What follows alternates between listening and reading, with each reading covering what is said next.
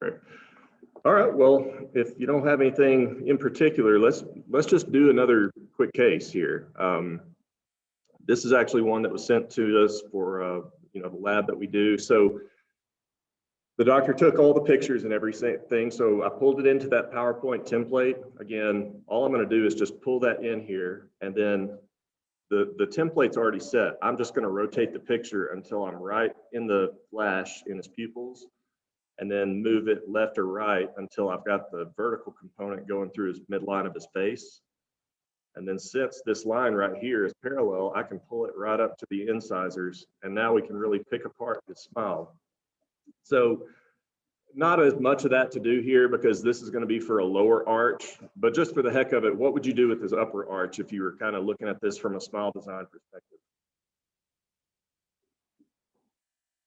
It's kind of a roller coaster occlusal plane, right? Shade could be better. Midline is maybe 0.5 millimeter off. Buccal corridor looks pretty good to me, although he's kind of getting a little bit of a reverse smile line because of the kind of the wave that it goes up here and then back down. So I would want to correct that if we were doing his upper arch, which we're not right now. Lower arch, what do you think about his VDO? Do we need to alter that? Yeah, I think he looks pretty good, and I wouldn't even change his incisal position a whole lot based on this. Again, if we wanted to, we could do just a quick measurement. So go from here, incisal, or I'm sorry, canthus of the eye to incisal edge, and then just take that same shape, and the picture's kind of cut off. But right there, that if you kept on going, you would see this goes right to the button of his chin. So that tells me the vertical, based on golden proportions, is pretty good. I wouldn't be thinking about trying to change that. Again, a little closer view. And this is something I'll kind of do also. You know, it's nice to get a retracted, but I really prefer it to be a retracted full face photo. And I didn't get that here, so I just kind of superimposed one. But this is just showing his teeth retracted. And then again, the simulation, man, I can't stress hard enough how much this will help move treatment plans, because, you know, they finally just get to see what's potentially possible. So I didn't really change much about his teeth positions or anything like that. We just kind of put a nicer smile in those exact same positions. And again, whoever speaks first after you put this up loses. That was done in DTS Pro. Yeah. Dentron is the one that Danny uses. He might have some demo slides of that he can show you. And then Photoshop would be the other one that you could use. And GIMP. But GIMP is pretty clunky. You're gonna have to spend some time working with that to get it to work well. Okay, so we got an idea in our mind about what we need to do with this guy's treatment plan. So cone beams were taken and just STL models. And so hide this as if we're opening this as a new case. So let's just take a look around. And remember, this is going to be for a lower full arch. So lots of bone back here if he wants third molar implants. This looks like some grafting that maybe is good, maybe not, it's hard to say. But if he wants anything posterior to the foramen, it looks like it's probably going to have to be a shorter implant. And then here's the foramen. Got some infection here.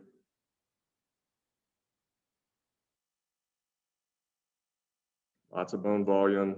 I'm also noticing a lot of big vessels in here.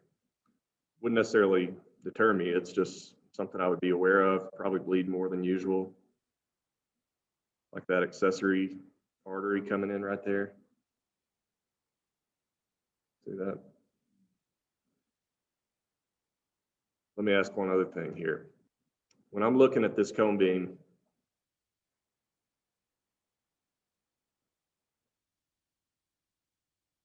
tell me if there is a anterior loop on this. All right, there's the foramen. Any anterior loop?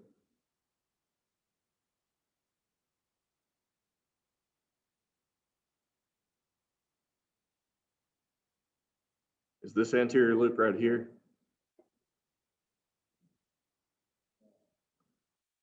So this always used to confuse me. So your inferior alveolar canal is going to go down here, and at most it might loop 5 millimeters. That's super rare in my experience. It might go forward, but then it's going to come back. But that's not the end of that canal. There's another part of the canal that stays in there and keeps going, and right about the level of the frame, and it turns downward and keeps going medially like this. And that's what gives the sensation to the teeth, blood supply to the anterior teeth. So if you see that on these cone beams, like for example, let's find its mental.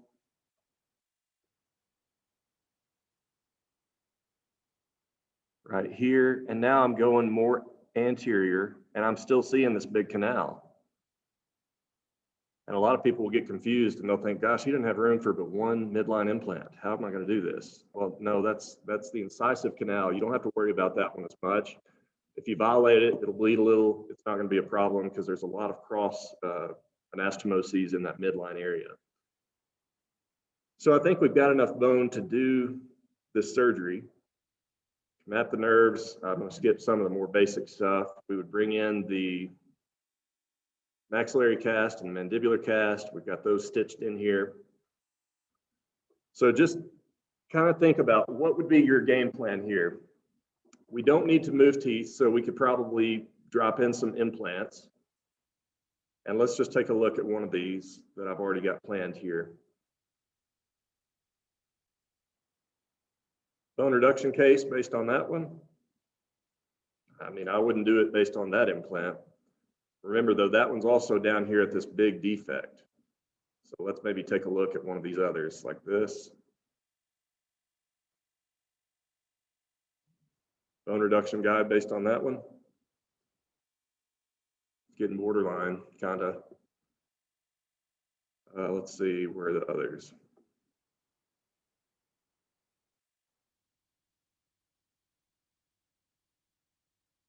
About based on that one. That's starting to lean towards a bone reduction guide for me. I mean, you could probably do it with just having the guide tubes up high and drilling deep, but really I'd prefer just to get a nice even plane to the occlusal of the ridge.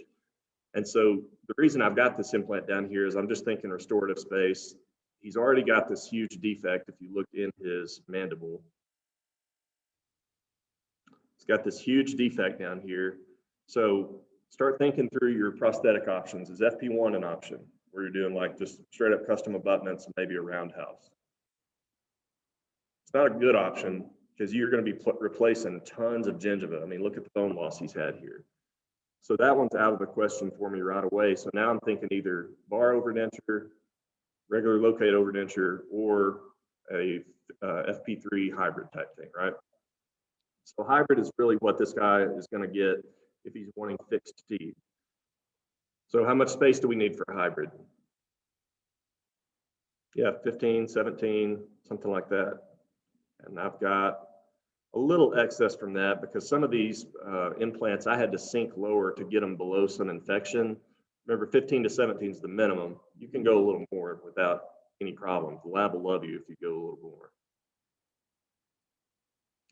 But a big part of why the plane of these implants is down here is, remember, this one where that defect is, I can't really put it any more coronal. And if I want to keep the implants all on a nice even plane, then I'm going to basically have to put the rest of these implants down at the level of this one, because that one can't come up any higher. There's too much infection, too much of a defect. All right, so what would be your first process? We're already thinking now probably a bone reduction guide. We've got stitched STLs and we've got the nerve snaps. So if you're thinking of bone supported guide with bone reduction, what's the first thing you're going to have to do? You could do that. We could probably do that at any of multiple places. As far as your workflow and what you're going to have to do in the software, what would be first? Probably jaw segmentation, yeah.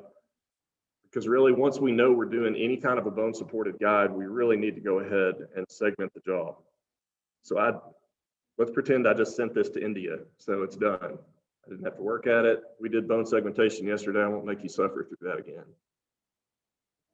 Yes.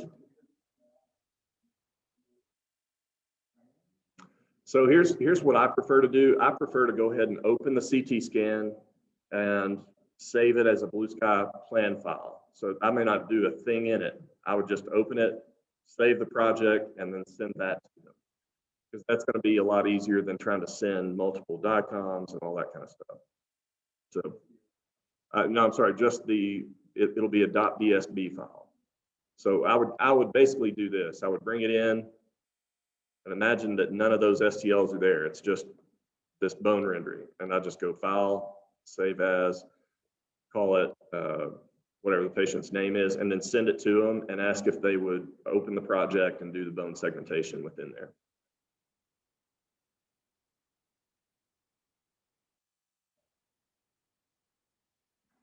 All right, so again, we're going to just pretend we sent this out. Again, if you're getting hung up on the segmentation part, that's the #1 thing not to worry about, because you can really easily delegate that out. Really, it's the guide design. If you're going to do it like what we've been showing, that is going to be harder to find someone else to do, unless you send it to us, which you're welcome to. I don't care.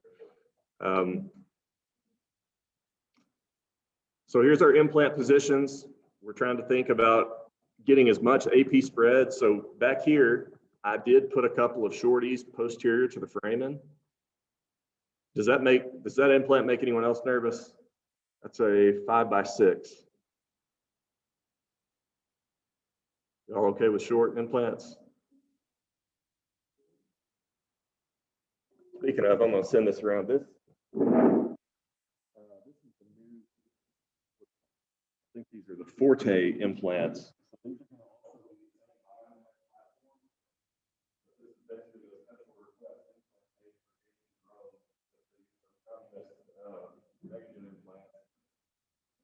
So that's going to come out very soon. Those are starting to come into stock. And again, they're the same kit, the same everything as Biomax, same connection, but they're going to have those really big aggressive threads. So that would be a case where I would love to use that for one of these shorty implants, because a lot more surface area on that.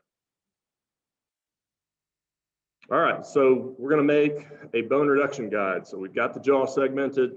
What's your first step? You're going to extract teeth first or leave them in?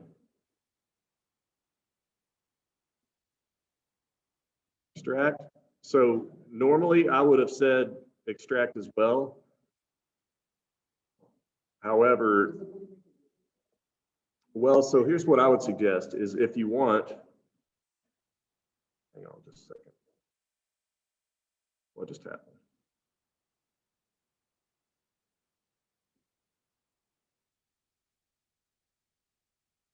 It did not like me running all these different PowerPoints.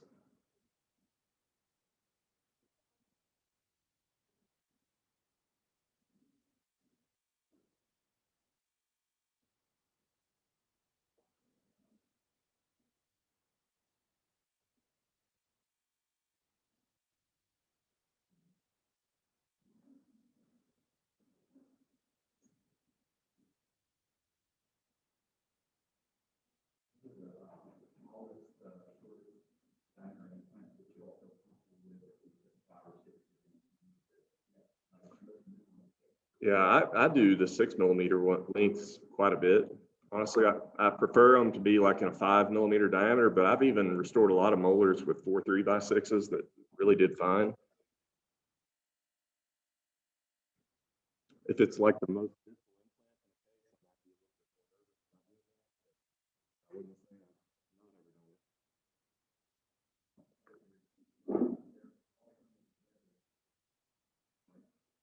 yeah, for sure I would, yeah.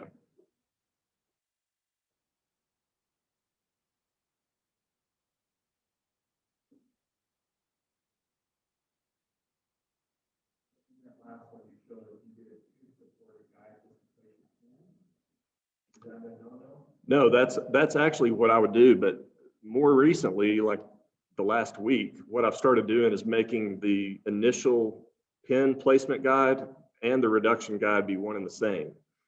So before this thing crashed, I was going to try to go ahead and show that. So that's why I was asking about the whether we should remove teeth or not yet, because if we leave the teeth and we keep that same path of draw and everything, we can actually get this to where it's all one single guide.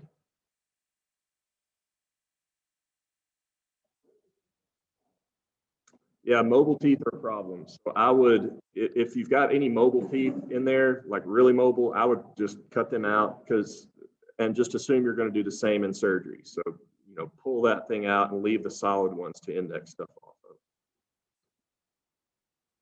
All right, if this crashes again, I'm going to just move on to something else.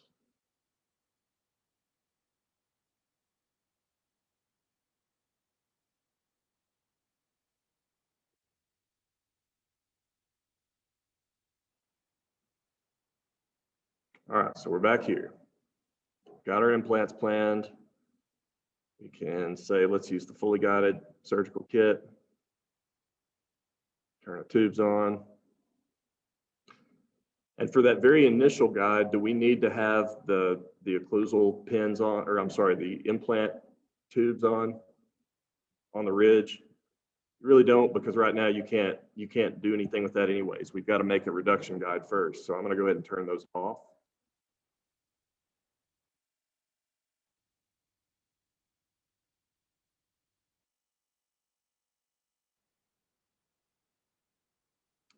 That one. There we go. Okay, so all I'm going to do here is go ahead to the guide panel, and we're going to build a guide on this. I want to define an insertion axis. So when I'm thinking about this, I'm probably doing a buckle only guide, right? That's been the go-to that I've been doing most here lately. So I'm not going to worry about trying to catch a lot of this lingual that's undercut and so forth. I'll probably just tilt it ever so slightly where maybe I would catch a little bit of this occlusal here, but mainly it's coming in from the front like this. So I'm going to set my insertion from the view here and then create an undercut model from that.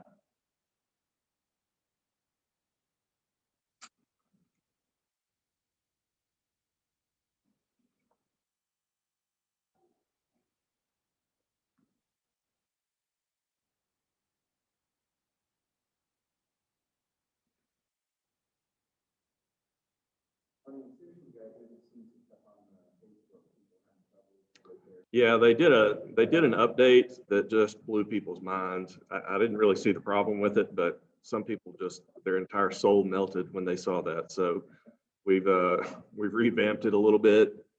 I'm still using the previous version because honestly I kind of liked it, but there's still that capability in there though. You can do either or. So remember, on this guide, make this thing way over contoured. There's no way I would ever make a guide that was seating this deeply. But at this stage, I want it over contoured because I can very easily trim that back at a later step, but it's super, super hard to add to if you didn't go deep enough. So this is going to be a monstrous guide.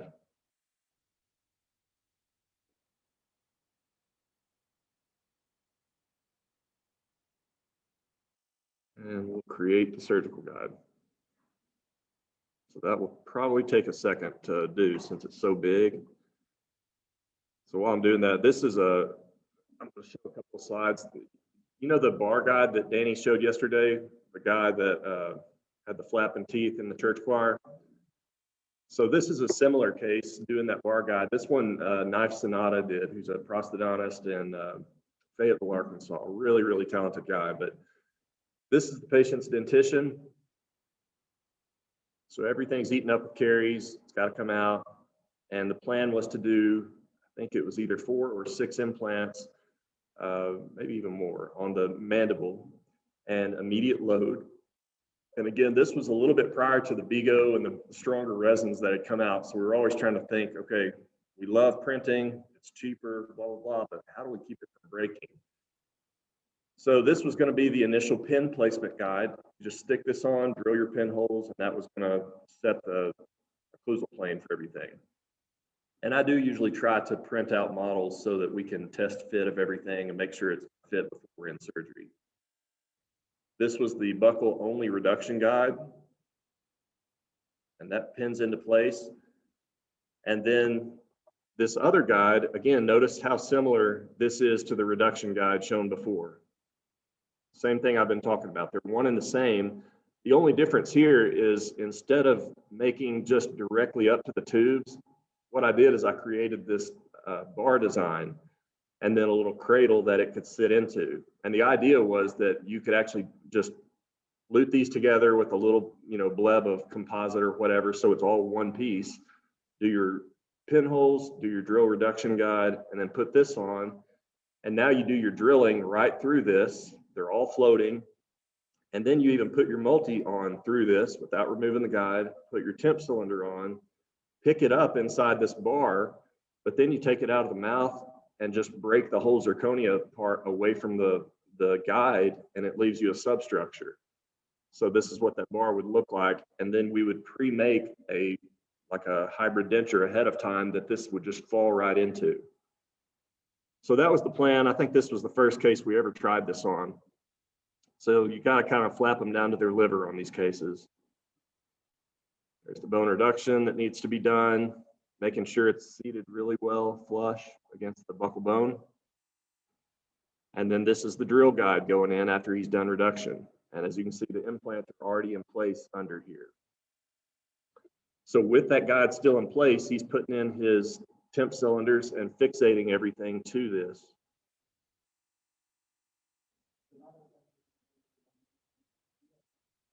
Yeah, that's what these things were, is delivering the multis. And now that those are on, he's put on temp cylinders. And that's the kind of accuracy we're looking for. We want to see those cylinders coming right through the middle of this. And that's one of the things I love about this technique, is that it's got to, because your drills went literally through this same object and you've never moved it. So the cylinder's got to come right out of the middle of it. Just plug the, I believe they were here, yeah. Yeah, if they were angled, you're gonna have to put a timing mark to know, turn it to this degree. Yeah, definitely. And so he used some composite and just luted all this together, a dual cure. And then what I told him to do is, when you take it out of the mouth, the beauty of this now is that all the rest of the conversion happens outside of the mouth. So there's no trying to do any more squirting and fitting things together. By virtue of having picked these up, the vertical dimension is set now. So if I just take this bar out and cut off those excess cylinder heights, drop it into the temp, it just should screw in and it's in the right place. So that's what he did. He took a burr and just cut off the excess cylinder height. And then here's the holes coming through it.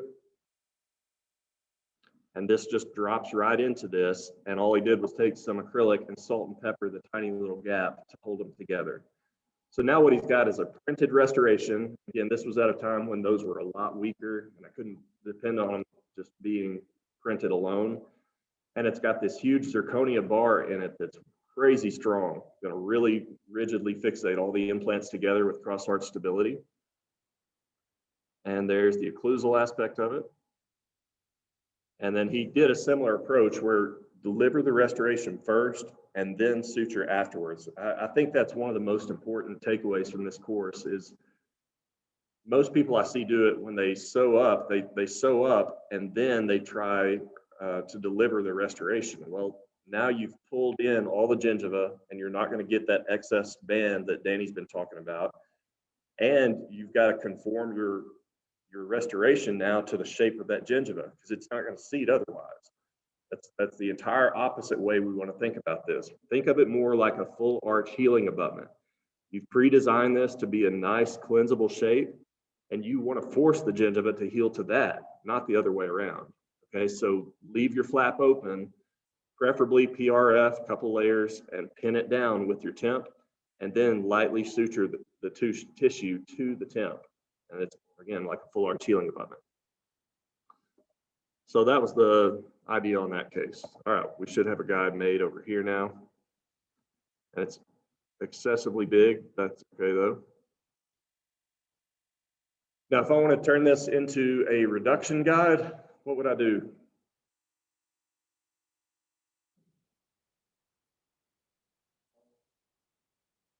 Yep. So I'm going to first turn on the other jaw, not this undercut jaw. We need to turn up the transparency. And then transparency here, and then I need to be able to see the implants underlying it. Now I've got a little dilemma here because I do want to keep a little portion of this up top, which is going to be the tooth indexing, right? And if I start cutting it right now, I'll lose all that. So the really easy solution to that is just to duplicate it before you start. Okay, so for example, I've got 2 of these. What if I name this reduction guide, can't spell, whatever. And this is going to be T. So remember, these are all on the same path of draw. So I don't have to worry about it not seating together. Even though I've got 2 duplicates now, they're the same object. They're going to seat together. So I'm going to just preserve a little portion of this part up on the teeth. And I'm going to cut away most of this down here.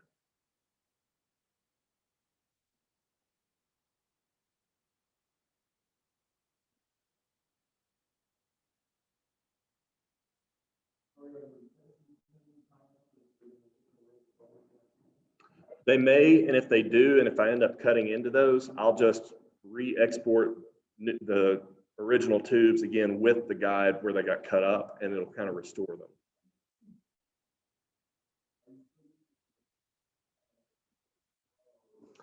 Yeah, sometimes. I've gotten to where now I'll typically just get it printed in metal, or if our big mill will ever come in, we'll just mill them in metal, just because that's probably a better choice than the zirconia. The zirconia was just simple, and at the time, I don't think Danny or Knife had a big metal mill for that. So that was the main reason for doing that. I would probably lean towards the metal, yeah. I mean, milled is not going to be quite as accurate, but that doesn't really have to be that accurate because, again, it's just a big passive hole. Really, the only thing I need accurate is that hole opened up enough that my guided drills can go through it. All right, so all I'm doing right here is I'm just keeping an occlusal portion of this, and I don't need really anything except for the tops of the teeth to maintain that.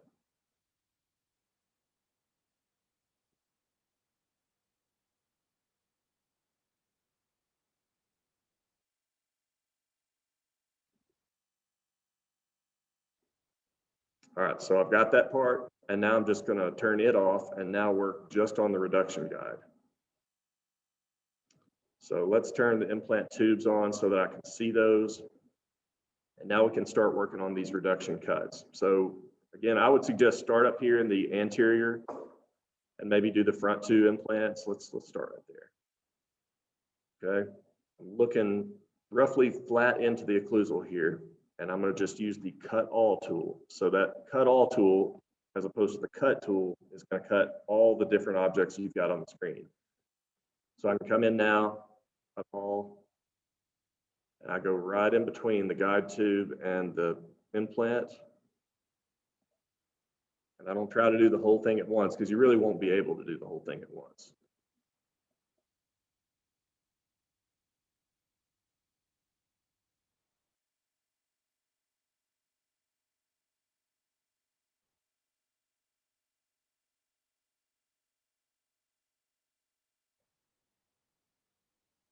Reorient, look at it now from this other plane. And so I'm going to kind of look, I'm probably coming in at that angle, downward, across, and then just even with this low spot in his bone that he's already got.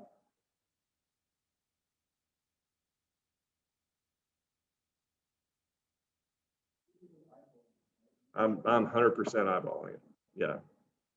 As long as I still leave my implants subcrestal, then I'm cool. If I go all the way to them, first of all, I don't have a backup now in case there's a little bone loss during healing. So I always want to leave them a little bit subcrestal, but how much, it doesn't have to be to the micron exact. I'm ballparking 2 millimeters probably.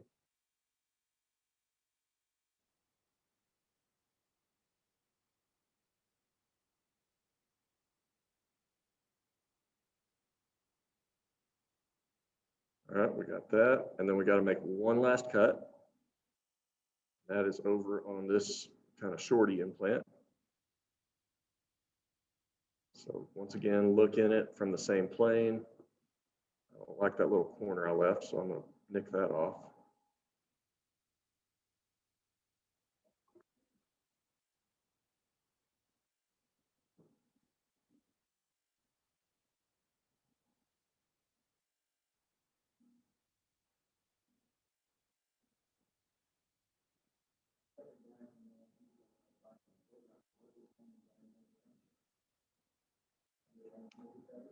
Mainly, it's not Blue Sky Plan, it's my computer. It's that I'm running. Visitors, I have not had that problem until I started getting low on memory very recently here. So, but if you're going to have a crash, it's going to be on these bigger cases. That's what's super important. Every important step you do, save your case, because then if it crashes, it's not a big deal, really. All right, so we've more or less got the framework of our bone reduction guide. If you want to get rid of this little floating stuff up here, you can get rid of that.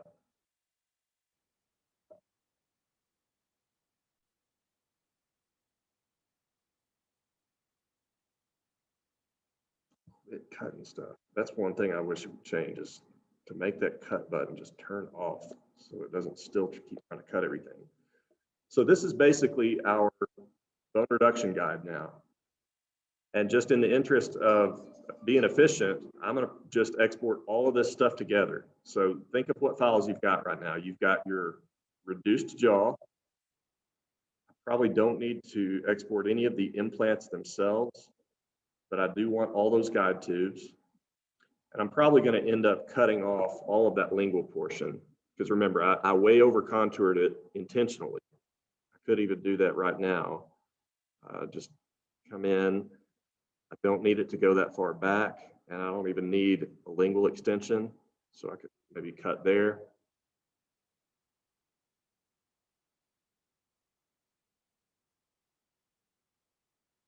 All right, so I'm getting this kind of trimmed down to size.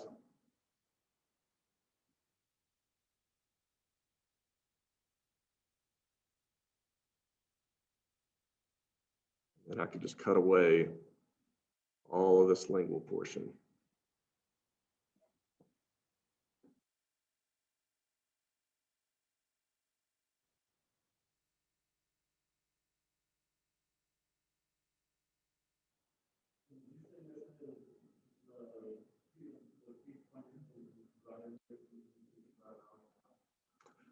Really depends on the case. And a lot of that hinges on how hard the bone reduction or the bone segmentation is going to be. And now that I'm getting kind of busy with these, I'm about to call up folks in India and work a deal to let them just take that part over. Because if they've got tons of crowns, if they've got lots of existing implants, root canals, metals in their mouth, the segmentation can just become an absolute nightmare. So I'll probably end up delegating a lot of that out. But I mean, you're kind of watching this A to Z. I would say a hard case, if I was just doing the bare minimum, it's probably going to take me 2 hours. A really easy one would take 1 hour and 15, something like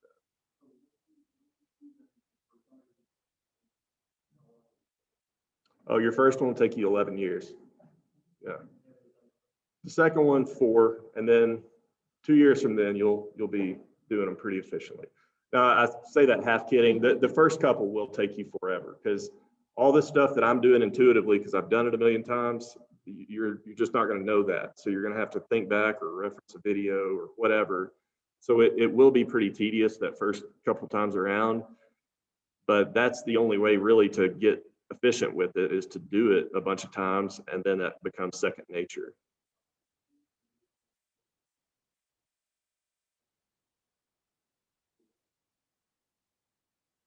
I would say 4 or 5.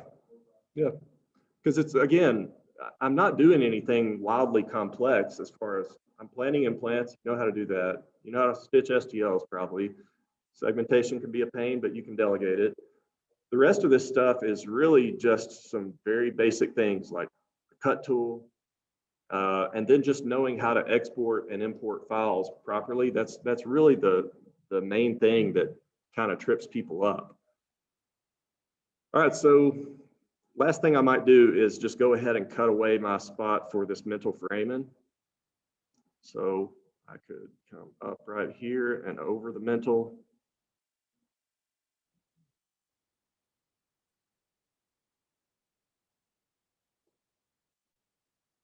Same over here.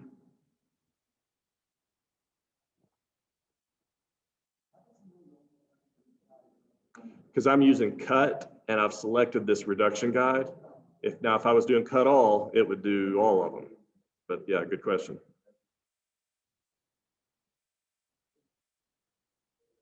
So all I'm doing here is I'm just trimming back the contours where this guide I feel like is a little overbulked. From the front, that's not really going to be a problem. Anyone intimidated by that? I don't think that's going to be too difficult. All right, so now we can go ahead and export all this, because the rest of this, other than making the hybrid, I'm going to just do in Mesh Mixer. Because remember, the only guide I make is the reduction guide.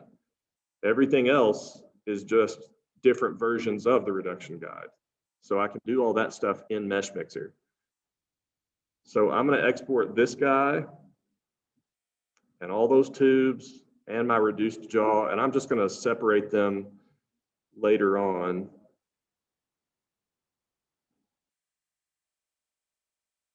All my guide tubes and all that. Okay.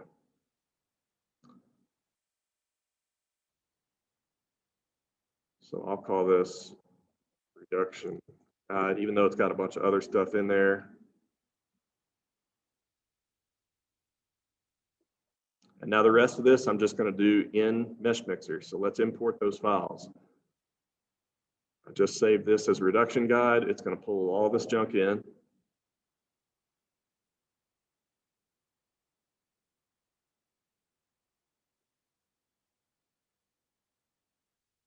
And these files will not look all that pretty when you first bring them in because of all the cutting and stuff that we've done on them. It's pretty simple to repair. Just go to Analysis, Inspector, Auto Repair All.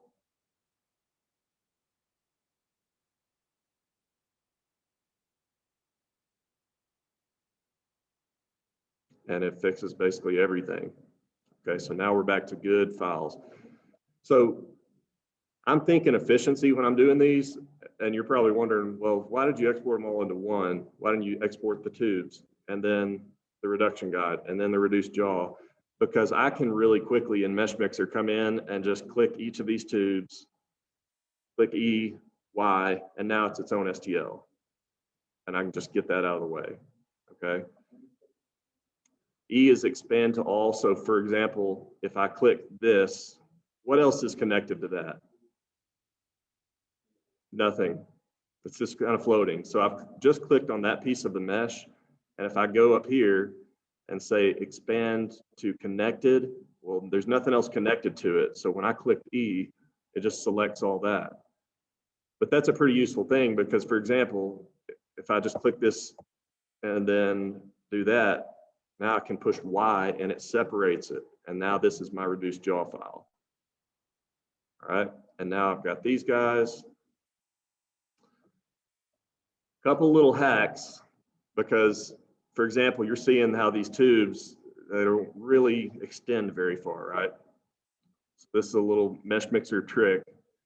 You can do what's called generate a face group, and all it's doing is it's looking for these big changes in angles, right? So all of these have roughly the same contour, but then it hits this sharp 90, and these are different face groups now. Well, I can utilize that fact. You know, one thing I could have done is gone back into the software and made these tubes longer. But another thing I can do is just hit for this group, D is extrude, and I can just extrude this a little bit more until it connects in there better. Do the same thing over here, D. And now that's making me a lot longer tube. Oops. G. Yeah, so when you do an extrusion, it only extrudes off of the surface you did. So if I had done it off the facial aspect, now it's screwing up the parameters. That anything off the bottom end, it won't really affect. Then we got to get this one. Okay. So here, G, D, and then however long I want to extrude that. Okay. So we'll accept that. And remember, what I was talking about was I would like to make this be all the pin placement guide and the reduction guide in one. And the fact that I did create that tooth supported portion now lets me go ahead and connect these two. So I'm going to just clean it up a little bit with a plane cut. And I don't want to discard that, so I'm going to keep both of them.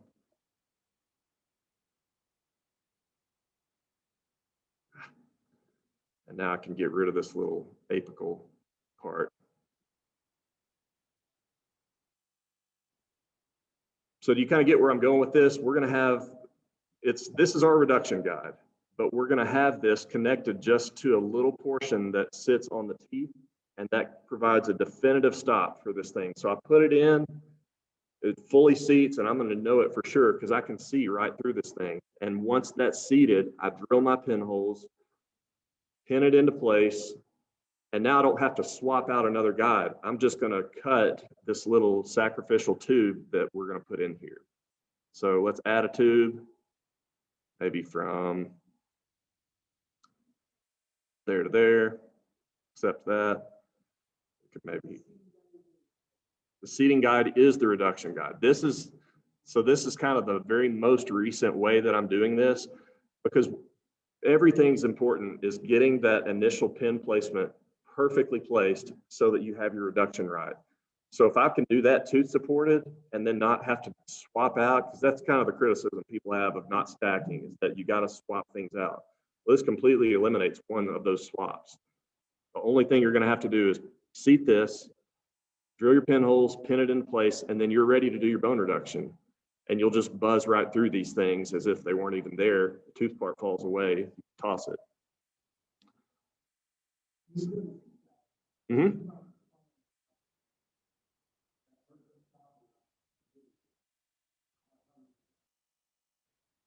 So if you remember here on the software, remember this was all one guide that I made, and it was made on a single path of draw.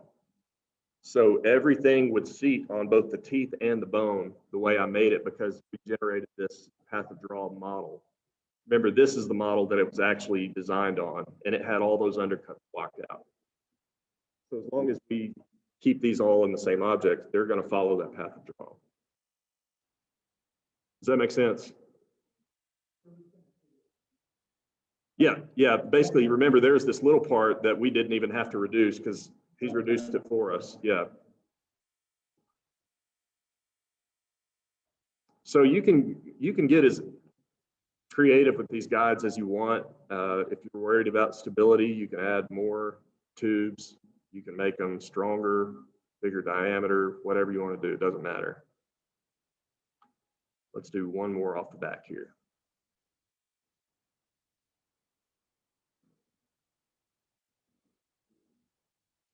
I think I may print these too, so y'all can raise that. Is the printer set up where I could print? I put some resin in it, but is it got?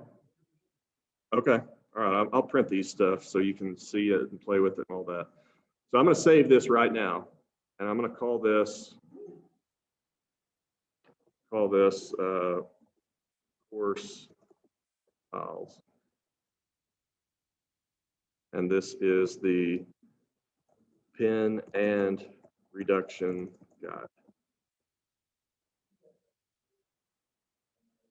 Right there? Probably. If it's not, if it breaks, I don't care either. I mean, it's really, I could modify that a little bit, but frankly, there's other ways I could strengthen that. Like, again, what really concerns me more is just the overall thickness of right here. Remember, I swooped up and over to get over the mid frame in there. So this is where make sure you got to start thinking out of the box. What's something I could do that would maybe strengthen this tube holding on and maybe bulk up this guide where it won't break? Yeah, that's a really easy option, is you can just run a tube and it's going to hit both the thing right here, and it's going to thicken things up without still impinging on that. You know, I can increase the radius. If I want to bulk it up more, I can make it bow out more. Like, there's a lot of cool things you can do. A lot of times people ask me to put these things in. It's kind of like a wing that sits out over the mental so they can't nick it with an instrument or whatever. So let's just do that for the heck of it.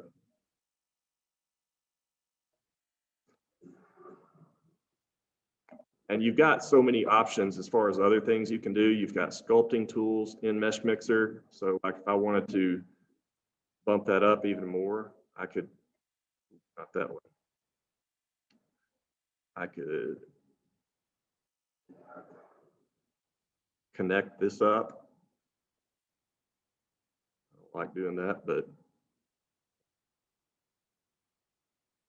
I can always Control Z too and just pull this back so it connects a little bit better there. So now it's connecting to that tube. It's going to hold that a lot better. You know, for the heck of it, we could add one over here as well. One is, you've got as much creativity and ability to do whatever you want with your guide as you want, because there's not any hard and fast rules about it's got to be this way or that. I mean, do whatever you think makes sense. As you start learning the Mesh Mixer program, you'll start finding a lot of little oddball ways that you can enhance things.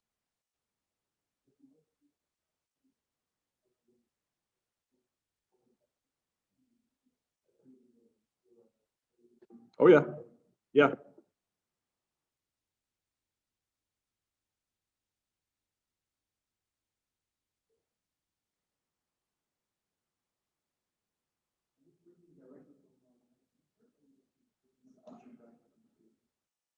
So good question. Let's go. So this is my Sprint Ray software. It's called Rayware. And Ray, let me see if I can connect to that printer. Is that it? P95? Should be the only one. And this is Sprint Ray, right? No, I got to use this.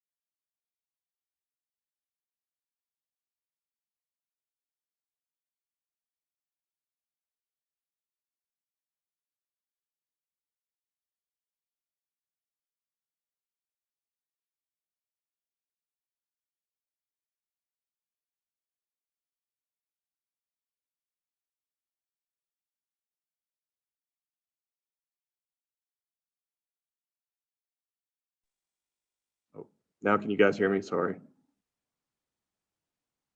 I accidentally connected to the printer for Wi-Fi and dropped you guys on internet. So let me share screen again. We'll pick back up.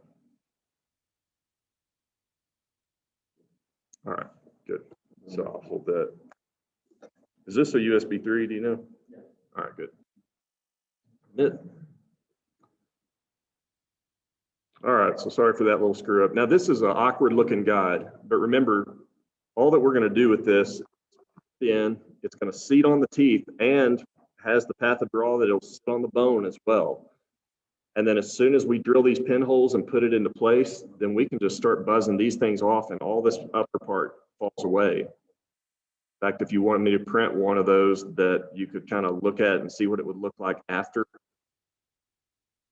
those parts have been pulled away, I can get rid of all this stuff. We'll save just another version of this and print an extra one of this.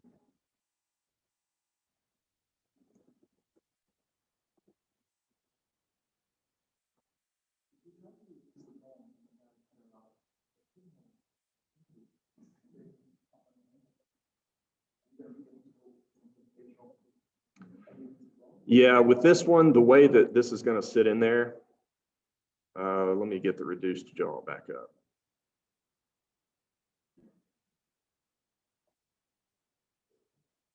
So the way this is going to be, your pin is probably going to be going right there, and if you'll have to watch to not grind your pin up, but even if you hit it, it's not like a problem. This one, I normally wouldn't put a tube like this, but I kind of wanted an extra one because his bone was so crappy that I wanted more in case stuff broke, and I was just limited to where I could put them because of how many implants were there. So yeah, if that one bothers you, and if you don't really lose any bone in the process, I wouldn't even use it during surgery. 4 pins spread out that much is going to be great. Okay, so we've got this as the reduction guide. I'm going to save this as, well, I'll do that later. We need to make the drill guide. All right, so how are we going to do that? We just combine these two files here. So I've got the existing reduction guide, and if I hold control, now there's those tubes that are floating. I'll just combine these, but then I have to actually connect everything together. Okay, so here to here.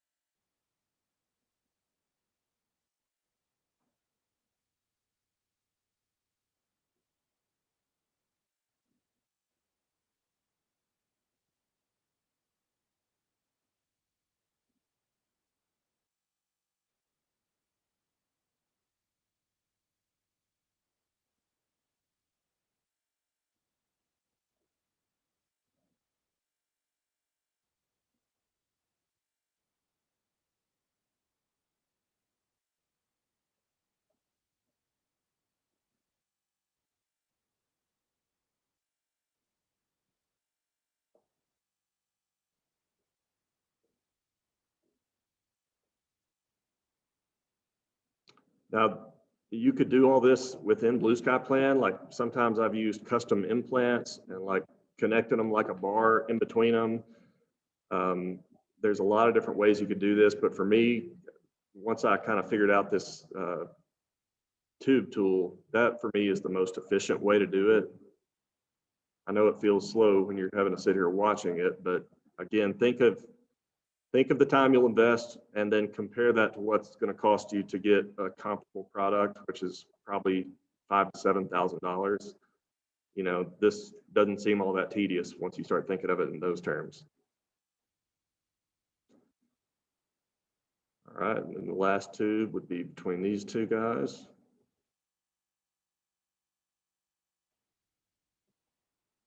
All right, there's my surgical guide.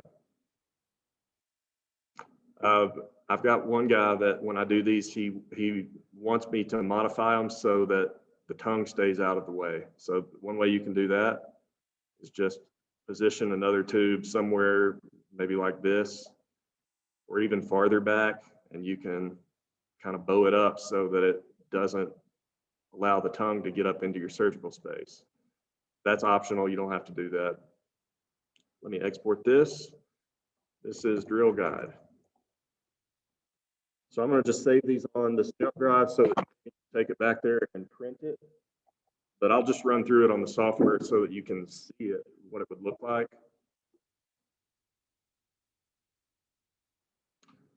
Oh, and just one quick word about printing. So I like to print these jaw models. I want to see those and try everything in beforehand. What is the problem if I print this model right here, just as it is. It's going to be an expensive model because this is one big solid object. Look, if I plane cut through this, like that's all solid resin. That ends up being a $15 model. So once again, in Mesh Mixer, there's a lot of things you can do. You could cut this down. You know, there's nothing happening on the ramus that I care about too much for this surgery. I could plane cut down some of that. And then you can furthermore hollow it.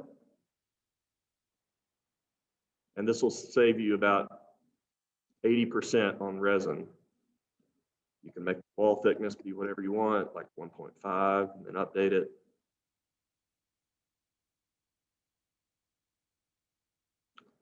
And then you can put in little drain holes because it doesn't do you much good if you print it hollowed, but that resin can't escape. So I'm just double clicking, that puts in drain holes.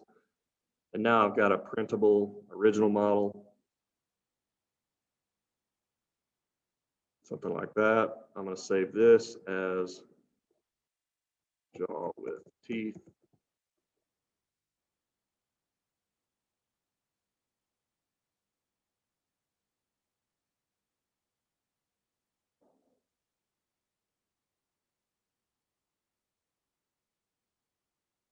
And then I could do the same thing on the reduced jaw if you want a model of that.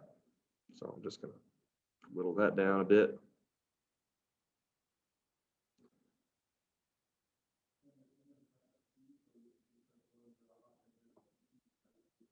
Yeah, in fact, when I send them out from the lab, that's how I do it, just to cut down on resin usage. I'll make actually a removable section here that just pops on and off so that it's kind of one model and I'm not printing duplicates. So yeah, you can definitely do that. If I'm doing that, what I'll do is I'll export the implants and subtract them from here. So that leaves me, let's say, 5 holes in this model. And then I'll take the original jaw and do a Boolean subtraction of it from this, which leaves that little segment with the extensions down into that. All right, and then same thing here, hollow it.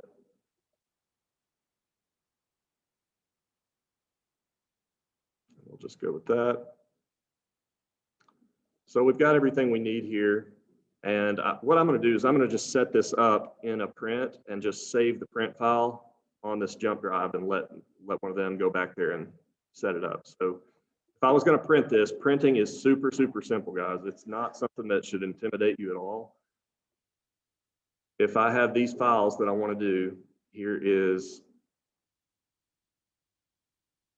the drill guide, the jaw with the teeth, the pin and reduction guide, and the reduction guide only. Pull all those in. And this is a really big build plate. This is one of the things I love about that Sprint Ray Pro is, you know, its predecessor, the Moon Ray, compared with it, this one's got about double the build plate size, double the speed. So it really can crank out a lot of stuff pretty quickly. So right now it's just pulling all those models in.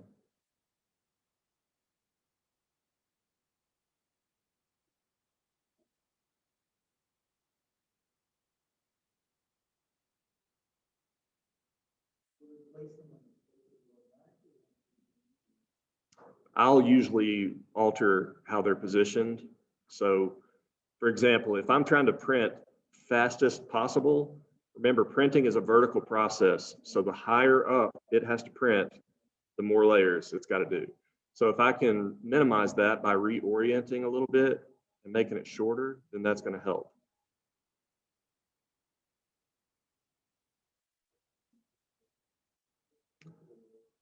It can with certain objects. Uh-oh. I think the same thing's happening with this. It just doesn't like all the junk I'm running.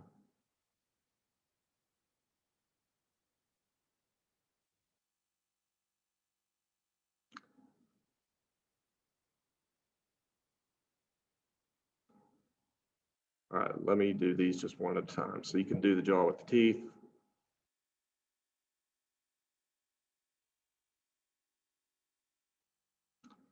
One of the things I like about their software is if there's a little hole in the mesh that I didn't bother to repair, it's going to notify you and you can just click fix. So you don't have to go into these other programs and do analysis of mesh and all that kind of stuff. All right, and it also tells you, hey, you need supports on this. Do you want us to fix it? Fix it. So it really dumbs it down where you don't have too much ability to mess this up. So that's just supporting any of the areas that would be prone to not printing well. Let's do the drill guide.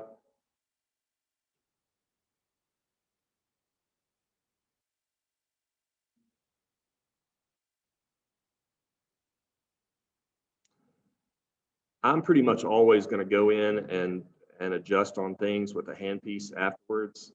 So I don't really mind wherever they build to because I'm going to adjust them anyway. But you know, you could, like here, if you don't want them to build on the intaglio, you could orient it just like I've done here. And that way, when it builds supports, they're all going to be on the external. So yeah, that's certainly an option. All right, let's do this one.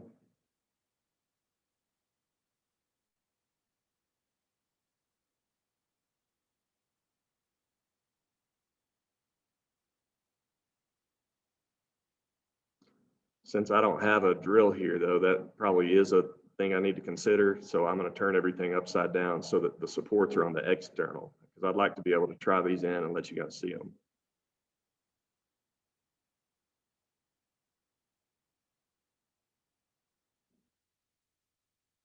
And then let's just do that reduced jaw as well. If I saved that, make sure I did.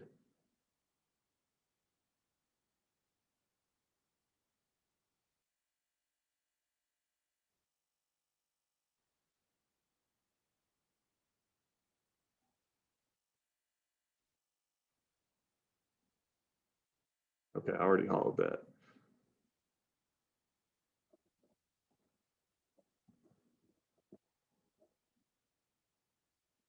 So when it says complex object and seam, it's telling you that that model is not watertight. And I'm just proceeding anyway because I wanted to show you how the Sprint Ray software will just fix that. So when I bring this in, it's going to say, hey, your mesh is screwed up. Do you want us to fix it?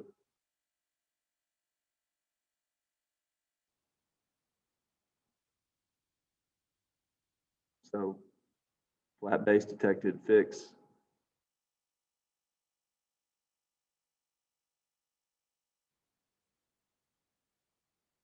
That's going to take too long to print. I don't like that.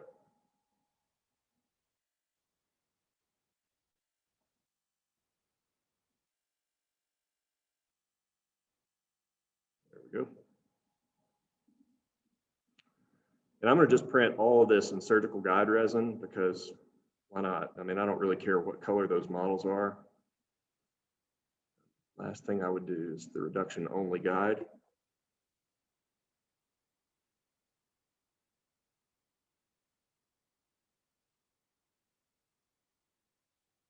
Once again, I want it to fit on there, so I'm going to turn it up a bit this way and then fix that.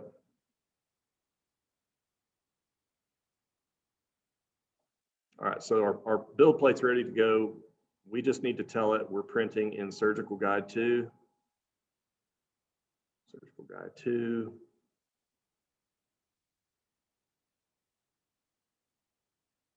And just so you can see it, there's a ton of other resins that are available, like you can do Next Dent resins, Dentka. Vigo is that new permanent crown and bridge resin. So I print a lot with that. But you've got a lot of resins. The Sprint Ray stuff does play nice with other materials, which is a big advantage. And they got a lot of materials available just within their own stuff as well. Surgical guide 2, apply, and then I'm just going to save this print job. Yeah, it does. This is print.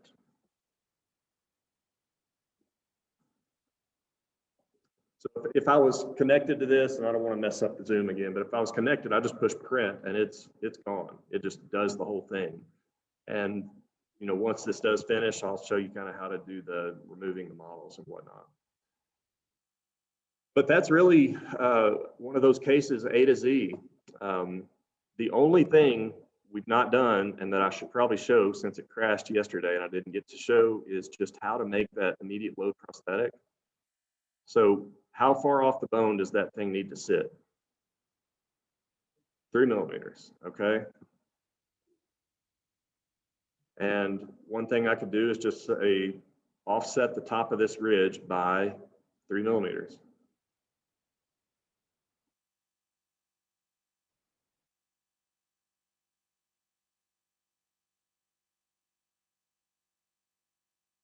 Change that to 3. An alternative, if you're averse to mesh mixer, is if you've got that reduced jaw, you can just go into Blue Sky. What's the default guide thickness? 3 millimeters. So just build a guide on top of your reduced jaw and then build a denture on top of that guide, and it'll do the same end result. All right, that's what I'm going to build my denture on. I'll sometimes take this and just smooth it with one of these brushes because I don't want this crazy intaglio with all those bumps and stuff. It's roughly 3 millimeters. It doesn't have to be exactly 3 everywhere.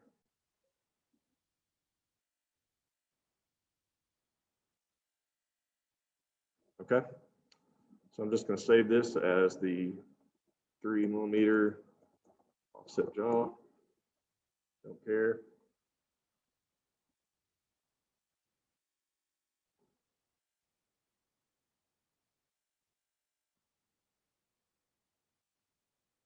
And I'm going to bring that in. So import the STL.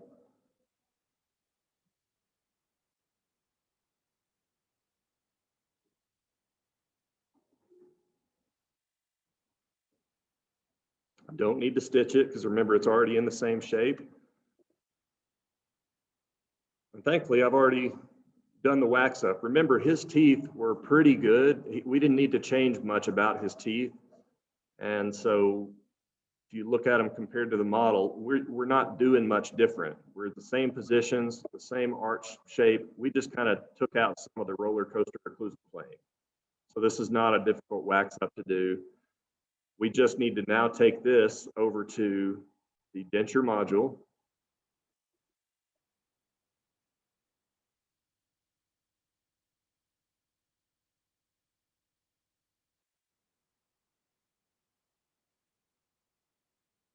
All right, and we're gonna build the denture on this 3 millimeter offset jaw. It's a mandible. Let's create the denture, plan a new one.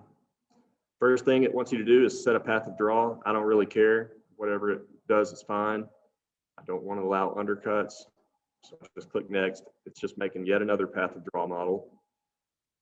The denture base thickness, smoothness, I typically take up to the max, but I just need to draw now the contour of my denture. So this is just like drawing a guide. I'm basically making a denture without flanges here.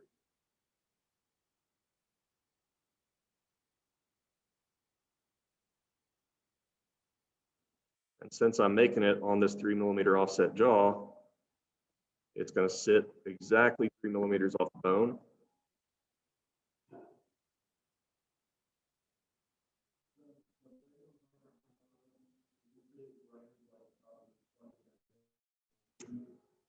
It feels more like composite. It feels like, yeah, like if you're removing a composite filling, to me, that's what it feels like when I go through it with a handpiece. And that's really what it is. It's an ultra high cured dense composite. So kind of back to your time question. What time is it right now? I'm just curious. 9. So I didn't get started till 8:15. So this was, granted, I didn't do segmentation, but you could farm that out. The wax up would have taken 2 minutes. Everything else we've done A to Z on this whole case, and it's not even been an hour yet. So again, compare that. Even if you send it to me, it's going to be 3,000. So it's worth you learning. Well, I'd love for you to pay me 3,000, but It's just practicing through these and getting the steps down.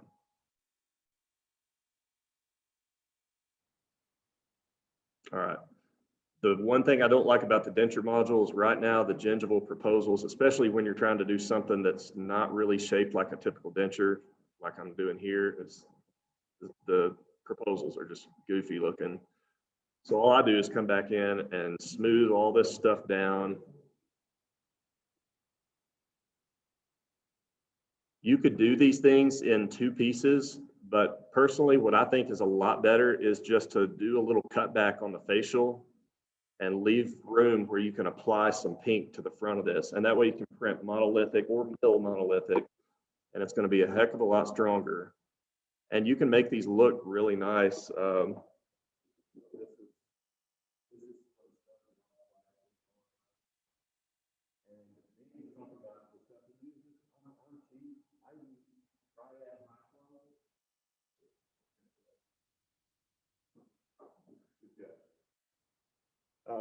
But that pink on that is just called Triad High Glow. It's just the Triad sheets you get, but it's one of their products that's intended for long-term use in the mouth. So it's designed to be able to put in like a sheet inside of your denture and then put it in and let you wear it like a reline, and then you just put it in the oven and cure it. I'm just using it in a different capacity to apply pink because I can apply that insanely fast. And I think it looks relatively good once you put a varnish on it. You're going to have something to cure Triad because your normal curing light does not cure Triad.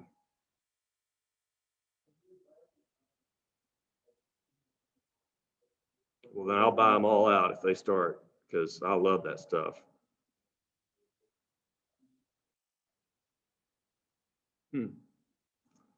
I guess it's been probably 6 months since I placed an order, but last time I tried, they seem to have it. So in your denture module, you've got all kinds of tools. Like if I want to bulk this up where the teeth are going to be and where implants are going to emerge, I can stretch that up. This is similar to like your CEREC tools, right? I've got a deficient spot that I want to make big changes really quickly. I'll use that local deform tool. If I need to smooth things out that I've done, I'll do that. We can control the brush size just by using the mouse. So if I want to do it over a smaller area, I can just take the mouse, scroll it down. I can turn them on. I can turn them on here. Okay, so if I need to know where to bulk it up, I can turn those guys on. And that tells me, hey, I want to probably add some bulk here. I've got the tool strength set really high, so it's being aggressive, but like I would want that extra thickness there. That one's coming right through the tooth. Here, I'd probably want to add some bulk to this as well. So maybe take the local deform. Even though it's going to be a bit of a goofy contour, I'd rather that stay thicker and be strong. Okay, so I could spend more time on this, but it's really not worth it because really this is all I'm trying to accomplish. I don't like that contour. I'm going to fix that outside the program just because, again, for me, it's faster.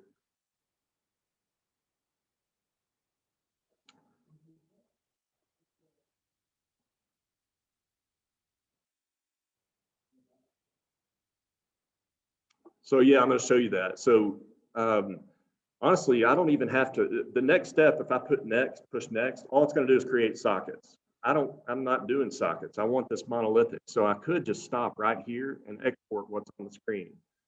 So let's do that. I've got my 5mm abutments turned on. I don't really want that jaw.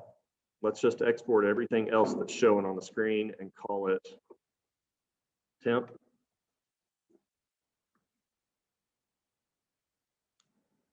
And once again, back to Mesh Mixer.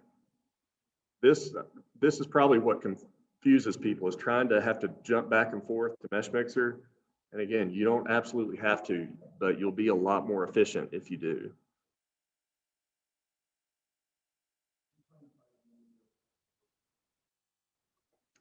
Yeah, I've got one doctor that wants 6mm holes. Everyone else will use 5.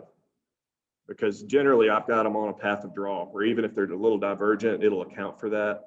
So it's not a problem. That's interesting. Oh, you know what I did?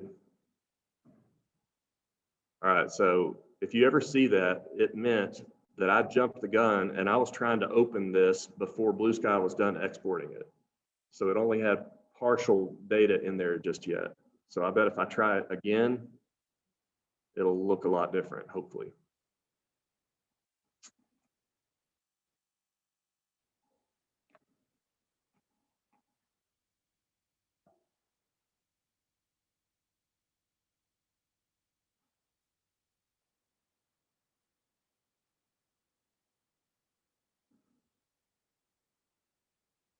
Or not, let's see. Edit makes solid.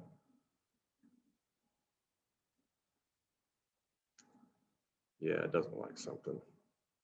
All right, so if you've ever got that issue, something it's doing it doesn't like. So I'm gonna go back and try to break these up into smaller exports. So first of all, let's just do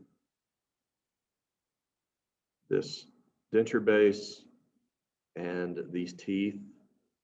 And that's why I've done this previously. And there was an overlying file that was screwing it up. If you were doing this for the first time, that would not happen.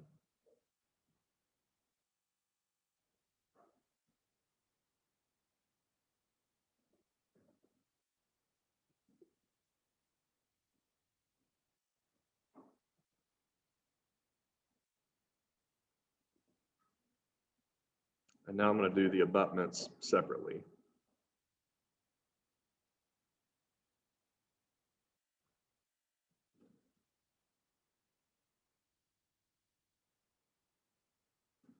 I don't want any of these files. I don't want any teeth, I don't want any guide tubes or implants. I just want those abutments. I'll call this 5 millimeter abuts.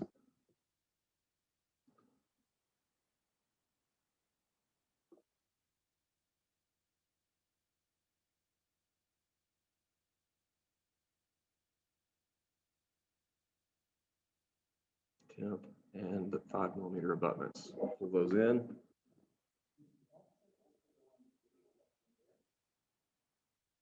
Yeah, anywhere that you highlighted, that you offset, it's whatever direction outward, it's going to offset it.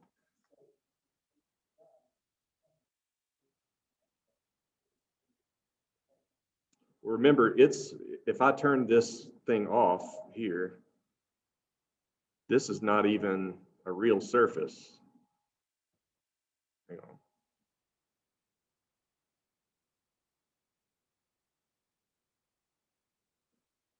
Like for example, if I just do that offset part and delete it, that's your temp for real. And it's sitting up off the gingiva like that.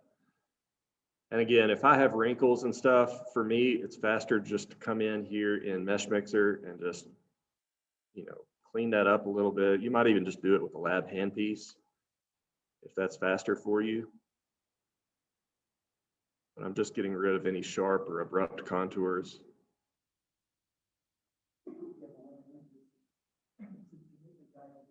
Mm-hmm. Yeah.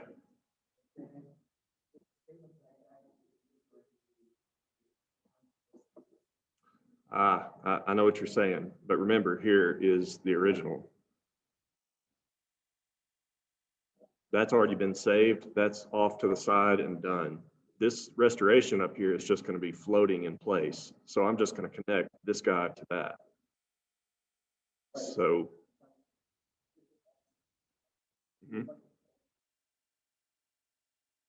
so the reduction guide part was made without any concern of offsets or anything like that.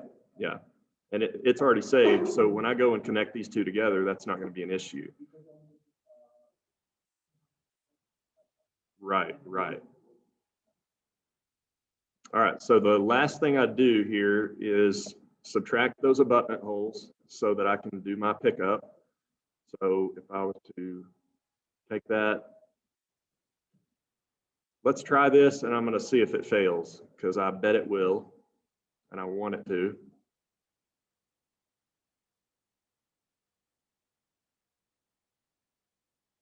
I can already tell it's thinking too long. That's going to fail. So let me show you the solution for that. A lot of times when you export surfaces out of Blue Sky Plan, like abutments, implants, it's got a real high detail geometry that doesn't play nice with trying to do subtractions and whatnot. I can show you that, like if I turn on the wireframe, do you see how different the meshes are? So all an STL is an object created by a ton of little triangles. And the triangles, you can subtract and stuff from one another, but they kind of need to be similar shaped meshes. And right now, these abutments that we pulled out are not at all that. So I can fix that by just going to edit and make solid. It's going to lose some detail on that, but that's okay, because this is not an ultra precision step anyway.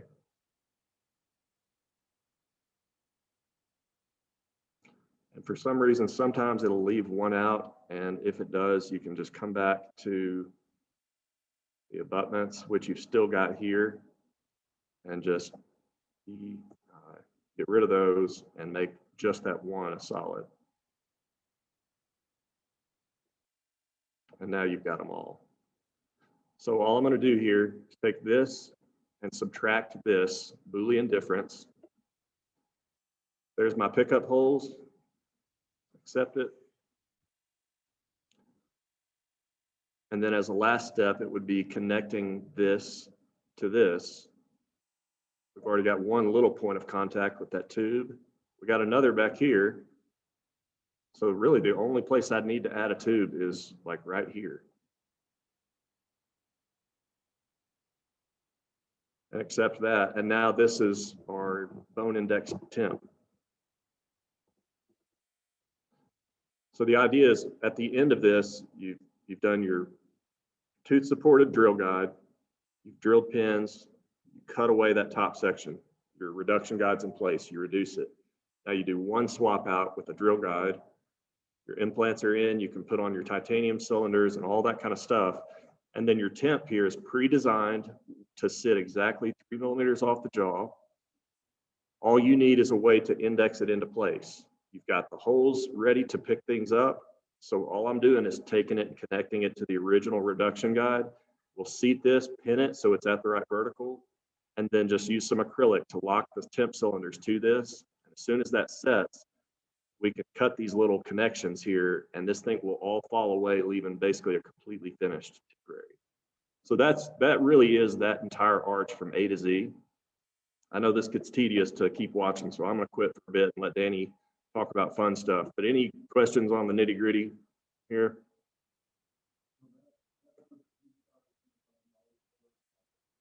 The whole process, yeah. So now there's more to it. There would be the smile design and then the digital wax up. And then for cases going out, I'll do more of that fancy model work. Like, for example, here.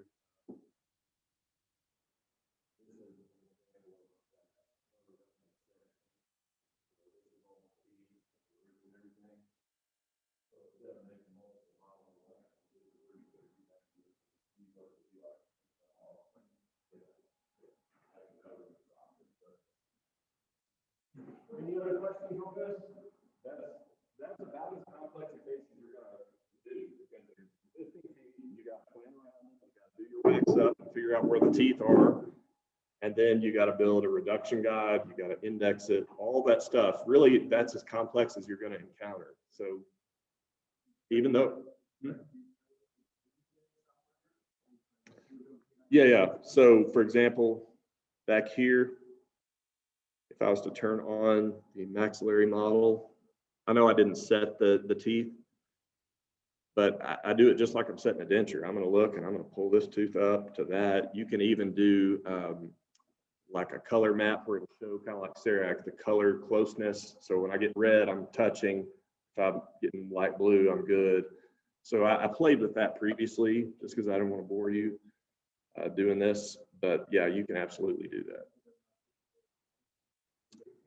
There is one coming, but honestly, I don't typically mess with that. If I want to get that fancy, then currently I would take it into Exocad. So I do have Exocad, and that's going to be a more advanced thing for like really designing occlusions and crown and bridge and rehabs and stuff.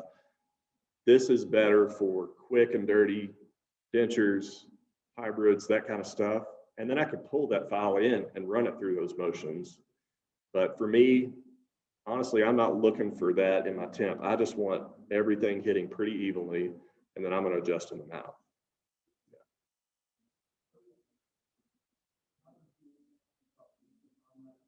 Yeah. So I just so remember, I only create one guide in the process, and that's the reduction guide.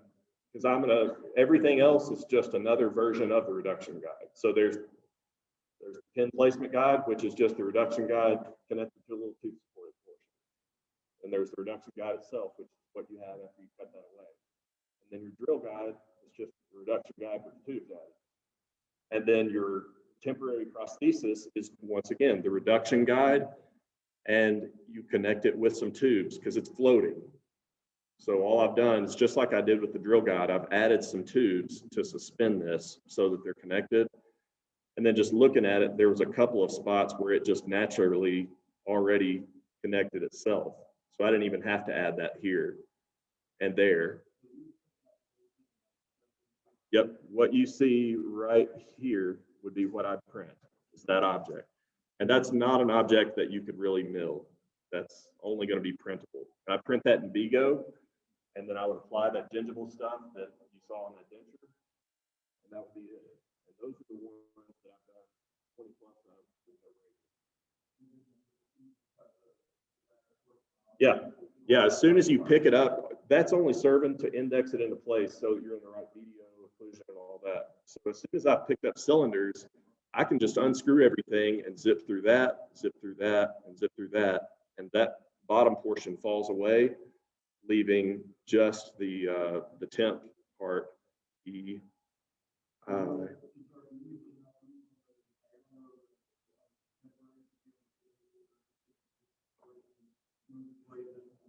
Oh yeah, yeah. So this is what you would end up with after you've cut off the bottom portion, because your implants now are connected to it. They're holding it there. All right, all good on that? Any other questions?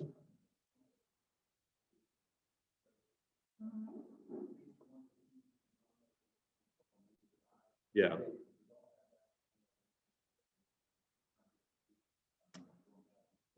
Yeah, probably not. You know, sometimes what I will do, and I actually just sent off a case like this, so I'll just pull it up and show you. My favorite type of case, and it's actually one of the easiest to do, is when you can do serial extractions and just make tooth supported guides, put the implants in places where you pulled teeth, and then you can have a temp that's ready to go and then pull the rest of the teeth after you've done that. Or if the teeth are salvageable enough, make your temp sit on the teeth and let your implants heal undisturbed. That's kind of the most conservative way to do it.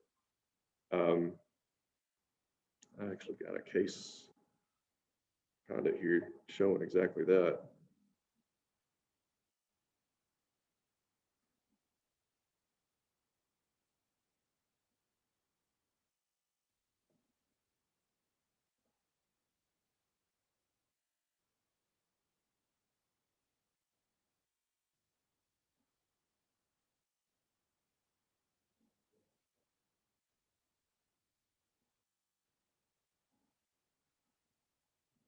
Yeah, here he is.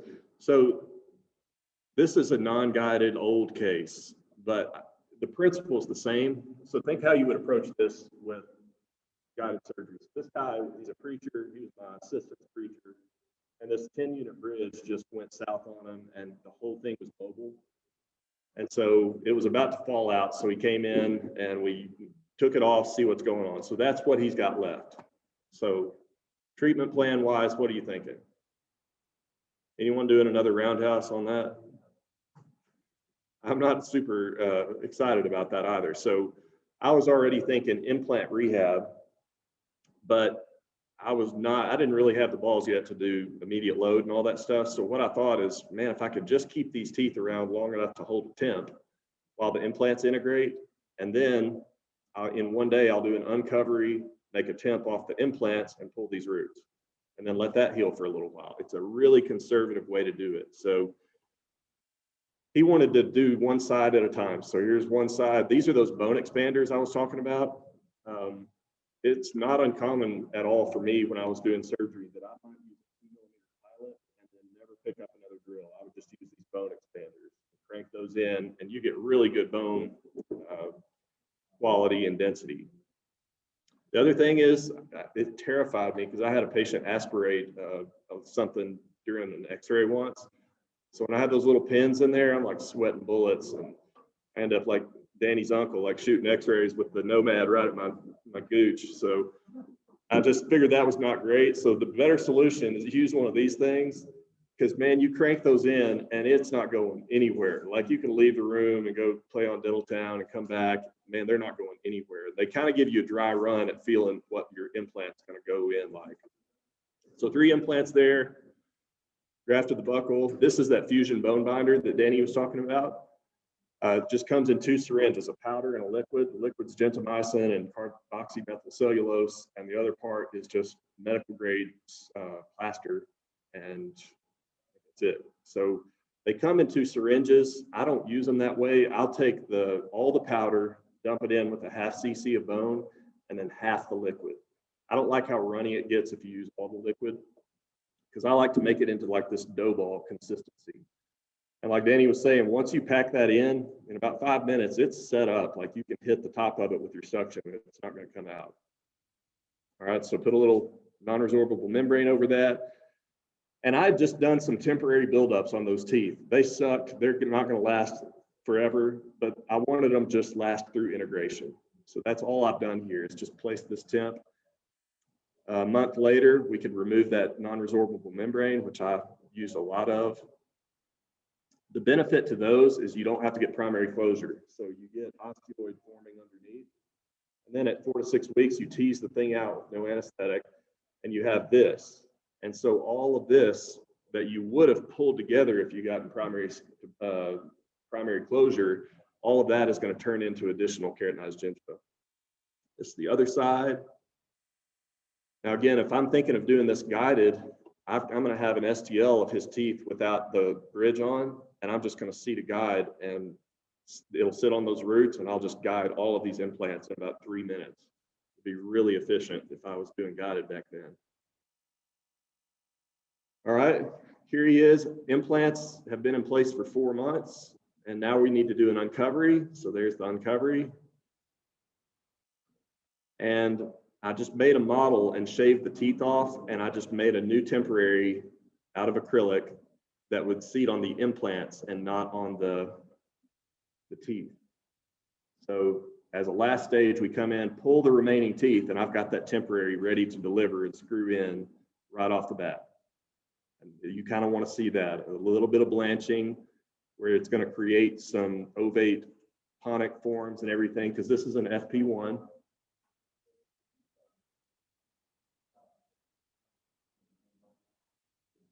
Yeah, I did a physical impression for sure. I would do for sure. And then after he heals and those ponic sites heal to the underside of our implant supported restoration, now we just did a full implant supported roundhouse bridge in 3 pieces. So that was his final. Turned out really nice. And again, I always use this to pick apart my temps, and I'm going to send models or digital files of the temps, because if that technician can look at this image, and let's say if these were the temps and there were some problems, then he knows exactly how to fix them in the finals. All right, so let's take a 5-minute break. I'm going to hand over to Danny, since I have probably hurt your mind a little bit so far this morning, and he'll show some surgeries, and then be thinking about if there's anything in particular you want to cover, because my afternoon session is just kind of a free-for-all of whatever you want to focus on. All right.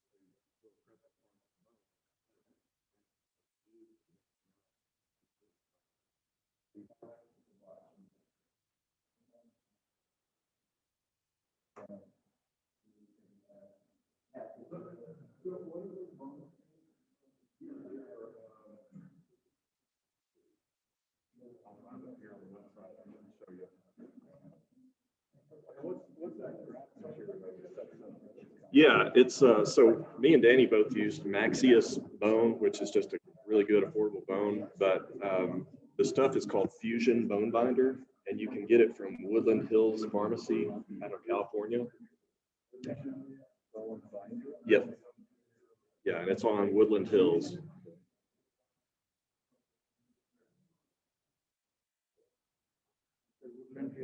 Yep, Woodland Hills.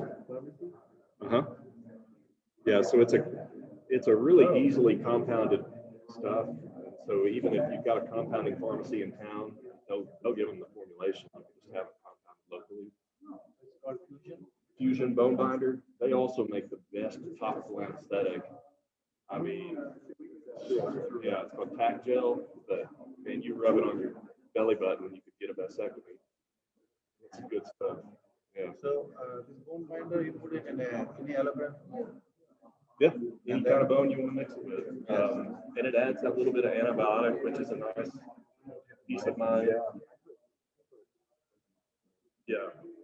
This is that bone expander kit. It doesn't harden up that quickly. Once you place it into the body, there's a lot of salt. You know how salt will speed plaster curing?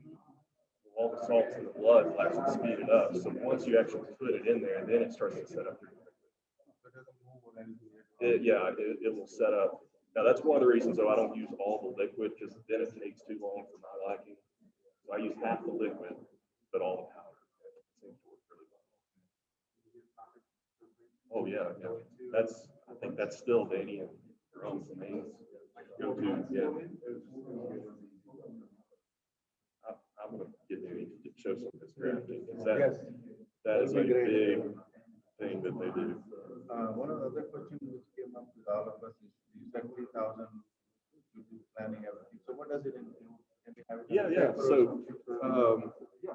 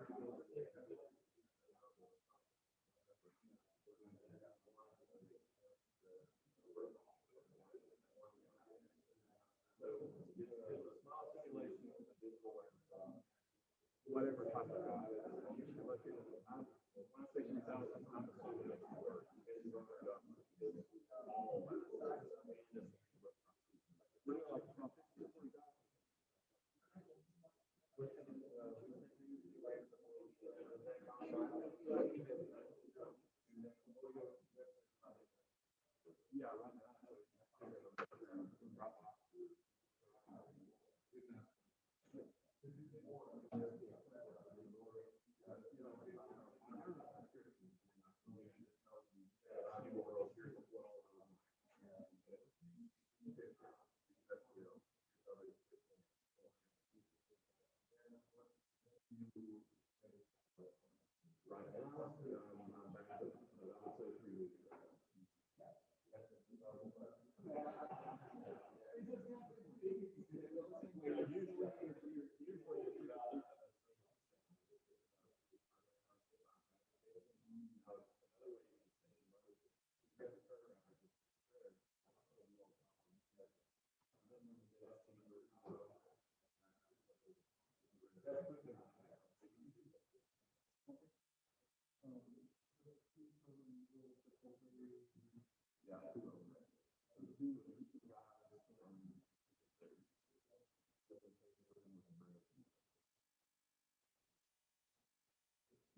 And then for this merging, so what else do You can do it with just simple Photoshop and elements. Exocad used to know how to do that. So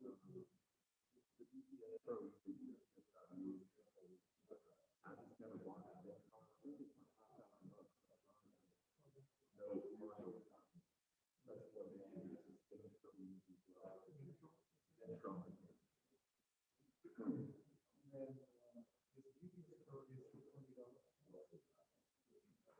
Something like that, yeah. They got a good website to see what it is. So the for the payment for one of those. Yeah, that's the one that's supposed to learn. That's what I use.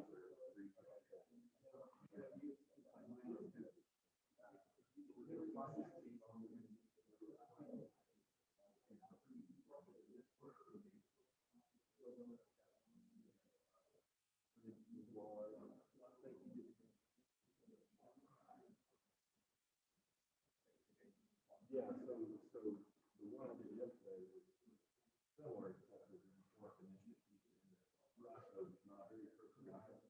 With just index on buckle, and it might have a little fluid extension. Right. And a couple spots.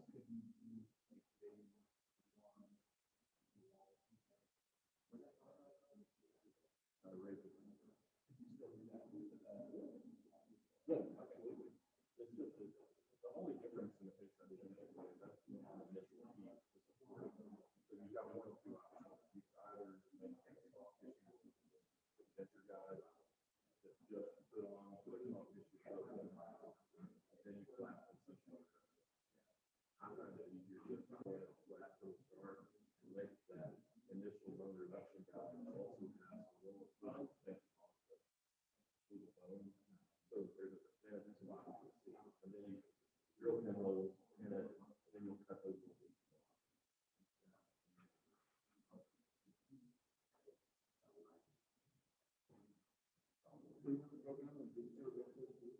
Yeah, it's coming up.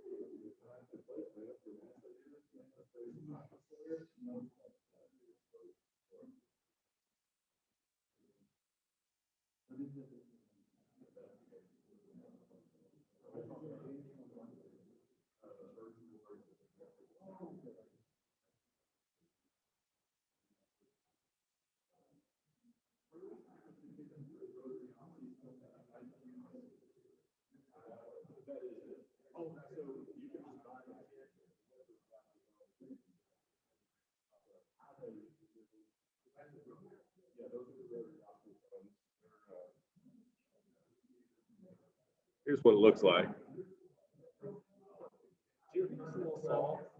I never did. It scared me to death. I'd rip their face apart with that. If I was doing a split, I used a piezo. That was a lot easier for me.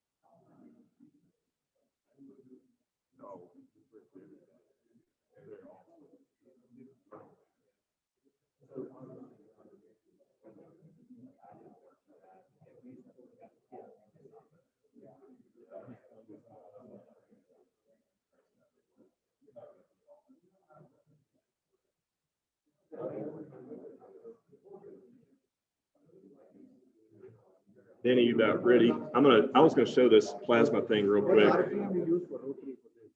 Very slow, so 15. Yeah, and then just back it right back in. So what I would do oftentimes if I was trying to expand it is I would do a 2-0 pilot drill, which it's actually got a 1-8 pilot. And then you could come up with a 2-6, follow it into that same hole, then back it out, grab your 3-0, put it in, back it out, and then if I was placing a 3-5 implant, I'd place the implant. That's it. They've got depth lines on them, so you know how deep you are. It's hard to use them in guided capacity, but you could guide the initial osteotomy, the little skinny one, then it's going to follow that expander. If you're doing it in the mandible, you really need to make a horizontal release across the crest.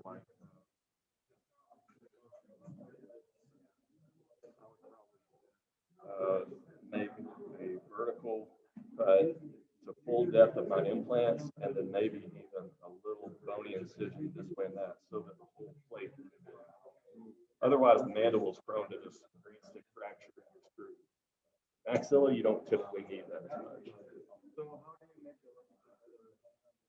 I like the piezo.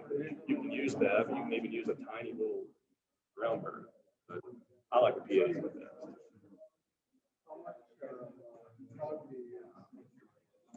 Yeah, so my ideal insertion torque is about 50 to 60 Newton centimeters. So if I'm doing this and I'm not even up to my implant diameter yet, and I'm at 50, I know I'm going to be put too much pressure on the bone. So I might go up and drill then. But typically this is going to be used for soft bone. So maxilla or previous extractions. So that doesn't happen too often. So if you go 3.4, then you can go directly with the board. It depends on the size implant you're going to place. So if you used a 3.8 and then put in a 4.3 implant, then yeah, that'd be great fixation. But you wouldn't want to use a 3.8 and then put in 3.5 implant. Then it's going to be too loose. Yeah, if you want to use it with your handpiece, you can do that. I use them in the ratchet a lot of the time. Because I can do it real slowly and really put my finger on the bone, make sure it's not feeling like it's going to green stick fracture or anything. If you wanted to do a ridge split and make that crestal incision and then incisions, like you can do it with that. But I really prefer a piezo. In most cases, I go up to, I mean, if I'm in a skinny ridge, I'm assuming I'm probably placing a 4.3 biggest, right? So usually that would be the last one I use. I hardly ever use these two, but I use that and that the most, and then sometimes that. You know, that's what Taylor teaches. Oh yeah, It's just with his, he just likes to hammer you. Yeah. These are a lot kinder. I know, I'd much rather, because I do it all the time, but. I didn't do this, so. It is literally shit. I've hammered a couple people, no one. So, this is great. Yeah, those are honestly Total nearly sense. every. Yeah, and even if like something.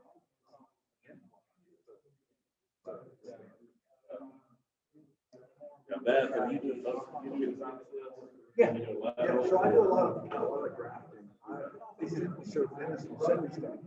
And I just walk around, do the science and stuff.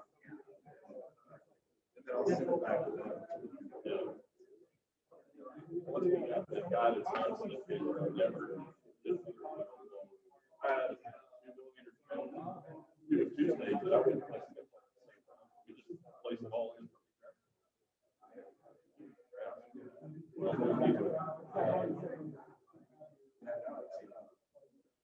Yeah, no, I haven't done it. In a long time. I think most stuff now.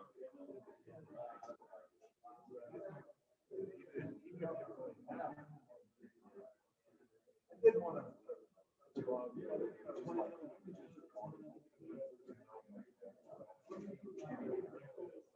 Ben actually did this case, and it was the first time he'd ever used this kit. Find it real quick.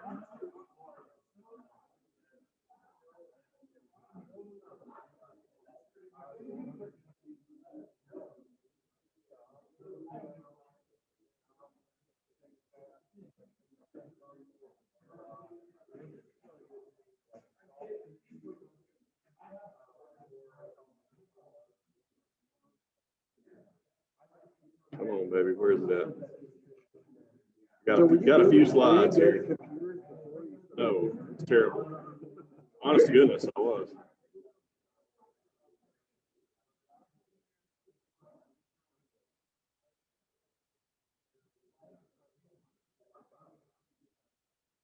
There, yeah, so. Yeah. Yeah, so that used to be the one that you check for stuff that people kept perfect. So we kind of dumbed it down, but like that was the very first one I ever did. I didn't really even need it, but I wanted to try it. But Ben did this lady, and she had nothing up there. I'm gonna just jump all the way. We did 4 implants in the anterior, and then in the posterior used the little sinus drills, and it was just a cortex. Like that's already the membrane. So call it plugs, but here's the post-op.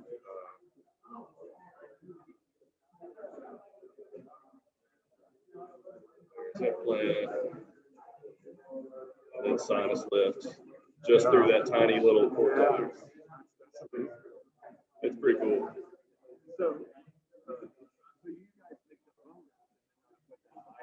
Yep.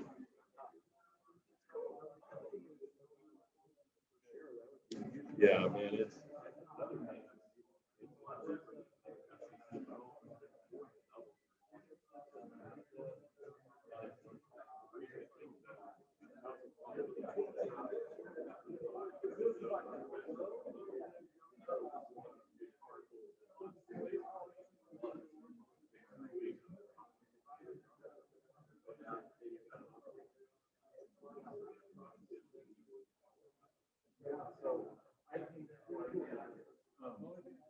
Doesn't matter what you do. I think all you need is space.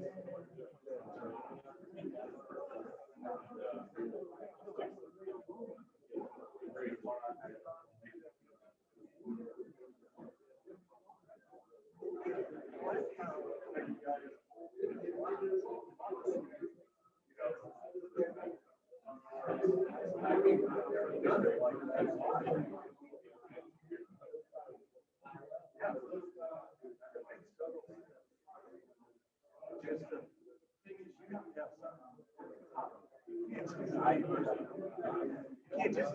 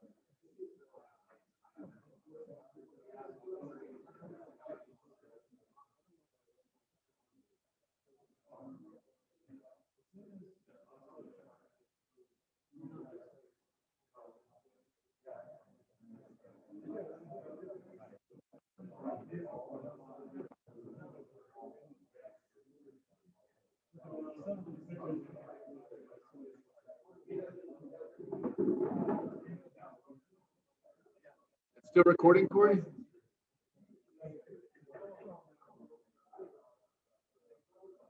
Yep.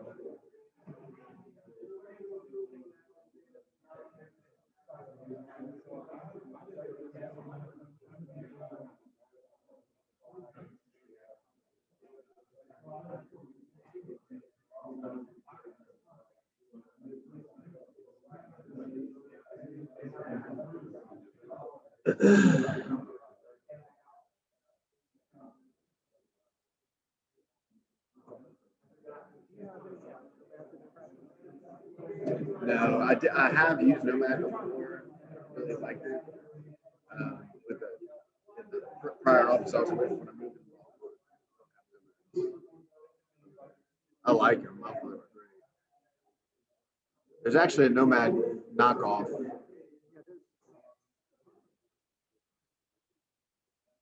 You have them?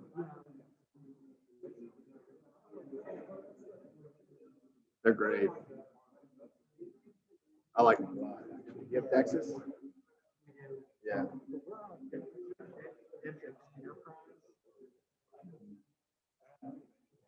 Oh, really?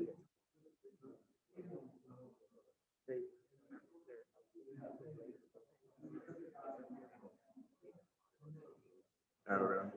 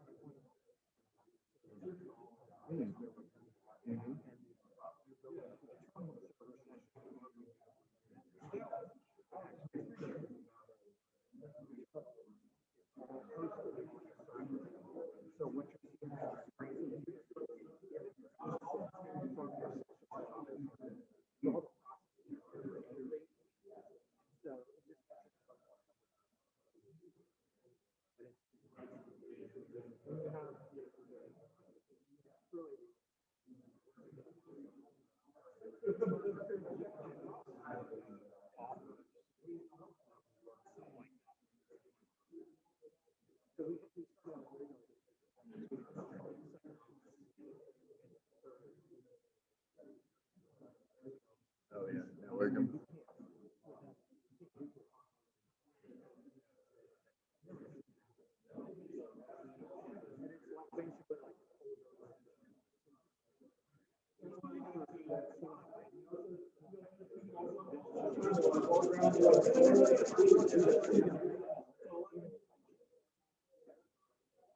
We have Eagle Soft. Eagle Soft has got even had that it's better. It's fine. We run a dental eye software, which is a free software for X-ray image capture. You can use, it's open, so you can use any sensor. So we have some really good sensors. They're not Dexys, they're about 30 bucks. I think I paid like 40 for our sensors.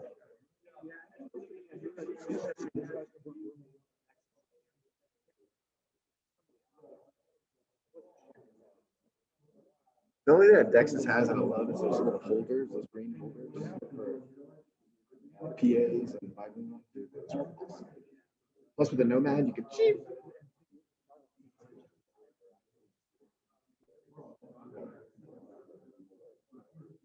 All right, let's rock. Let me get started.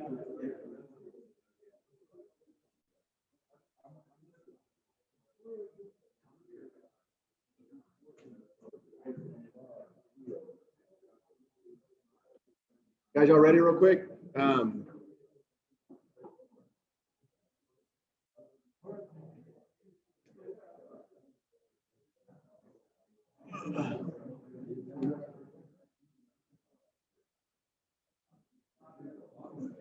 There was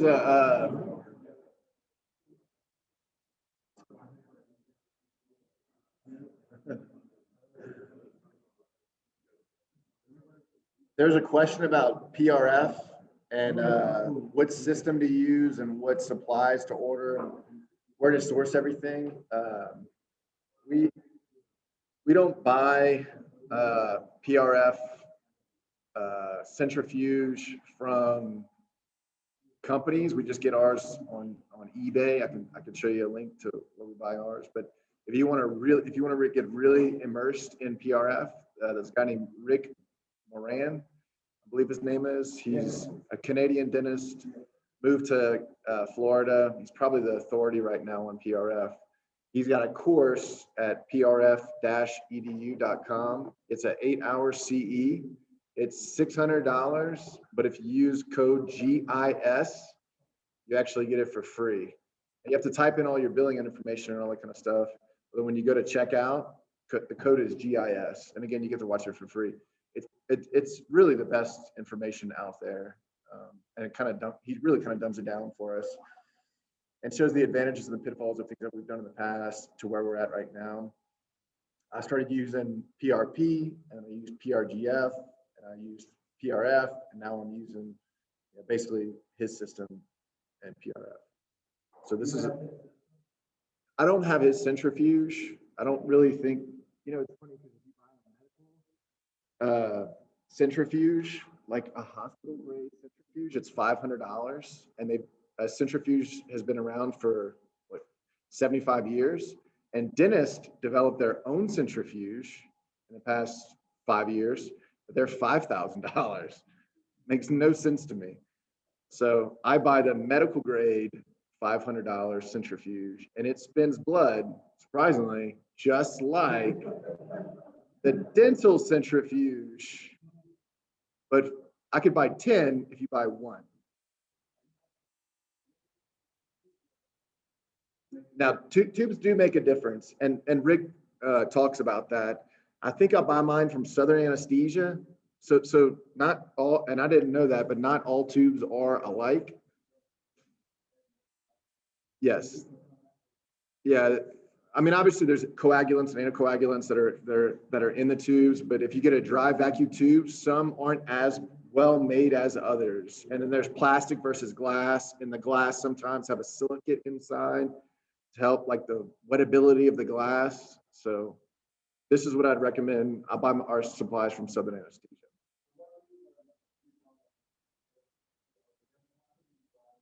Glass is the red tubes. Yeah, and then the white tubes is for sticky bone. White tubes, and those are plastic. You could, yeah, I buy the white ones from Southern Anesthesia. I don't source yellow ones.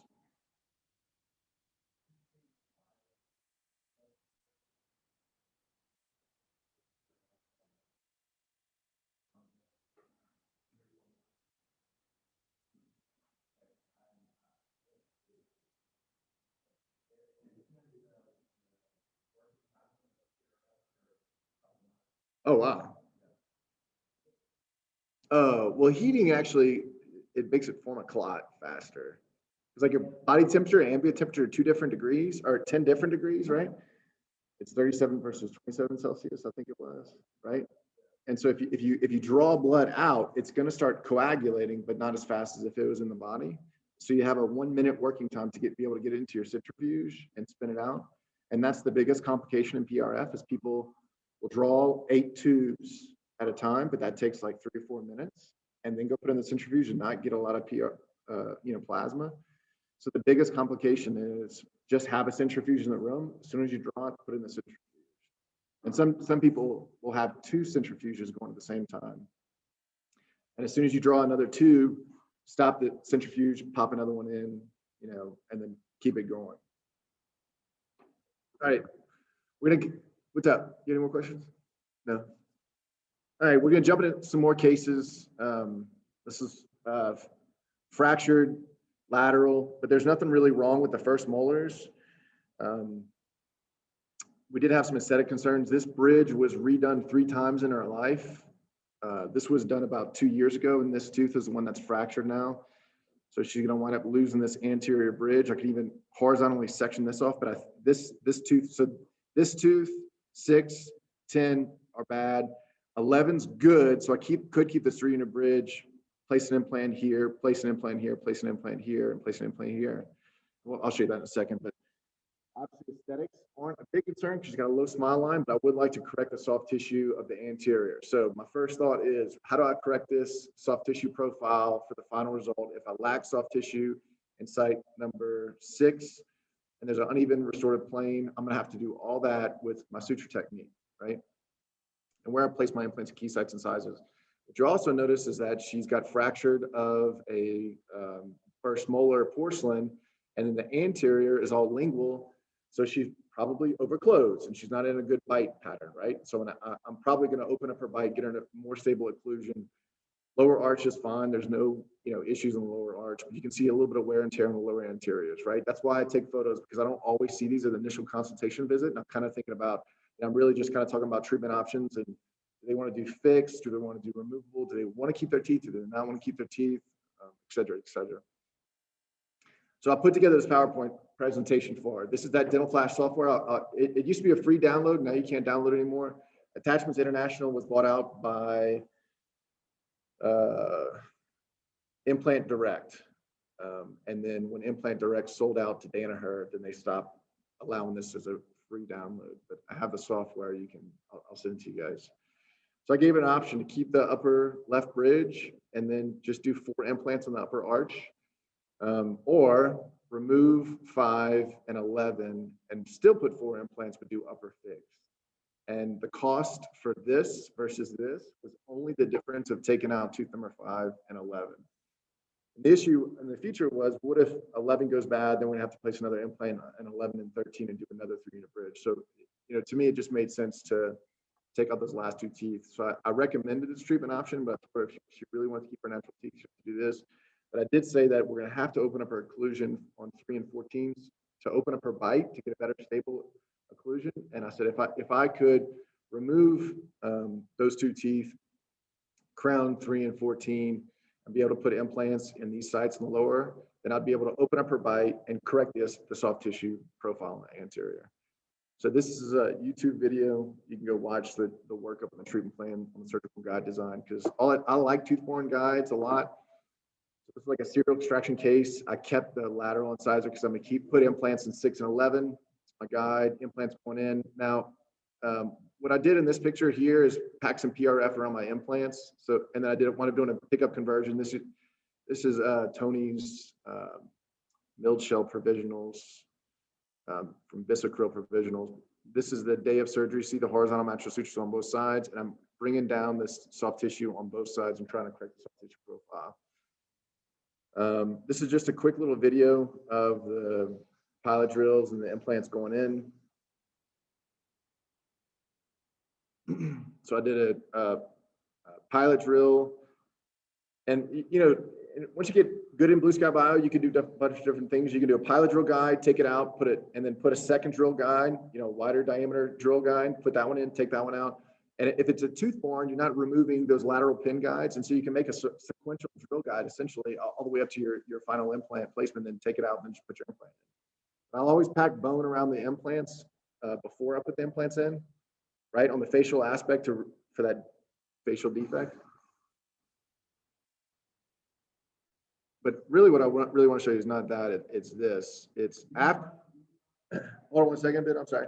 Once the implants are in, I'll pack, I'll put some healing abutments on there, and I'm always trying to pack PRF around my implant. So I have bone on the facial aspect around the implant, and then I'll pack this PRF around each individual implant. So whenever the final prosthesis goes into place, it's secured on the occlusal aspect by the prosthesis, and then it's horizontal sutured on the lateral aspects and medial aspect, right? So then you get a nice big band of keratinized tissue, like this photo on the bottom right area, right? I'm really driven by soft tissue. And you can see I had a really good soft tissue profile back here. You can see the ovate pontics. I didn't have enough pressure in the anterior segment. So what I prefer is 2 PRFs around each implant. I've seen the best results in soft tissue with 2 PRFs around each implant. And this is the mold curette I was telling you about. It just packs it on the buccal and the lingual. And then, the PRF is stabilized on the buccal and lingual by at least 2 millimeters underneath the soft tissue, okay? On both sides, around all my implants, and then a horizontal mattress suture. Sorry, man, what's up?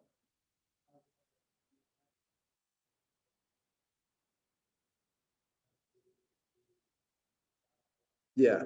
So what I try to do is drill my osteotomy more towards the lingual, obviously for immediate implant placement, because usually the roots are tipped out to the buccal. So I place my osteotomy towards the lingual, and I graft that buccal defect. So I'll use that fusion bone binder I was telling you about, and it's like a putty, and I'll squirt it inside the osteotomy. Then I'll take it's called a Pat Allen soft tissue instrument, and I'll go inside the osteotomy, and I'll push it all towards the labial aspect and make sure it's free of my osteotomy. And once it is, then I'll go ahead and place my implants in. Does that make sense? This is a Workup Design. This is what a lab tech sent me, and I was like, no, I'm not happy with that. Why don't you go ahead and redesign it? So we redesign it like this. These are the milled custom abutments, a new provisional. I'm not restoring this case. It's getting restored by a dentist in my town. She just referred to me just for the implants. So these are milled custom abutments and a full arch fixed, and then she's going to take our final impressions. But this is a soft tissue profile day of delivery for the upper. I think it's decent. It's a lot better than where she was. Could it be improved upon? I think it could before you go to final. But I'm not restoring her final case. This is how I refer out to the restorative dentist, upper and lower before and after. That's your smile.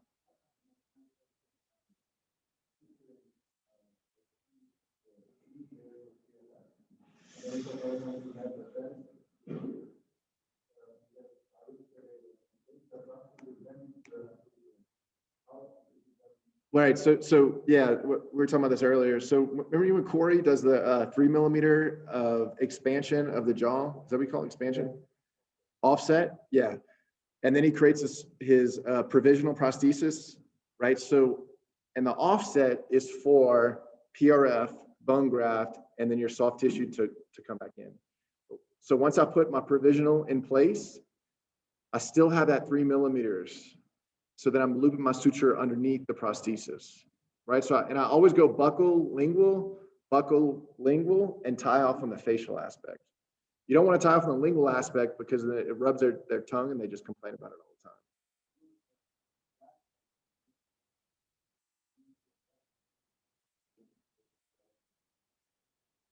Yes, that's exactly right. Cool. This is an extreme case of the suture technique and getting a lot of broad band of keratinized tissue in a young male. He's 28 years old. His mom died at birth when she was 31 years old. His father left his mom right before the birth and never met the kid. So his grandparents raised him, and they were both terminally ill at the time. And now they're both on hospice care. So, and then this grandson is helping raise his grandparents, which is kind of cool because it was kind of like paying it forward, but he basically dropped out of school to take care of his parents or his grandparents, and he's not taking care of himself. he's kind of like lost himself in his grandparents a little bit, kind of like they lost him. So it's really kind of a neat story, but it's kind of sad at the same time. Grandmother's passing away. She's been going to MD Anderson just for treatment. And she doesn't have a lot of money left. She said she's got about $75,000 left, but most of that is geared towards trying to set him up because he doesn't have a job.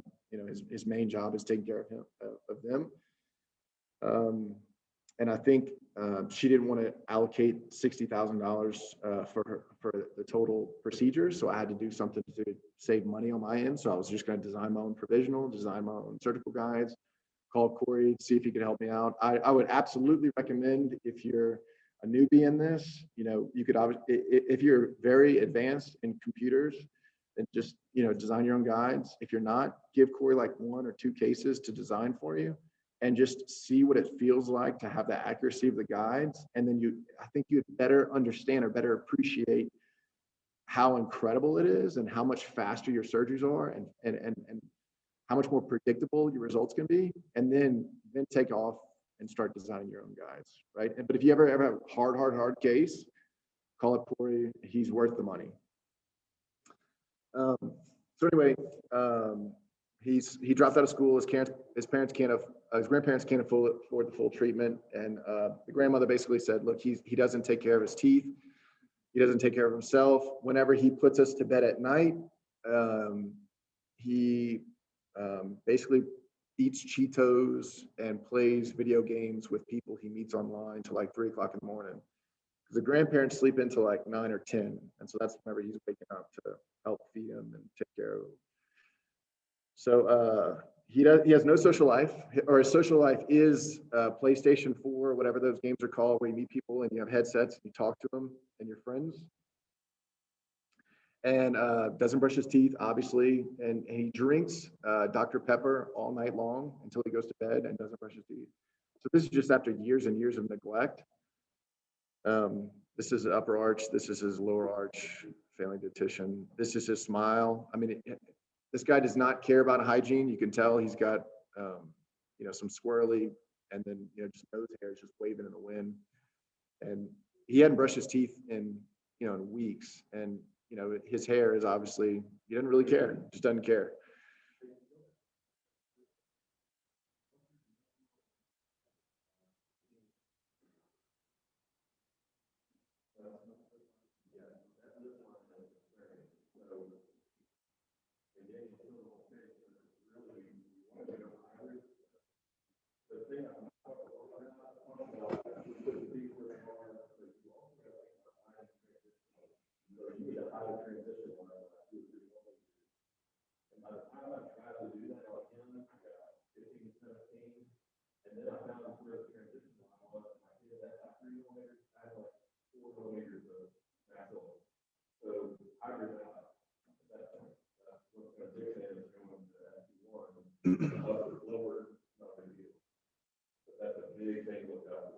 Oh wait, real quick, has everybody signed the sign-in sheet? If you don't mind passing around, because we do need that. And we have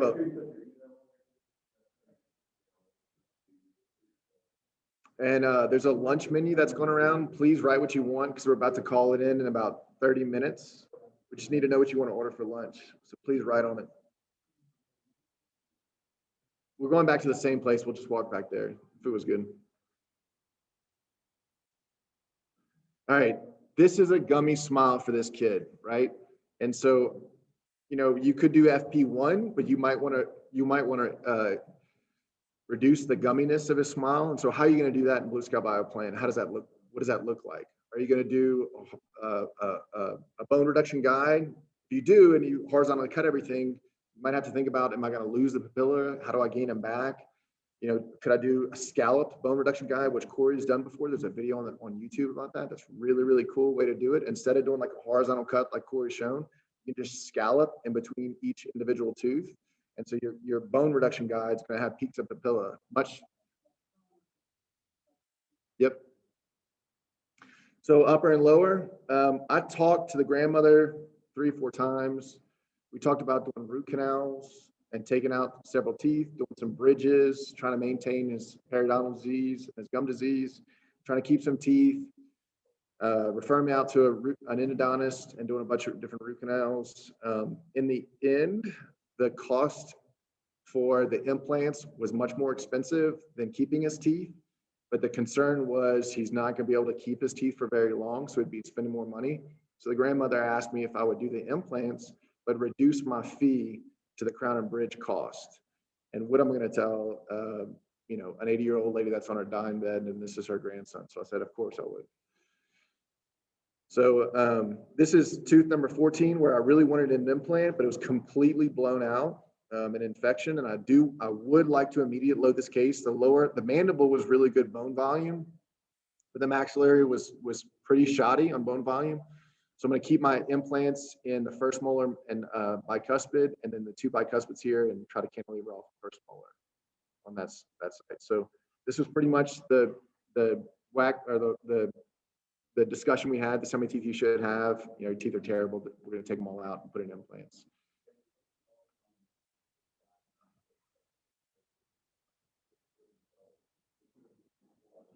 Remember that lady yesterday that had like the really bad teeth? She's been like my best hygiene patient since then, right? And this is kind of the same thing with this guy. He's been a very good hygiene patient. I have to say that hasn't happened to me every single time. Like I have like 5 cases in the back of my head that have not come back in at all for hygiene, and it does bother me a good bit. It's you know, I'm concerned about those cases that I've lost, basically what it boils down to, right? I do have like a little contract, not a contract, but it's like a, you know what, I could give it to you guys. I didn't even think about it, but I have like it's 8 pages of day of surgery for a full mouth restoration. This is what you can expect. This is the food types you can eat. You know, because I was getting a lot of calls of like, my gums are bleeding a little bit. It's like, man, didn't you just leave my office like, you know, 2 hours ago? And it was like the spouse concerned about their you know, significant other. I have like, for the first 2 weeks, you can expect, for the first, from 2 weeks to 6 weeks, what you can expect, and then from 6 weeks to 12 weeks, and then after that, maintenance of the prosthesis. And it would, I have it in PDF form, but I could send you a Word document so you can remove my logo and then put your logo on it and then print it for your patients. But we kept getting redundant questions, and you know, it's like if you're really busy and you go in the operatory and you're gonna get somebody to ask you a question, well, what foods can I eat? It's like, you know, I don't want to have that conversation, and I don't want to have to talk about soft diet here and there, and then they're going to ask you that question again. So we have like, you know, it's like 8 pages of PDF files, and it has helped me out tremendously. And it's actually helped out the patients a lot, because I have less provisional fracturing, I have less post-op complications, you know. So I didn't even think about it, but yeah, I'll send those out to you guys. Or I'll put them in the Dropbox folder so you can just download them and change my logo off and put your logo on.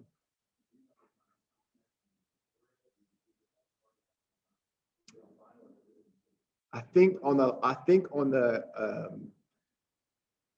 last page where it talks about maintenance of the final prosthesis and the success rate of, you know, patients have been able to keep these for a lifetime if they've done X, Y, and Z. And our office likes to, you know, or, you know, your general dentist should maintain this prosthesis as long as you go for regular routine, you know, hygiene visits.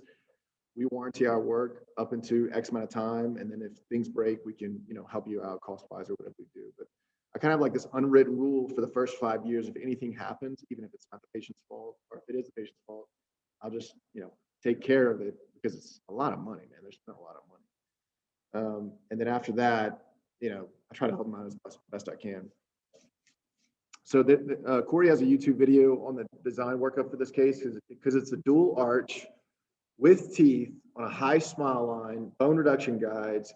It's a pretty advanced surgery, and we're going to use lateral pins, and we want a provisional prosthesis delivered chair side. So I would like to remove the teeth, lateral pins, implants go in, pick up conversion prosthesis, but I was concerned about his bite and maintaining that midline horizontal plane in the provisionals. So this is a really cool workup. And it's obviously on YouTube, but this is everything we talked about with the extension of the mandibular ridge 3 millimeters off, so you can count for your soft tissue and your PRF, doing your wax up on that new mandible. And then you can overlay his natural teeth just to make sure you're in the correct position, and then Boolean subtract, so you have a 3D printable prosthesis. However, the issue with these prosthesis was it was kind of floating in space, and I didn't want to put it on his arch and then have the patient close down because I might even lose some vertical dimension. So then that's whenever Corey started with the lateral pin offsets, and that would be pinned using the bone reduction guide. That would be the provisional prosthesis. So this was the lateral pin guide, but his new lateral pin guide that he just reviewed is even better because it was one less thing you have to print. And then your provisional prosthesis gets pinned into place in that same position. If you do have a bone spicule on here, it doesn't really matter. This provisional prosthesis is off by 3 millimeters, so it won't mess up the occlusion, right?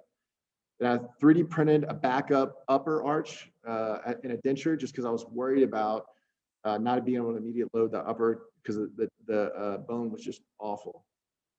This is a lower bone reduction guide. This is my full arch guided kit. Obviously, we like the new design better with those tubes instead of doing something like this. This is the provisional prosthesis 3D printed. This is in Nextdent resin. If you print in Nextdent, if you have a couple of Nextdent bottles that you just want to get rid of, print them in Nextdent resin, but you're going to have to add some type of metal substructure or something like that because the resin's not that strong. If you don't have Nextdent resin, just buy Bigo resin and use the print profiles with print ready for that. This is the upper arch lateral pin guide. This is the bone reduction guide for the upper arch, and these are the provisionals. And what I like about these provisionals is you ever get in the mouth and you get the provisional prosthesis seated, lateral pins in, everything looks great, and then you try to squirt acrylic, but there's not a lot of room for the titanium cylinder and the provisional.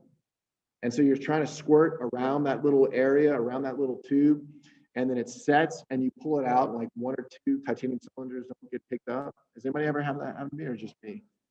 Yeah, and it's super frustrating because then they got to put the provisional prosthesis back in the mouth and then try to cold cure it again. It just wastes time and it's such a pain in the arse.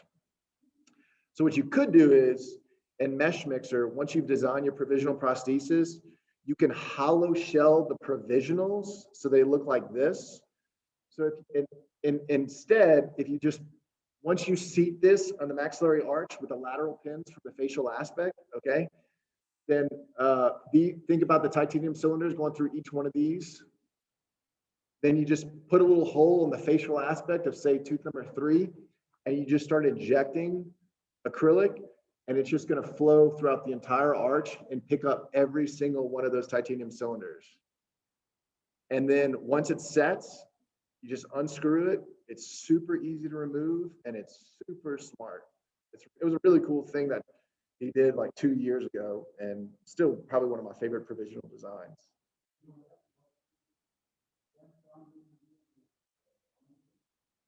Yes. Nextdent resin will bond to a jet acrylic. Yeah. So cool, simple technique. The only thing you have to worry about right here is bleeding. So you're going to try to get it. I mean, when I'm doing the upper arch, I have the patient laying back as much as I can, but you can get some blood in through these little areas. And if it does, it'll show through the provisional. So you got to clean it up as best you can. And we use quick set acrylic, QUIK, quick set acrylic, and it just sets up faster. Print on the upper and lower. These are the measurements for the FP1, FP3. This is I think this whole video is on YouTube, right? Yeah. This is the lateral pins, bone reduction guide, immediate provisional prosthesis, upper, same thing, bone reduction guide. These are the provisionals on Corey's wax up based on his natural dentition. So a little hint, if you have a lateral pin guide, and if your patient's sedated and they're numb, or if they're just numb and you put one bite block on one side, that initial pilot drill can tip 1 millimeter or 2 millimeters or even a 0.5 millimeter. And every guide after that is going to be off. So just an easy technique is always put two bite blocks on both sides to make sure that the guide is fully seated in place before you start your lateral pins. People always ask, do you drape the mandible, or do you just perforate the soft tissue before this guide goes in? And you can see the soft tissue right here. I will always reflect a full arch flap, bring the tissue down all the way, then put my guide, and then drill. I don't think I've ever, maybe once, drilled through tissue. I don't like it. Yeah. I'm going to show you one today.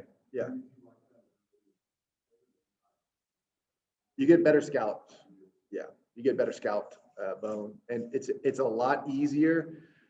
It's a lot easier for FP1 to get those scallops, to get the peaks of papilla between them. It looks a lot better on the final result. It's a little bit harder, but not much.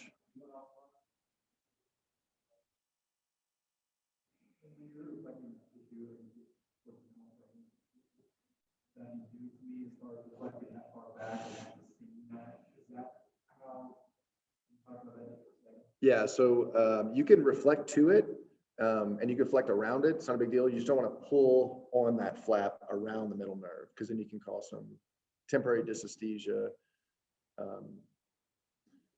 So when we do our guide designs, right before we finish the guide fabrication, Corey will go back in and look for the middle nerve and make sure he's 3 to 5 millimeters away from that with a surgical guide. So it'll seep passively, and I'll always appreciate, like I usually reflect to the nerve just to make sure where it is, just to find it.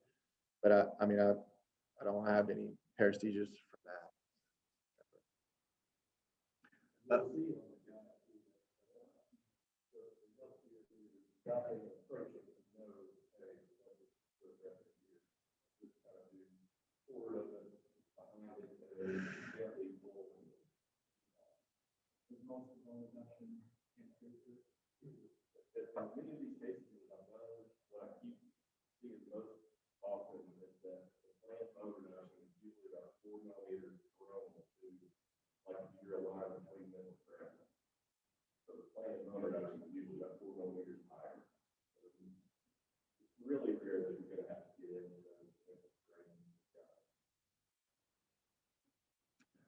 So this is a type of guide design where I've not an ostectomy, but an osteoplasty guide, where I'm removing the teeth once the bone reduction guide's at pin in place, right? So I would, my lateral pin guide, take it out, put my bone reduction guide in, take out all my teeth, and then start reducing the bone.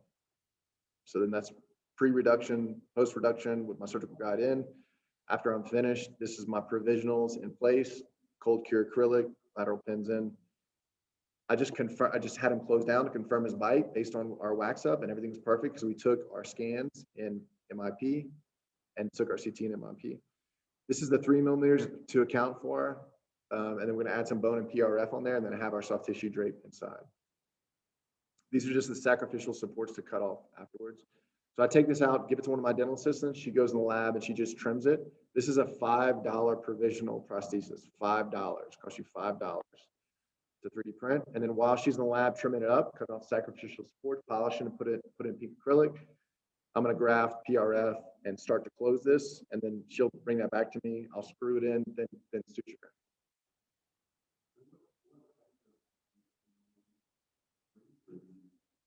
2.5 is the most common one that I use because I'm counter seeking my implants 1 and 1.5 millimeters below, so 2.5. So I'm still, and then soft tissue adds for another 2 millimeters, so I'm still below the soft tissue drape.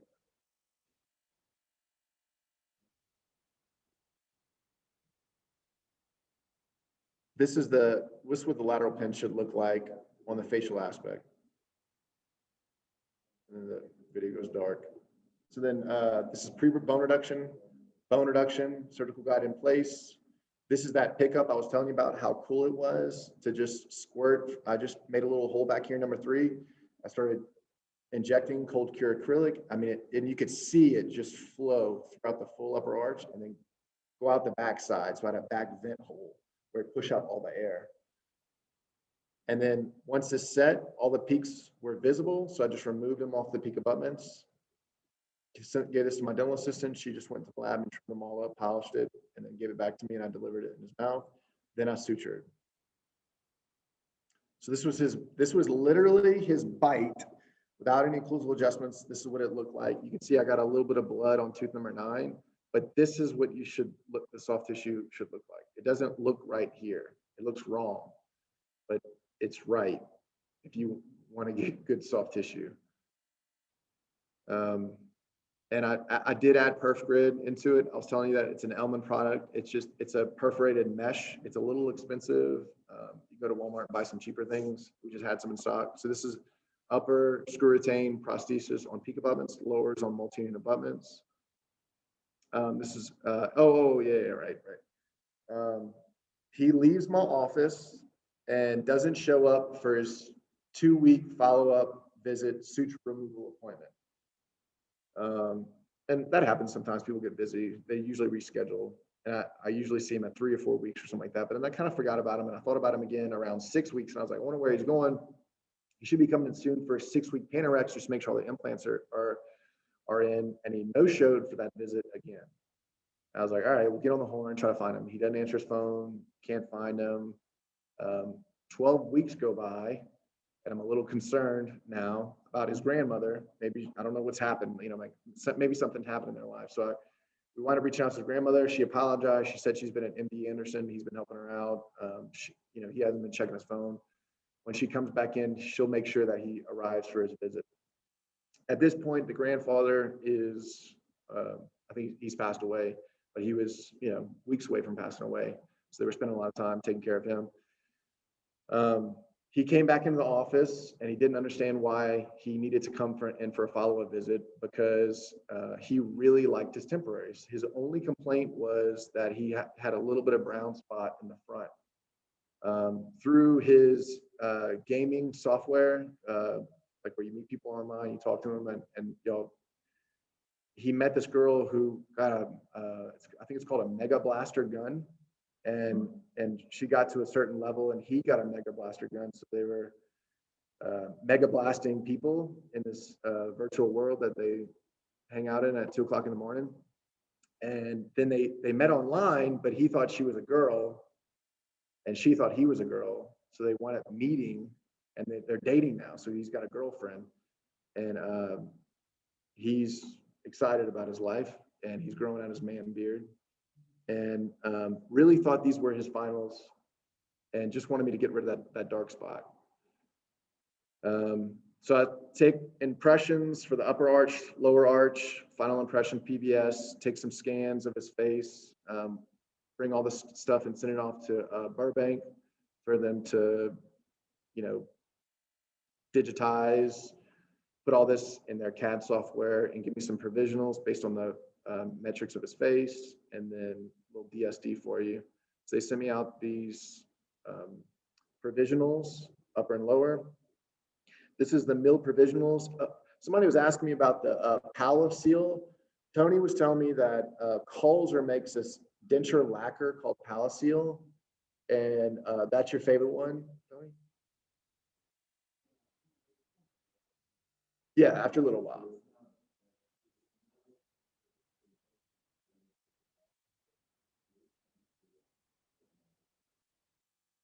Okay. It adds a little shine to it. It is pretty nice.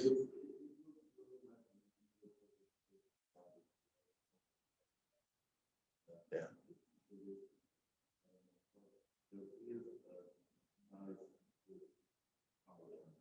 And somebody was asking me about the pink gums, and it's Ceramage F Gum R Flowable by Shofu. Is this product, right, Tony? This is Tony's probably favorite product. So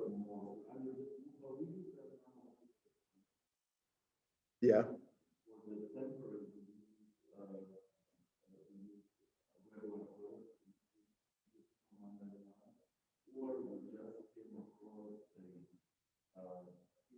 Oh, you were telling me about that yesterday. It's like a paint kit.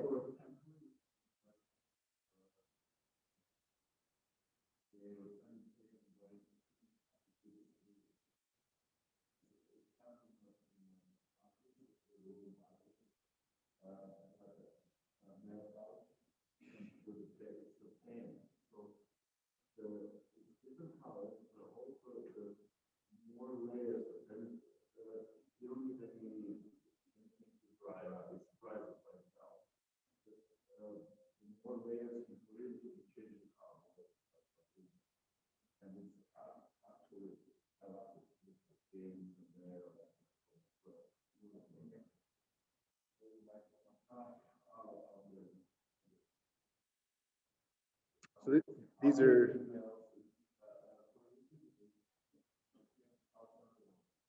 this is the upper and lower provisionals from Burbank Dental Lab. And that's his bite day of. This is the upper provisional. And this is his before and after, and just provisionals.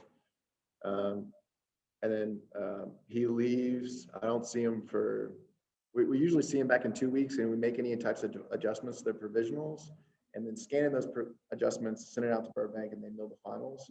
Doesn't show up in 2 weeks, doesn't show up in 4 weeks, doesn't show up in 6 weeks, doesn't show up in a year, or I mean, 3 months. And I was like, man, we got to call this guy back in and make sure he loves them. Well, he absolutely loved them. Again, he thought those were his finals. This is the final Panorex. He only came in because he fractured his provisional in the upper after 3 months. And then asked him how long. It had fractured. He said about a week or two, didn't really care. Then I asked him if he got a job at Lit Pizza. He said, no, he just really likes their pizza. And then we go to milled finals. So the pre-op and then final restorations, that's his finals in place. Pretty happy guy. Before and after results.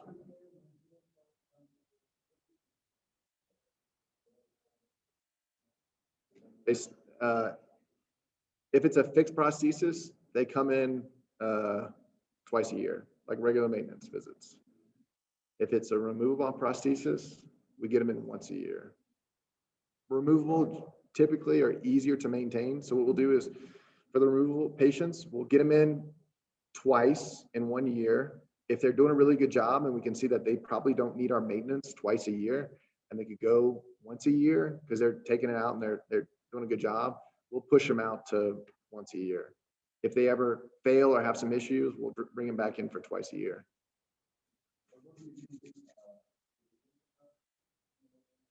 No, we talked about that. So you might have been either out sleeping or out in the hallway. But the intaglio surface of the provisional prosthesis are all ovate, not concave.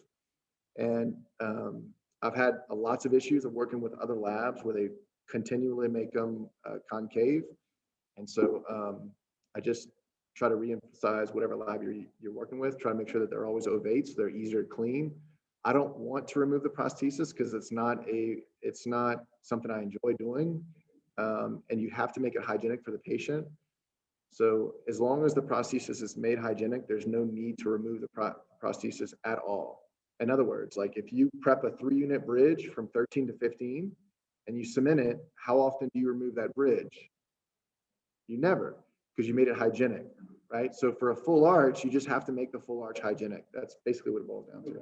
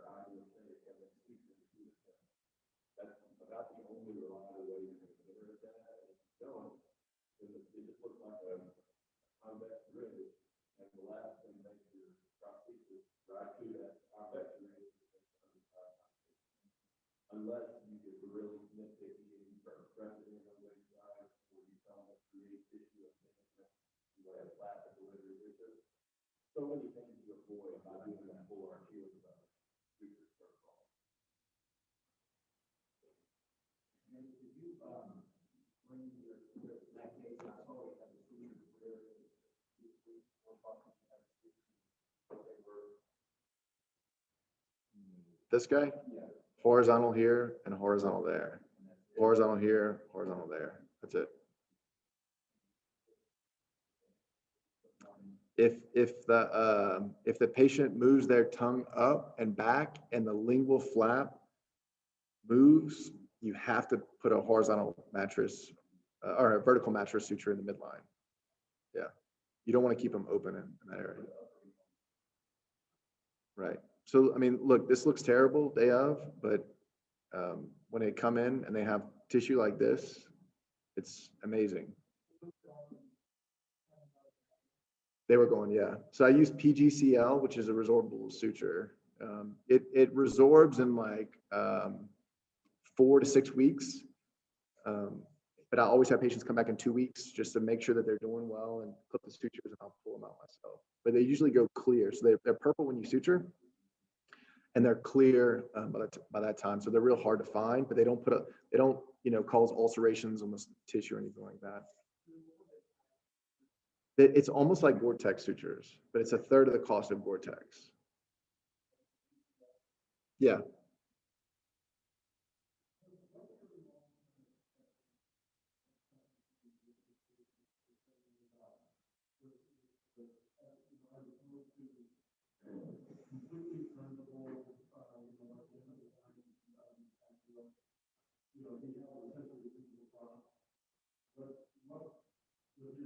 Yeah. Right. Good question. So grandmother spent $45,000 for this upper and lower arch, but it doesn't really matter. Any case that I do a full upper and lower restoration on, I always give them a water pick, and I give them a Sonicare toothbrush for free. You know, if they actually use it, it's going to prolong the longevity and enhance the soft tissue that I've created, right? And then they're just going to do a better job of cleaning the prosthesis. So I try to, the day of final delivery, or sometimes even the provisional phase, I'll give them a water pick, and they feel like you've given them thousands of dollars, but I'll give them a water pick and have them start putting a little bit of hydrogen peroxide, about 10% dilution, and have them irrigate in around the prosthesis. And I've had incredible results with that.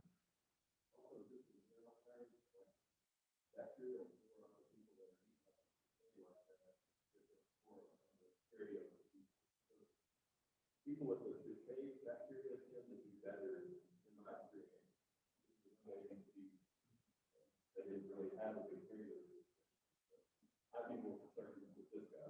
Right. This guy is a bigger concern because of an advanced periodontal disease, and he was like a sheriff or something like that. I think Corey showed the workup and the STLs of this whole case. So should I just rip through this whole thing? Did you showed all this? Okay.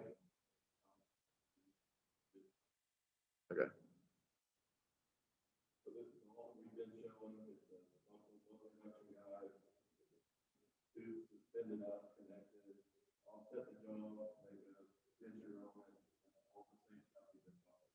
So if you remove everything, this is what it looks like after the bone reduction. You can make a denture, lateral pins to help support, bone reduction guide, drill guides. Even with this much bone loss, it should be pretty efficient surgery. Can you imagine removing all these teeth and just having no landmarks and just sticking implants everywhere? Removing the teeth, popping out those bone implants, torquing out, pick up provisional, reline. While that's being relined, I'm bone grafting around my implants, starting upper arch. You can see look at the bone defects here. Amount of bone loss. It's really, really difficult surgery. That's the bone reduction guide.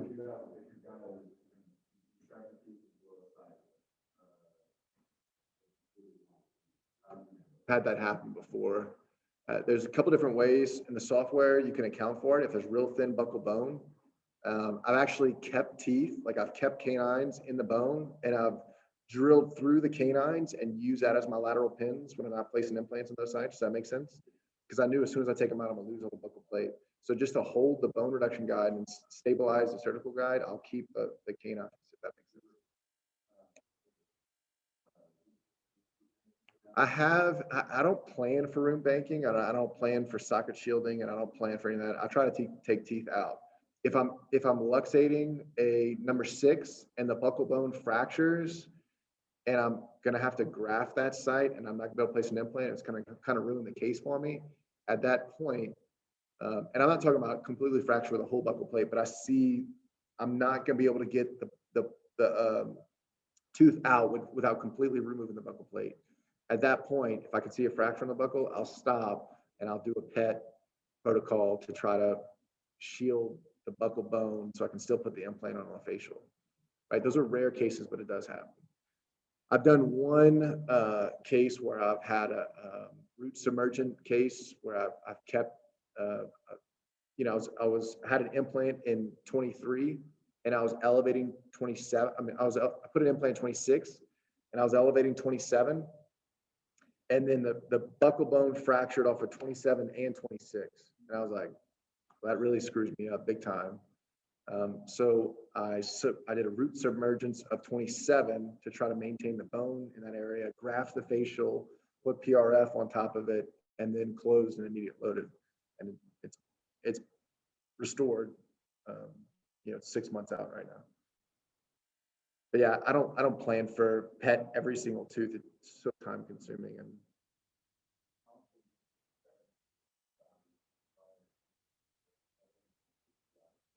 now I'm removing all teeth. Yeah. Yeah. It's just easier to remove all teeth now. So full arch surgical guide, implants going in. Corey, actually, I did this in front of like 20 something people on a live surgery case because we did a surgery, which I'll show you later on. It was a full arch lower we did, and from start to finish, by the time I sutured and delivered a provisional prosthesis, like take out all the teeth, place in 4 implants, suture, PRF, bone graft, multi-unit abutments, pick up conversion, deliver, and have the patient bite down, verify bite, in and out of the chair. It was done in an hour with Corey and I, like I was doing the surgery and Corey was taking a bunch of photos and stopping, and I was talking to people, describing the surgery. I walked out of the surgery and I was walking down the hallway, and one of the attendees of the course was like, dude, you just did that in an hour. You flew by. And I was like, wow, I didn't even realize. It was very efficient time-wise for that full arch lower.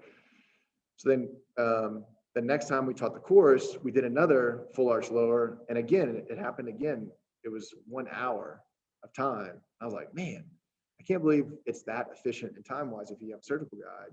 This was a couple of years ago. So then we decided to do this case, a full upper and a full lower. I was like, I mean, if it takes us an hour, it should take us just 2 hours for this case.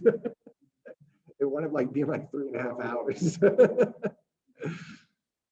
But fortunately, all implants went in, everything torqued out, multi-unit abutments, temporary titanium cylinders. Pick this up. And while the provisionals are getting trimmed, we're bone grafting around the implants, PRF, cold cure acrylic, picking up the provisional, making sure the intaglio surface is highly polished and clean and ovate, non-concave. Screwing the upper, see my sutures here and here. That's it. That's all the suture you need. Lower arch, same thing. That's his bite. When I finished it, that was his bite. So his bite was off a little bit. That was the final Panorex, taken 2 weeks later. Checked his healing. Again, that was his bite. So we're obviously off on the temporary. So we're gonna have to make some modifications, remake him some new provisionals. This was originally when I was working with multi-unit abutments and I was splitting them, taking full arch impression. I did have one implant lost in site number 19 back here. I'm really not sure why, but you can kind of see it doesn't look good at 2 weeks out, 6 weeks out. Well, if you notice, let's see. Well, but this one, Corey, it doesn't even have a screw. So I think it was just banging on it. I mean, it's probably the implant's fault. Had nothing to do with the doctor not putting a screw in there.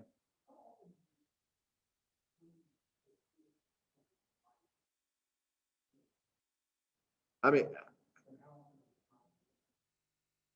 to be completely honest, whenever you do the provisionals with the lateral pins, the bite is on 99% of the time, are close to the final bite.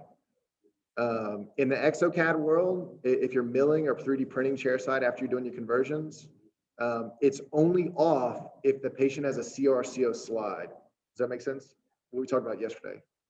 So I'm taking more bites in CR than I am in CO now, because a lot of the CO bites are incorrect bite. That's probably where the dentition's been failing for this, right? Does that answer your question? So sent this Burbank milled some upper and lower provisionals for us, and we're not toothy enough, so we want to decrease the lower arch and improve the upper arch. So redesign, remill some upper provisionals. This is the old provisional design. This is the new provisional design. So this is his new smile. I'm gonna let him sit with those for a couple months to make sure he's happy. Send these photos to Burbank. Wait to hear back from the patient, see what he thinks. He talked to his wife.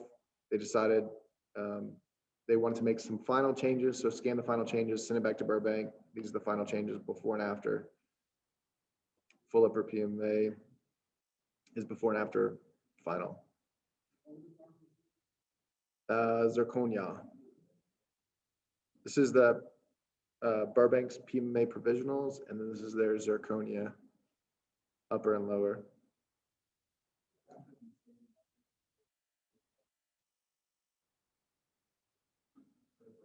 It will break.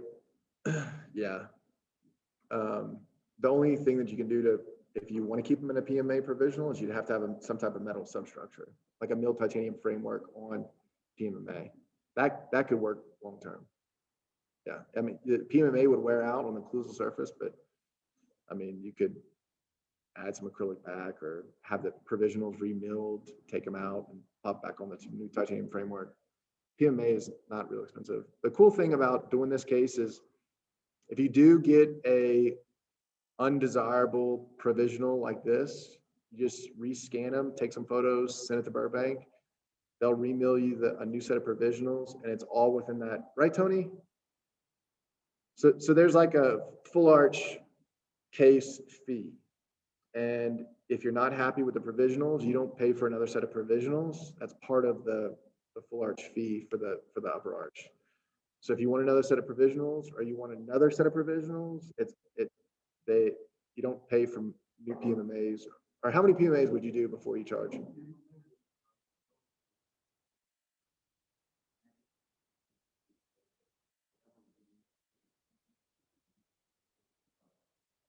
Okay, perfect. All right, so for this course, if you want to send a full arch just to try Burbank out, they're offering a $500 discount or whatever for their first one. You just have to email Tony and say you were at this course.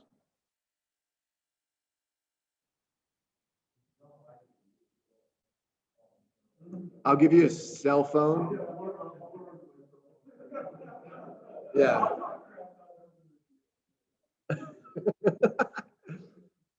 All right, so before and after came out pretty decent. This is another Burbank case.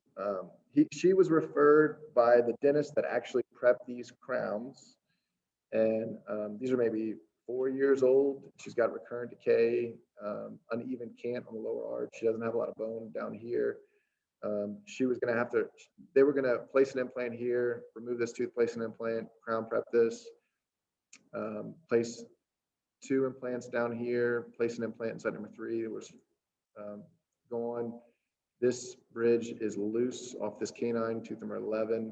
Remove this, place an implant here. So that upper arch would have had 1, 2, 3 lower, and then I think, gosh, I don't even remember.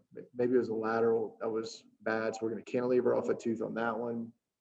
This had some recurrent decay, so we're going to move this tooth, re-prep it for a crown, place them up to the lower. Anyway, and re-crown her upper and lower arch.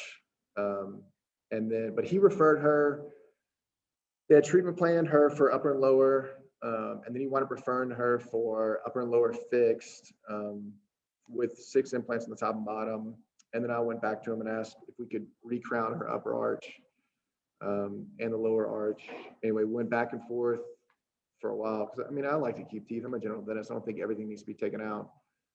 This took about 6 months to 8 months before we finally decided to go to 6 upper and 6 lower, trying to keep teeth and maintain as much as we possibly could. I think this case is in Dropbox, so you can look at the treatment plan and the workup. This is the original design. of the provisional or her natural teeth, the STL stitched to the DICOM data, then the bone reduction. And then Corey made these laser 3D printed full arch guides.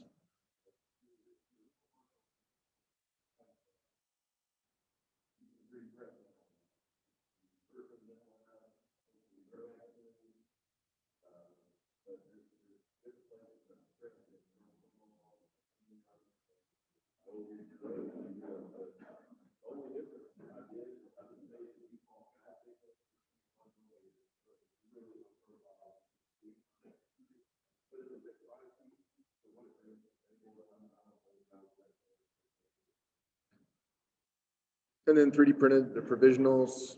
This is that bone reduction guide. You can see how accurate it is. Even at 1 millimeter, it's incredibly strong. Somebody was asking about the middle nerve. You see how far off we are from the middle nerve on both sides. You can see that loop here and here. This guide was amazingly strong. So this is pre-reduction. This is post-reduction. This is implants going in on the lower arch. Conversion. I want to upgrading that back implant back here because a 5 wouldn't fit. So I want to put in a 6 millimeter diameter Biomax. The lateral pinholes, and I usually graft around these, put some PRF. Titanium temporary cylinders, picking up our provisional prosthesis, doing the conversion chair side. What else? I think there was some, oh yeah. When I did this pickup, I think I went, so I put it like this, and these were too tight around here. So I went underneath the prosthesis and through these little holes, and I poured acrylic inside there, and it was real wet. It wasn't, putty-like enough.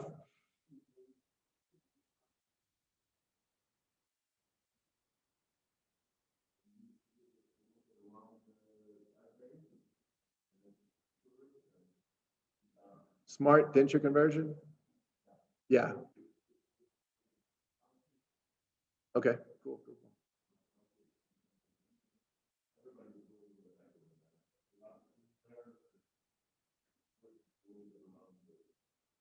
We're talking about smart denture conversions is like it's like a tie base that sits on a multi-unit abutment, and you cold cure your denture into the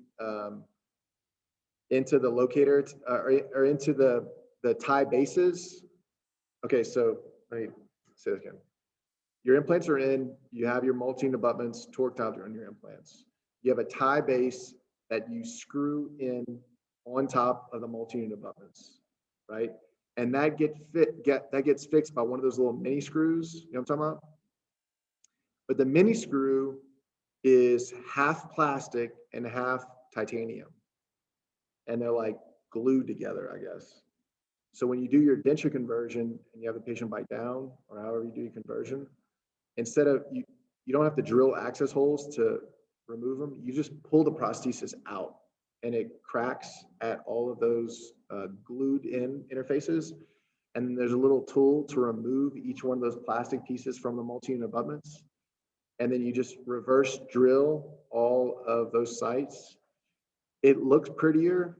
I'll show you something this afternoon that's a lot easier, better. Each one of those screws is $50. So if you want to spend $300 in screws that you're going to throw away and use for 20 minutes, I'll sell you a bunch of them. But I'll show you an easier way to do it. Huh? You never saw the smart denture conversion? No? It does look really good in a lot of labs like using them. I don't know a lot of dental.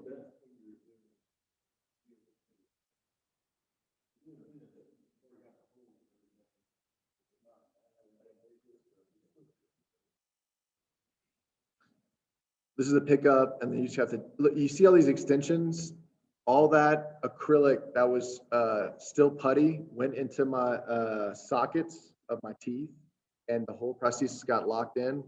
So this, I wound up having to cut all these off and remove these lateral pins, and then cut this whole buckle guide out so that I could get it to this, and then I had to wedge it through the sockets to pop it out. So just be careful. You can see how the extensions on this lower arch, how long they are. It was a freaking nightmare. And anyway, we wound up trimming it up and putting this provisional in place. These are non-hexed titanium abutments from Blue Sky. They're not expensive. They're super cheap.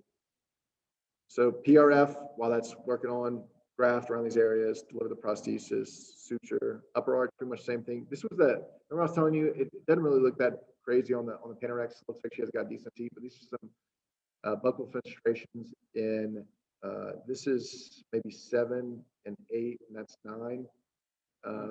So yeah, it was 7 and 8 that were blown out on the facial aspect, and these 2 teeth were ruined. Anyway, upper arch, pre-reduction, post-reduction. This is the guide, pre and post-reduction. Implants going in, implants in. This is like one of my favorite photos. Just the accuracy of all the guides whenever you place the implants, how incredible they sink in, and the drill will bottom out almost the exact same time the implant torques out. Implants in, you can see the buckle on number 10 that was had a fenestration. You have to graft that facial aspect. Conversion of the upper arch, reline, deliver, no sutures yet, then suture, patient goes out, and then the conversion. This is after healing for 3 months. Final scans, deliver. What I really wanted to do is deliver an upper and lower prosthesis on tie bases. This was the original thing that Burbank sent me. She had like too much overjet, so I wound up redesigning them, upper and lower, remilling them. Biomax makes some non-engaging angled, I think it's 17-degree ankle tie bases. So if you want to stay direct to implant and not use a multi-unit abutment and stay FP1, this is the 15-degree tie base. These are really, really, really slick. Or you can buy these from Des, but to be honest, these are a lot better, only because they're taller surfaces, and they engage more of the provisional and the final prosthesis than these do. These are grit blasted, but they're just shorter. They're like 39 bucks. These are 80 bucks. Anyway, redesigning with those angled tie bases, because you saw in this drawing, if I wanted to go direct to implant, this was coming out the facial aspect. This was coming out the facial. So Tony called me, said this is not going to work. We're going to have to use some angled abutments. So this is using those angled tie bases. The wax up provisional. It's the new provisional that I'll try in, direct to tie base. That's her new smile. Before and after provisionals. She went off to her restorative dentist for the final upper and lower. Yep. You know that case. One last case, I think, on this PowerPoint presentation. I got a lot more to show, but this is just a severe atrophic bone on a mandible. Dual scan protocol with those glass beads on the facial aspect, digitally stitching the denture in, upper and lower. This is my simple surgical guide for 4 implants in a foramen. No bone in the posterior whatsoever. And his middle foramen were on the ridge. So when you're designing this guide, you have to make sure that your guide's not impinging on the nerve, and you're making your incision away from the nerve, so you don't cause any dysesthesias. So this is going to be a very small guide that's just going to go in the front, because I mean, look how much bone we have. This is a 10-millimeter implant. It's not a lot of bone. And some people worry about fracturing when you're drilling. You could fracture the mandible, just kind of depends. And then a cool thing that you can do is, instead of doing a denture conversion, if you take his denture and Boolean subtract the implant positions, and you can even make these horizontal pre-cuts in your denture, 3D print this, and so your denture conversion, so day of surgery, guy goes in, drills, implants go in, everything gets torqued out. I love this photo. All the implants in, all torqued out, everything went really, really well. You can, I stopped my incision line right before the nerve on both sides. So this is after the guide gets removed, torquing out the multi-unit abutments, doing the pickup conversion on that denture, have them bite down, cold cure, pick it up, reline. And then these pre-cut things, you grind acrylic for days. I hate that. So you just 3D print the denture, and you can have these pre-cut holes in the distal flange. So you just take a little high-speed handpiece and pop them off, and they fall off real quick. I don't like grinding on acrylic. This is the suture afterwards. This is this gray is, and the red are the pre-planned, and the purple are the actual implant positions for fully guided surgery, even for just a simple bone reduction guide. So super, super accurate. When you're 3D printing a denture and you're doing a denture conversion, you should use that Kulzer lacquer, because NextDent is very porous and it absorbs a lot. So you have to seal them up. If you forget to seal them up, they'll come in like this on a smoker. And this was like 2 weeks. And my dental assistant said, what do you want to do? And I asked the patient, I said, does it bother you? And he's like, no. I was like, let's write it out. I want to see how black this thing can get. But this is the soft tissue. This is 1, 2, 3, 4, 5, 6, 7, 8, 9 millimeters on a atrophic mandible, final panoramic. And then so the denture workup becomes very easy, because all you do, what you have right now is the denture in place, and he's confirmed bite. You can do everything digitally if you want to, and you can import the scan denture with the scan upper denture with the scan lower prosthesis.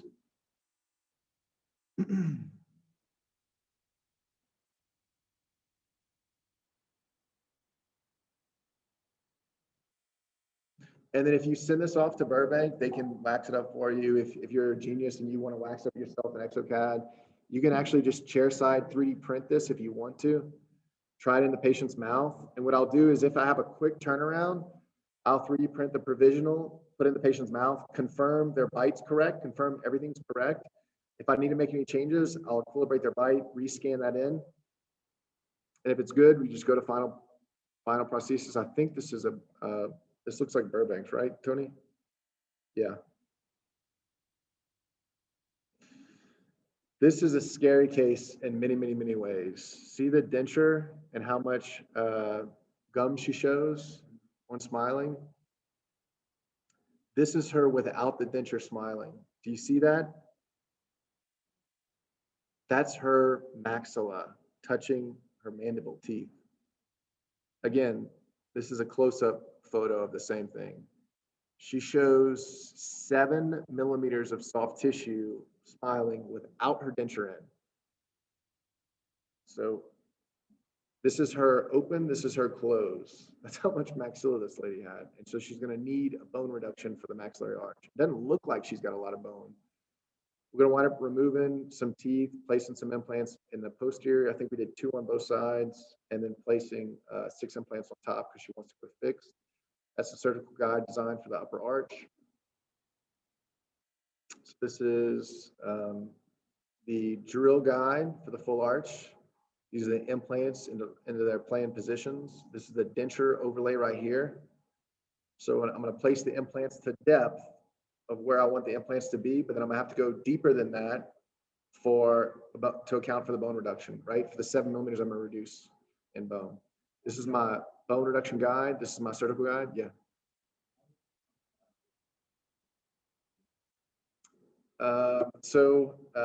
Denture in place, full face smile, import that in to Exocad. You can plan your implants into good bone volume, and then superimpose the new wax up into Blue Sky Bio plan, or even just wax it up in Blue Sky Bio plan. And then that'll determine the height of new cervical region where you want them. And you just have to make sure you're at least 3 to 4 millimeters below that with your implant. So full flap reflection, everything I've showed you guys, lateral bone guide. Now, if you're making this facial bone reduction guide and you are removing that much bone based on, aesthetics for this case, because you want to go FP1, FP2, FP3, doesn't really matter. What are you going to do with the palatal soft tissue? Because you're removing 7 millimeters of bone. What do you do with the palatal tissue? Do you remove it? The palatal tissue is different from the mandible.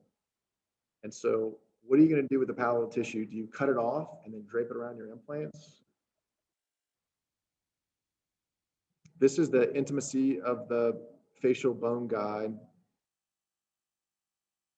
And this is just a quick video to show, this is a surgical handpiece, surgical electric handpiece with a 79L surgical burr, and then coming back with a surgical handpiece round burr. But look at the extra tissue volume. So that extra tissue volume, that is a lot of tissue on the lingual aspect. Then drill, put your implants in.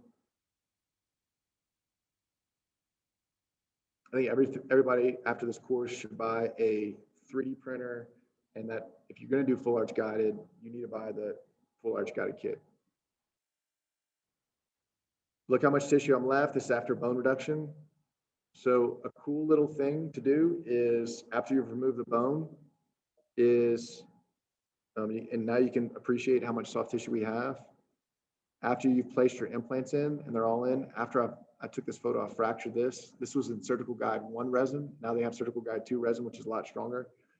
These are the implants. After I placed this last implant, these two fractured off. Thankfully, they stuck around until I was able to place the implants. That's just showing the accuracy of the guide using this full arch guided kit.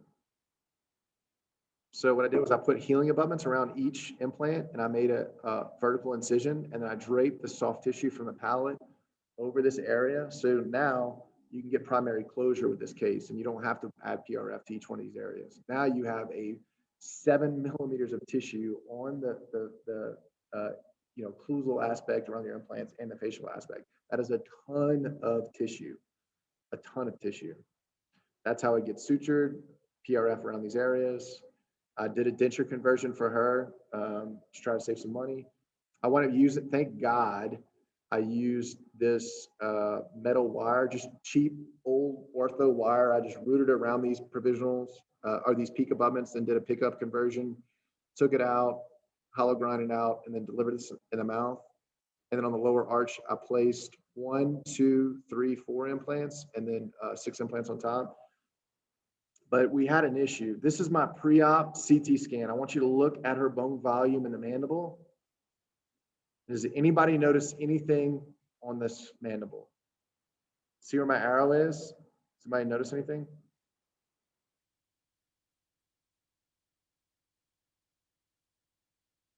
Anybody? Now I want you to look at, this is the post-op CT scan in the mandible. Now look at my arrow again. Look at this. What do you notice? See, the implants are in good bone, but it looks like, huh? That's called osteonecrosis. So 6 months after healing, she started having some pain, gave her some Toradol. 12 months of healing, she said she started to experience, 12 weeks of healing, she started experiencing some swelling. I looked in her mouth, tissues looked beautiful, looked healing really well. She came in for a post-op, but she did have some facial edema, it looked like. Wrote a prescription for antibiotics, took a CT scan and kind of looked at it, and it looked kind of moth-eaten, but my implants were in good bone. Like if you go back to this area right here, you can see that there's damage down here, but around my implants, everything looks fine. So I told her, take these antibiotics, call me back. A week later, she calls back. She said the swelling is still there, but it's the pain's increased, and she thinks the swelling might have increased. So why don't you go to the hospital? She goes to the hospital. The ENT rounded on her and told her that everything looked great. They took a head and neck CT scan. The radiologist said everything looked normal. And they discharged her. And then she went back in the hospital 2 days later, and with the swelling was not occluding her airway, but she felt scared. And so she went to the hospital. They put her on IV vancomycin. An ENT did a debridement surgery. They took another CT scan just to measure it again with contrast this time. And a radiologist gave a clear report. There was nothing wrong. After she had the debridement procedure done, long story short, she wound up developing another infection about 3 months later, pretty much the same thing, same types of symptoms. This time I told her to go straight to the hospital, don't even come see me. Actually, she did come see me. I took a look at her. I said, man, all these symptoms look like something's developing again. I'm not sure what it was. She went back to the hospital. I went to go visit her again.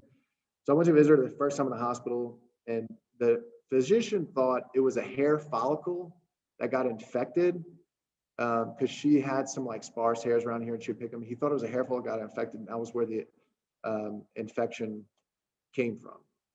The second time she was in the hospital, I went in to go visit her to talk to her about what was going on. So I said, I don't think it's a hair follicle this time if you have the same symptoms. Then another radiology report came up negative again. For the third radiology report came up negative again. Called an OMF buddy of mine. He came to the hospital, or they called and I called.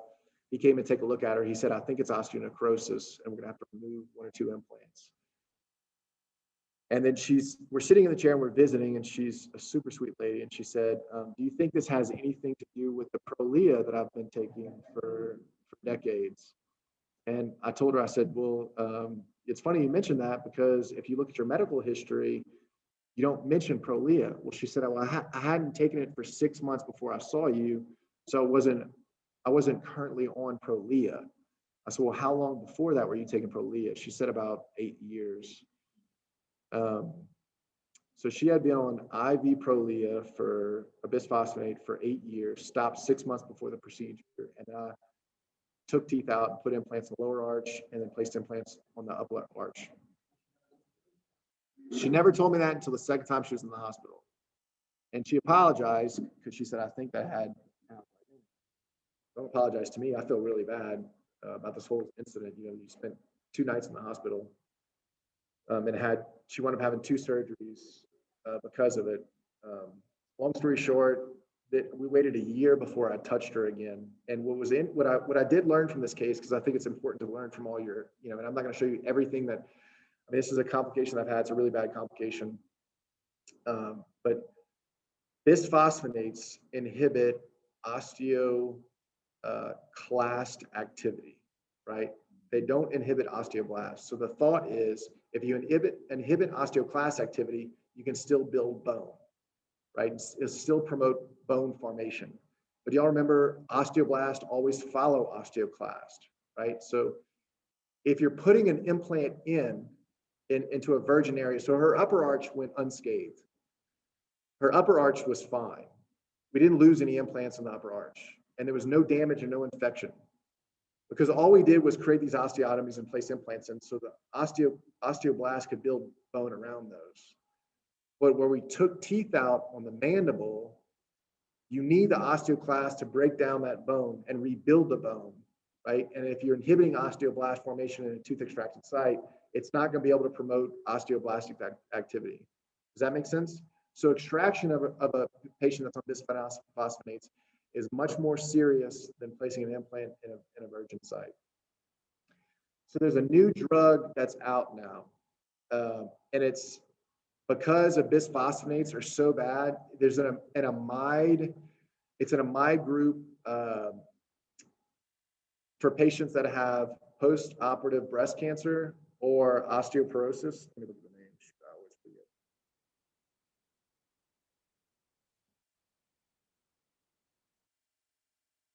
It is called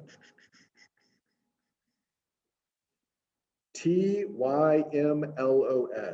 It's a parathyroid hormone that stimulates osteoblast to lay down osteoclast. So you still have, so with that new drug, the amide drug, parathyroid hormone, instead of inhibiting osteoclast, it leaves osteoclast alone, but it helps promote the building of bone. Does that make sense? So you can still have bone turnover, but you're just going to have more bone building. Now, having said that, a month's supply of this drug is like $1,000.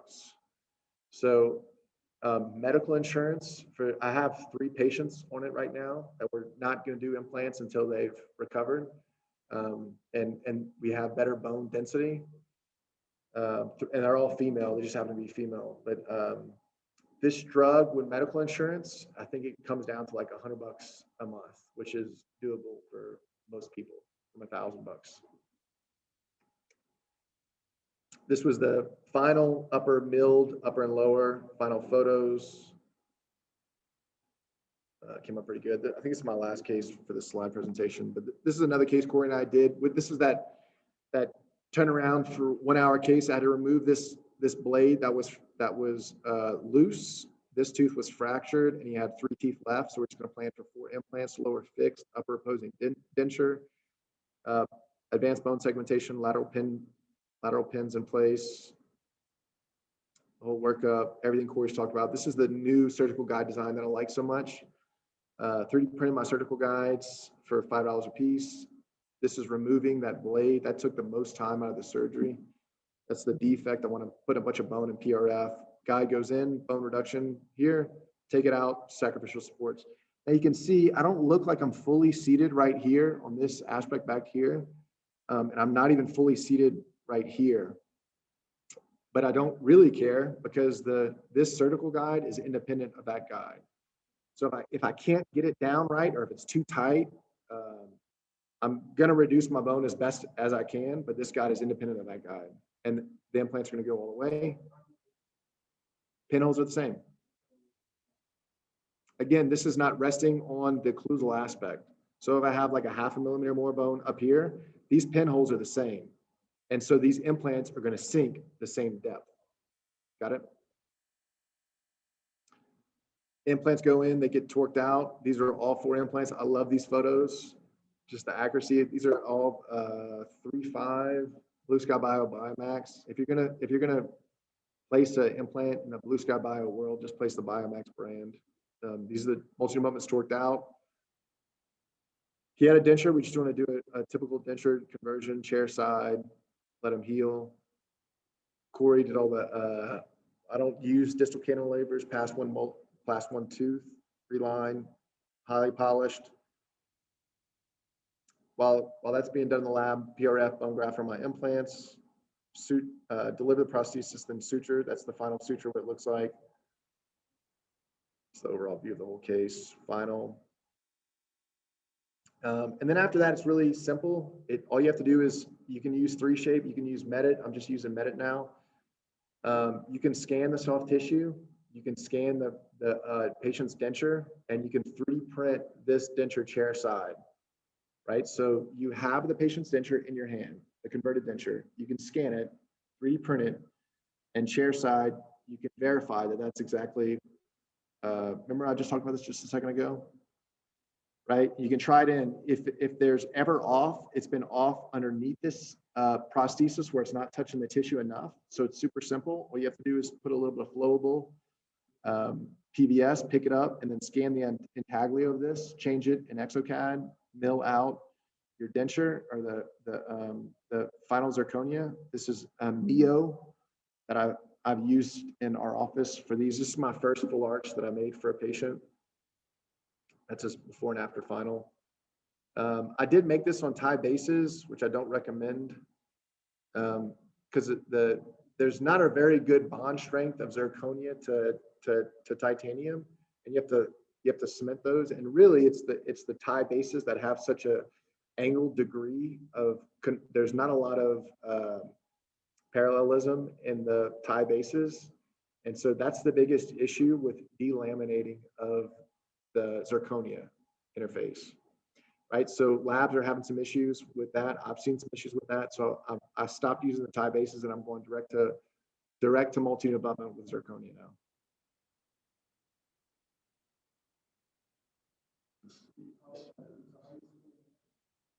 now. I'll show you.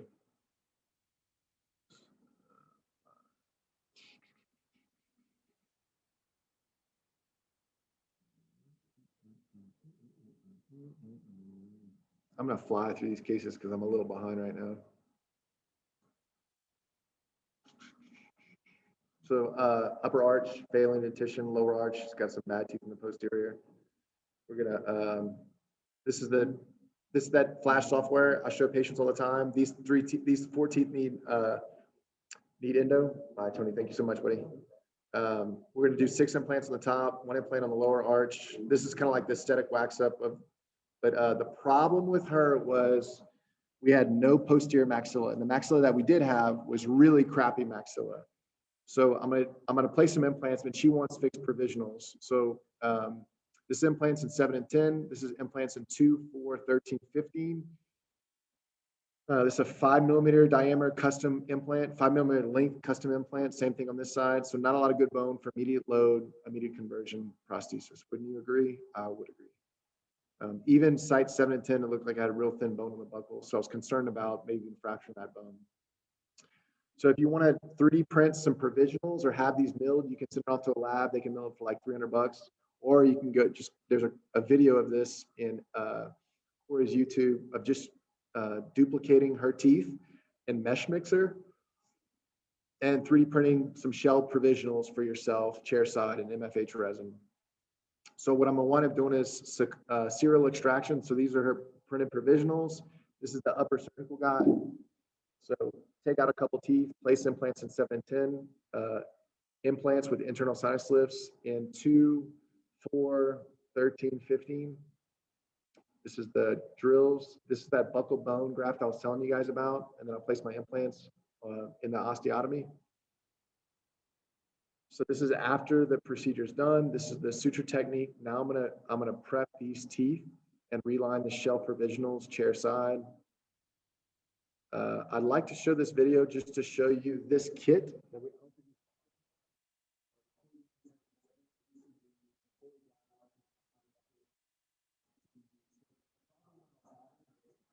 If you're gonna use a full arch protocol and you have lateral pins in place, and you do internal sinus lifts, you have to take the guide out, tap your sinus, put PRF, and then put your implant, or put your guide back in, put your drill protocol into the implant.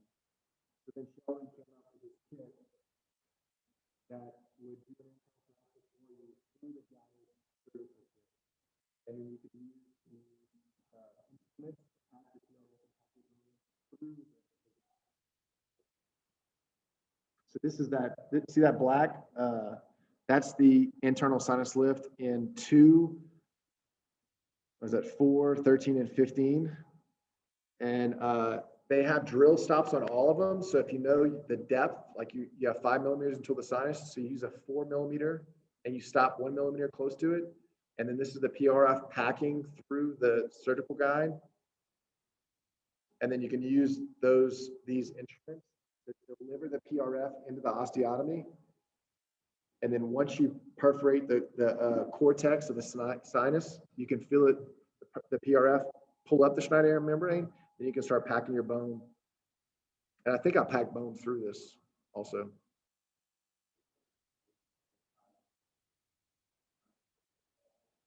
I would say when you first start out, yes, always take PAs like every single step.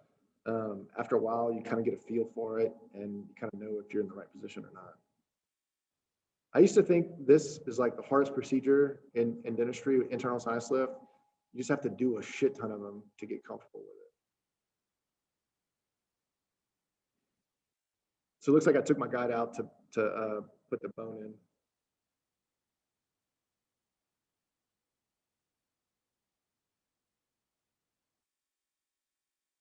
And then this is the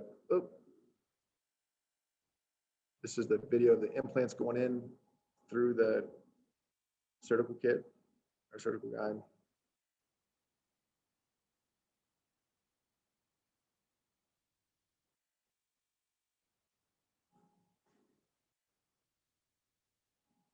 I think they're 8.5 millimeters in length. And so that was a 5 millimeter implant. So I'm packing and I'm placing these implants subcrestal. So I'm doing a 3 to 4 millimeter sinus bump, and then I'm placing my implant, which is going to push that bone up higher. Yeah, they're 4 O's by 8.5s, I think.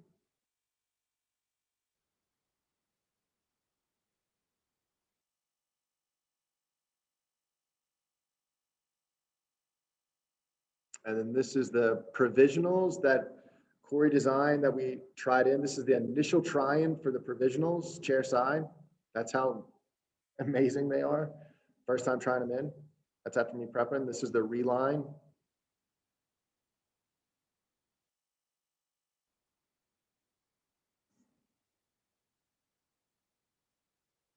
And then once it cures, this is the delivery. The cervical margins will line up with all the teeth. that what you mean? Yeah.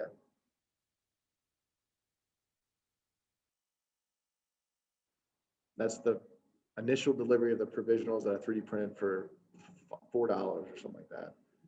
That's the day of surgery. So this tooth's a little bit longer. I'm just going to trim it up, let it go home. This is the implants in. So yeah, this is a 8.5 millimeter implant. This is my sinus bump. I think I have this is the sinus bumps and the floor of the sinus and the implants in. They all torqued out. So she wound up getting a tooth infection on this tooth right here. We tried to do a root canal. She was still having pain, so we wound up taking it out, which kind of messed things up for me a little bit. But now we're gonna, but a provisional lasted for like 4 or 5 months. Now we're ready to go to final scans. So this is the upper and lower scans for her. And then milling out these provisionals. She's obviously way too toothy, so I'm gonna trim this up until she's happy. This is the bone, and then send it back to the referral doctor for finals. Everybody talks about Trilor, Trinia, Pecton, PMMA, Zirconia, Titanium. And do you use Pecton? Do you use Trinia? Do you use Trilor? Trilor is really, really, really nice for provisionals, but I would never prep or I would never mill a thimble case in Trilor. There's a lot of labs having some issues with Pecton right now, and Pecton's like the preferred substructure for cases, but they're having fracture of the individual teeth, like the individual teeth will fracture off. So they're having to remake them. I don't know if anybody in here has experience with these substructures. So my material of choice is PMA, zirconia, or titanium. PMA for the provisional prosthesis, zirconia for the finals, and titanium substructures if you're going to use PMA, or titanium structures for zirconia when you can for FP3. And I'll show you a case today. This is just a simple, straightforward, just really bad teeth. You can root canal, endo all these teeth, or take them out, place 6 implants. These are another set of dentures that we designed in Mesh Mixer for $5 printed. This is a surgical guide design. This is a lateral pin guide. Take teeth out, implants going in. These are the photos that I love. Picking up with peak abutments. I work with a lot of referral dentists. So a lot of people my age want to restore their cases. The older generation doesn't, and people pick their brand of implants that they have the restorative components for. So you're seeing some Megagen cases, you're seeing Blue Sky Bio MP cases. This is a pickup conversion. So I'll place the implants, get them into a nice provisional prosthesis. This is another way you can do it. You can place your PRF on this provisional prosthesis, then deliver it, then tuck your PRF in the facial and lingual. Then suture. This is the before and after, or this is the after. This after 3 months of healing. He goes to his restorative dentist. So before, after, surgical guide. And this is a Burbank case. It was milled. That's the final. I didn't restore him. He was restored by one of my dental colleagues. Before and after smile.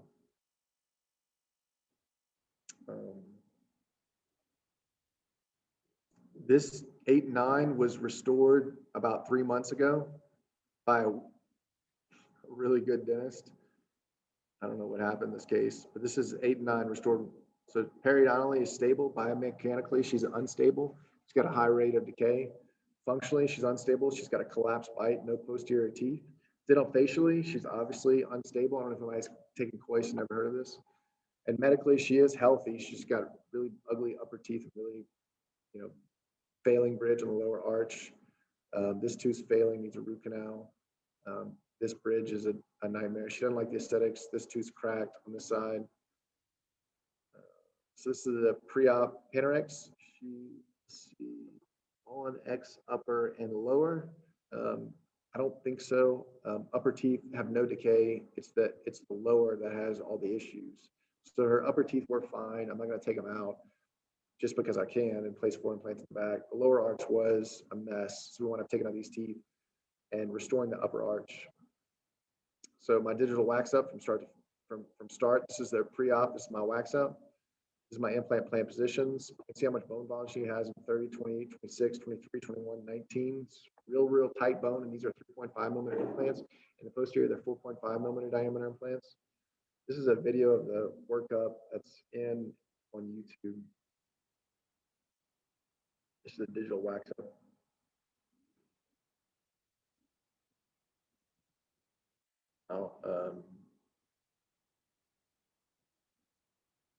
So it doesn't take long. It's faster than doing it by hand like you did in dental school. This is the wax up of the upper arch compared to the lower arch. Now we can wax up the lower arch, do my bone reduction guide, design, lateral pin guide. So this is that screw up. Somebody else mentioned it earlier. Remember when you're taking out a bunch of teeth and the anterior and the bone's real thin, periodontially involved teeth and crappy bone. Look, this is 9 millimeters of fracture in just this site right here. And my implants are supposed to be going in this position.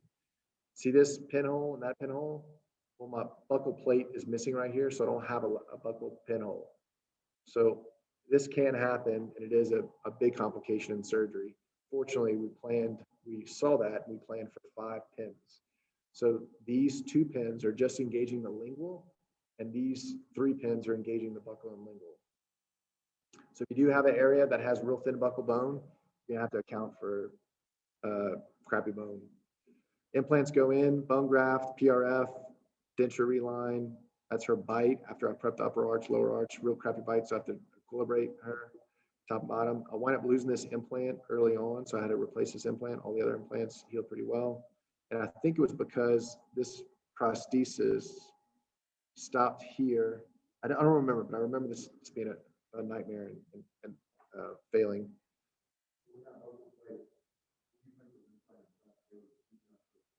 Right. Yeah. Even if I do have like a little bit of exposure, I'll still graft around those exposed, put some PRF, even put a membrane on top to cover it and drape it real well. This is a before and after. I was able to correct 9 a little bit by increasing the height of number 8, but it's still off a little bit. It's a decent result. But we improved her intermolar width to 40 millimeters and inner canine to 33 millimeters. Prevent her constricted maxilla, got her into a new FP1 and restabilized her occlusion. I just couldn't fix that. This was a custom abutment that was previously done. Before and after, she went from tan, from Irish to, I don't know, south of the border. Finals from Burbank delivered this case. This is the soft tissue delivery, height, Panorex.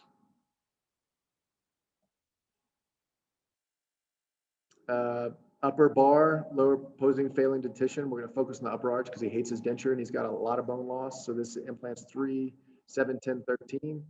Advanced bone segmentation, surgical guide design. These are super easy guides to make.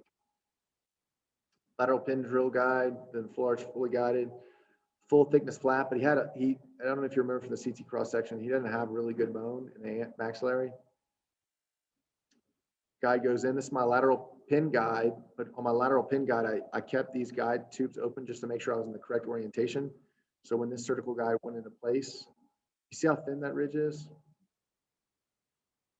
Then you can place your implants, 4 implants in the upper arch. I'm doing a bar design for this case, PRF grafts on top, suture. He's wearing a denture, so I'll let him go with the denture. This is the internal sinus lifts, and this is 4 and 13 sites after 3 months of healing. Again, cross arch stability. We've talked about this before. Final impressions. You can reline the denture, but I'm gonna wind up making a bar. You can just scan this in now if you want to. So everything gets scanned in, the upper denture, lower posing.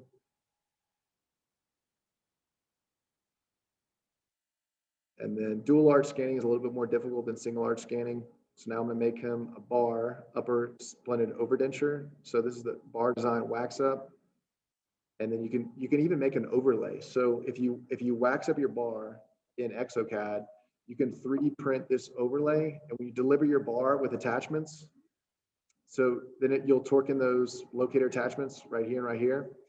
You ever taken a denture and hollow it out and try to pick up a bar in a patient's mouth? It's kind of cumbersome, right? But if you've already waxed up the case, let's go back.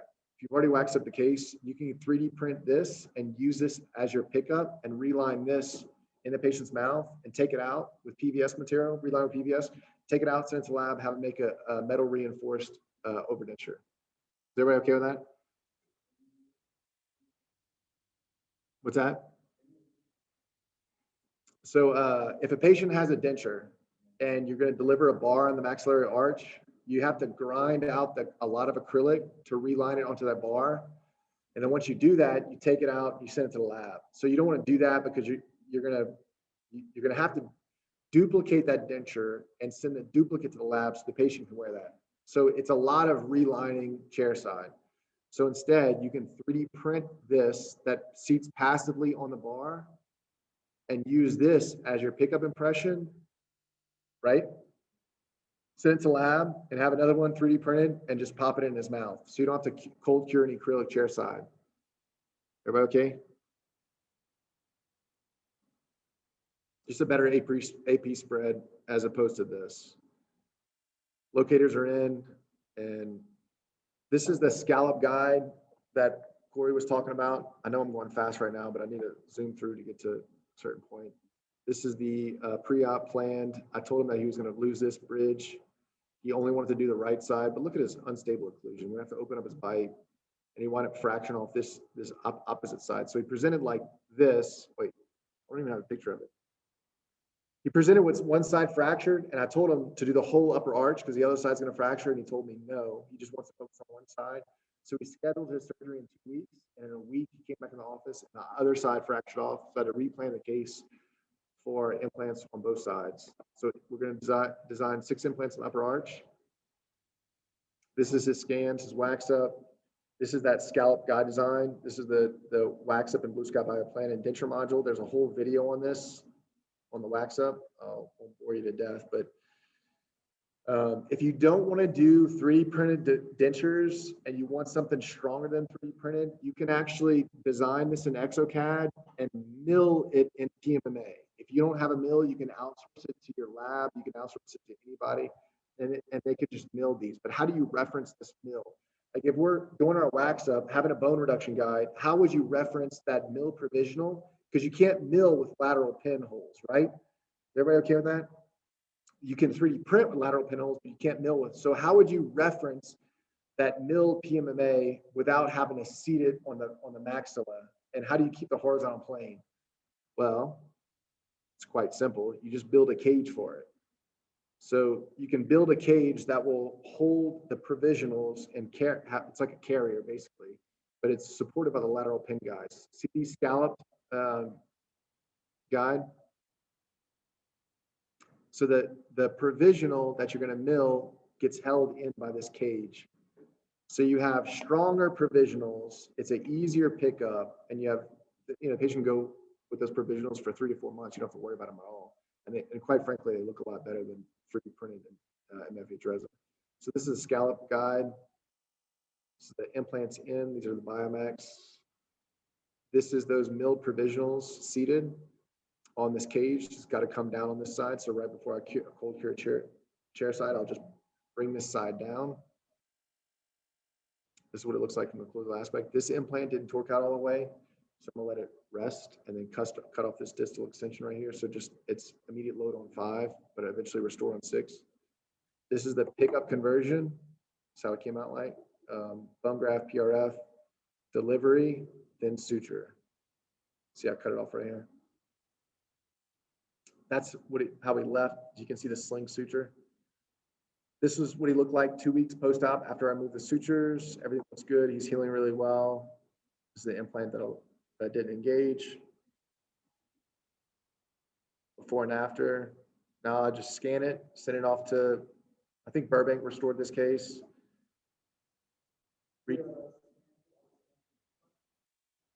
Yeah. Yeah, you have to do a verification. So I'm not restoring this. I scanned it for her so she can get some more mill provisionals. Burbank made a verification jig, gave it to her. She did the pickup with the verification, sent it back, and I believe this is the final restoration from Burbank before and after. So this is the final, yeah. And he just came to the office for photos, so I want to see him. All right, this is what I want to get to. So this guy. So, oh shit, it's 12 o'clock. Should we take a break right now? Yeah, we should break. All right. Good timing. Zoom recording. Share my screen.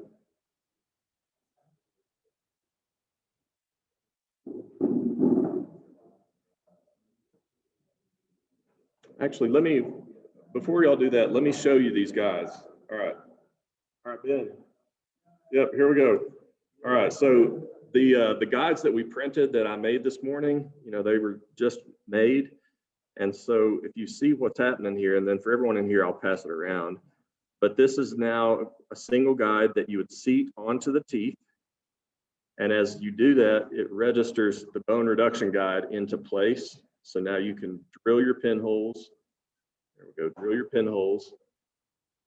And then pin it into place. And then all you have to do is snip these little guys right here. And this occlusal portion falls away, leaving your buccal bone reduction guide. So you reduce your bone. Once you do that, you're down to here. You could pull out that first guide, and now you're just swapping in the drill guide. Okay, and notice here I'm tipping on this from the back, and I'm not getting any flex inward. A lot of people were worried about would that hold up. It holds up really well, in my opinion. So anyways, Danny's going to start back. I just wanted to show you this. I'll probably do the last hour as we finish up today, but it's really just going to be a free-for-all. So kind of be thinking of questions, particular techniques, anyone in Zoom or in here. And I'm basically going to use my time doing whatever is still not very clear. So, all right, I'll hand it over to Danny.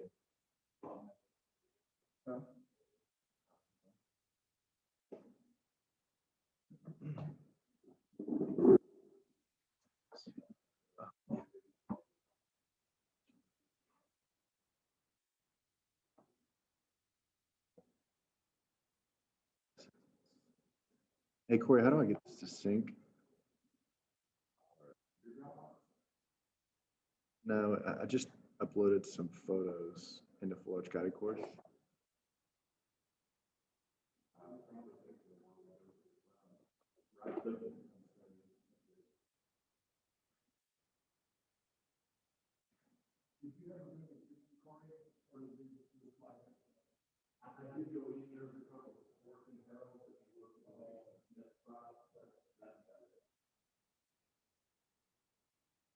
Usually I would have that dialed in for a physical, but not really doing it. So it's not going very easily on.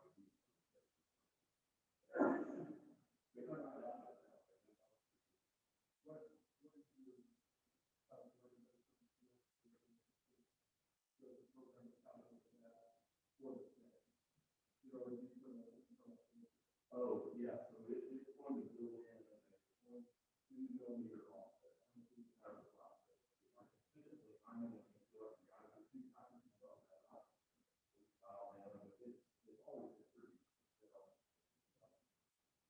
Yeah, you do that control over that, you have control over how much walk out.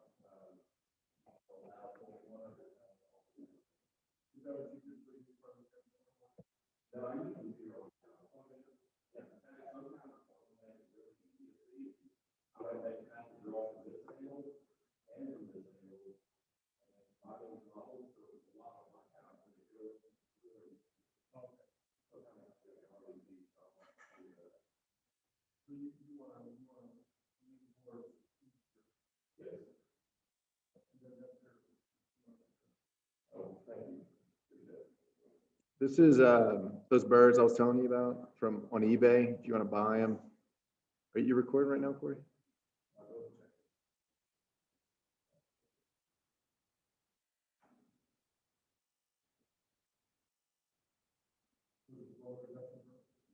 Yeah. Where is it?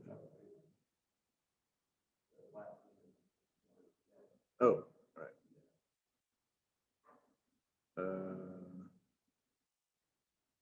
Looks like it's recording. All right. So go back to that. This is the hand piece that I bought on eBay for $100. You can buy Aseptico, has one for $1,700. This one's lasted me 5 years, 4 years, 5 years.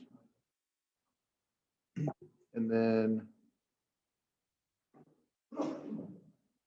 the liniment burr, you can buy it from Salvin or you can buy it from Henry Schein, depending on your distributor, but we do a lot with Henry Schein, and we get a pretty decent discount on burrs. Yeah, let me see. You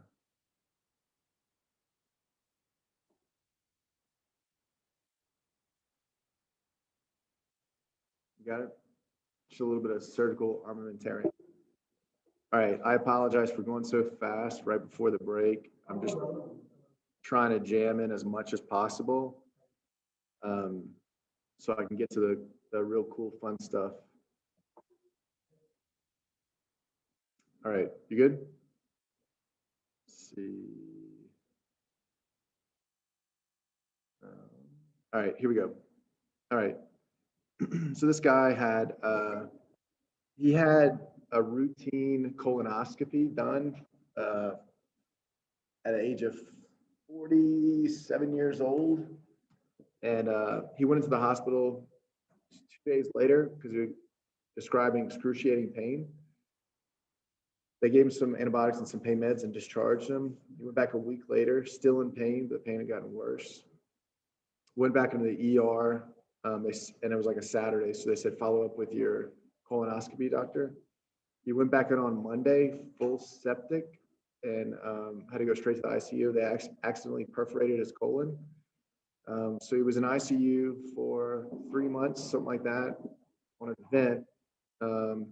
And he, about a year later, after he's recovered, his entire dentition's completely failed.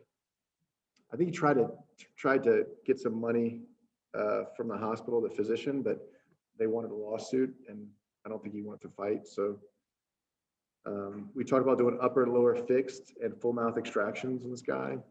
Can you share your Upper screen? and lower dentition, bite registration. He doesn't have a good bite because he's obviously missing teeth back here, and he does need to be opened up a little bit. But the midline of his anterior teeth were good. Let's go back to the full face smile. Right, midline. He's got a little cant, but how do you, what we talk about now is like designing all this in blue sky bioplanning and 3D printing it and doing some pickup conversions. But if you just want to create a surgical guide, then you want your lab to mill some provisionals for you, or you just want to 3D print them chair side and you want to outsource the design, this is just a complete scan protocol for same day delivery, all right? So he was a little constricted. This was the constriction he had in his airway. I'm looking more and more about this with people with collapsed bites and, intermortal relationship, intercanine relationship. This is his airway and the constriction, not severe, but not great. So there's things that I can do to cannot see the screen. Improve the molar relationship, canine relationship when I'm doing my workup. So we talk about keeping some teeth if we wanted to and doing some implants versus just doing all upper fixed and keeping his lower teeth and then just going all fixed. This was a big choice for him, cost-wise and mentally-wise, but eventually we got to go to fixed for him. The problem was that there was so much infection in the upper arch and so much destruction. The bone volume, like we did earlier, was really, really poor. So I'm going to try to keep some teeth and prep his upper arch and just focus on the lower arch for immediate provisional deliveries. So my focus was to take out all of his bottom teeth, place 6 implants, and do a conversion prosthesis. My conversion prosthesis, I didn't want to pick up with acrylic because I was tired of it. And I wanted to try to do something. And at that time I had a mill. And if you have a printer, you can do the exact same thing. So I did a digital wax up, kind of like we did in Blue Sky Bioplan, but you can also do it in Exocad if you want to. And so this is like the surgical guide design. This is the blue is his actual teeth, and then after removing them, what's it looks like, keeping the canines as a reference. And again, he had real poor bone on the facial of this canine, so I'm gonna use the canines as my lateral pins. The guide is gonna sit on the bone, and I'm gonna hold this molar tooth back here, and I can place 5 implants, and I can later take out the molar and place another implant with another surgical guide. So this was a surgical guide design, keeping the canines full arch, fully guided, using Blue Sky Bio's plan kit. So the lateral pins, again, look how thin the buccal plate is, and I don't want to put the implants down here. So I'm going to try to maintain these canines and use them for lateral pin access. Right, this is my digital design using his face. Everything Corey talked about yesterday, that's everything that him and I do. This was the mock-up, his teeth, and then turning them into actual teeth. Now you can use, there's a facial plane parameter in Exocad. You basically just map their eyes, map their midline, and then outline their smile, and they'll give you like a workup for their teeth for full arch. And then you can remove their face and then continue the wax up. So this was his upper wax up design. And I want you to focus on this upper left hand area, or his upper left, because that's where the teeth were. That's where his gingiva was, right? So remember how I told you he was canted a little bit? So if I'm keeping teeth, I'm not going to be able to improve that cant until I remove the teeth and be able to restore the horizontal plane of the upper arch, right? So this was the midline, and we use the golden proportion rule for our wax ups. Right, so this is after it's the finished wax up. So this is pre-op, open bite. You can see how it's open in the anterior area and opened here. And then we completed our wax up. So we always start with the upper arch first. We wax up the anterior, then we wax up the posterior maxilla, and then we start with the lower anterior and the lower posterior, kind of like what Coyce talks about. Then I'm gonna 3D print my surgical guide 1. That's gonna hold on to that molar and these canines, and then I'm gonna have a surgical guide 2 after I remove this molar, and then I'm gonna place my last implant site 6. All right, so pretty simple. This is my lateral pin guide, right? Everybody's okay with that? Simple lateral pin guide. You can see this lateral pin, look how thin the buccal plate is, right? So what I decided to do was keep my canines and make a lateral pin drill through these canines, one's here and one's here, and I'm gonna use those teeth to hold my surgical guide so I can place my implants. And then after I place my implants, I can make my scans, and then I can remove those canines. Everybody okay with that? I'm taking more time because this is a little bit more to digest. We cannot see your screen. So teeth, Oh, yeah, that you're gonna have to reference it back to this. So this is your scan with the bite opened, right? And if you're gonna stay all digital and you don't want to mount anything, this gets mounted in Exocad, or it gets on a pin and an articulator. we can't see the Like I screen. talked about yesterday with the bending angle of 15 degrees or whatever bending angle you want to choose, but that's our default. So you keep the canines, because once you extract all At least the we can hear each other, guys. This is all reference points. You Oh, yeah, can't they take cannot out the hear us. canines, place implants and scan it and be able to stitch it back into Exocad. So surgical guide gets put in, implants go in, bone graft, PRF, like everything that we've talked about so far, right? But at this stage, once I place my implants, I'm going to scan with the teeth in. So this is an upper scan with the canines in and up with the upper first molar or the lower first molar in. Then I'm going to take out that first molar and put an implant in and just restitch this one little area. And I'm going to have 2 STL files. So these STL files can be related with the canines in the first molar and moved all that back into Exocad. You don't have to do this. You can outsource this to a lab if you don't want to get into it. The lab should know how to do this. And surprisingly, most labs don't. And Ben and I were talking about this at lunch.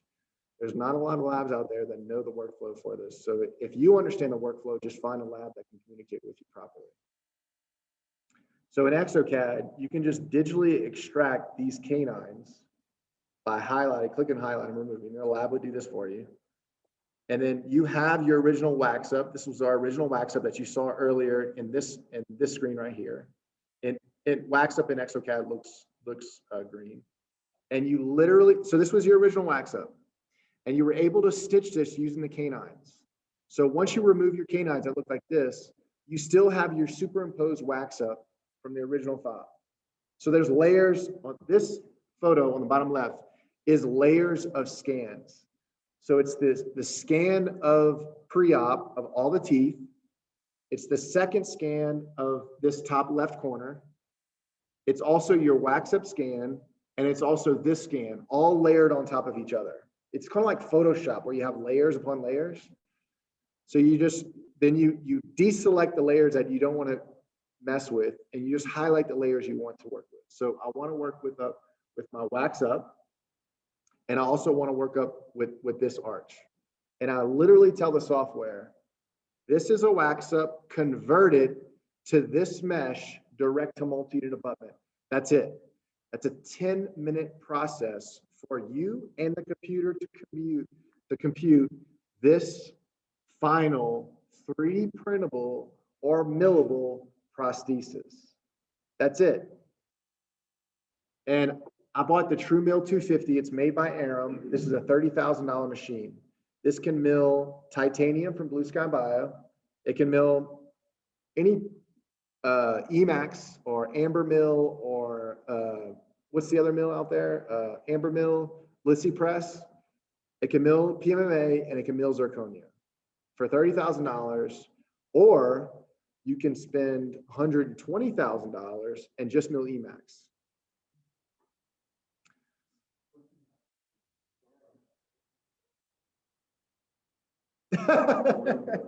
right. What's that?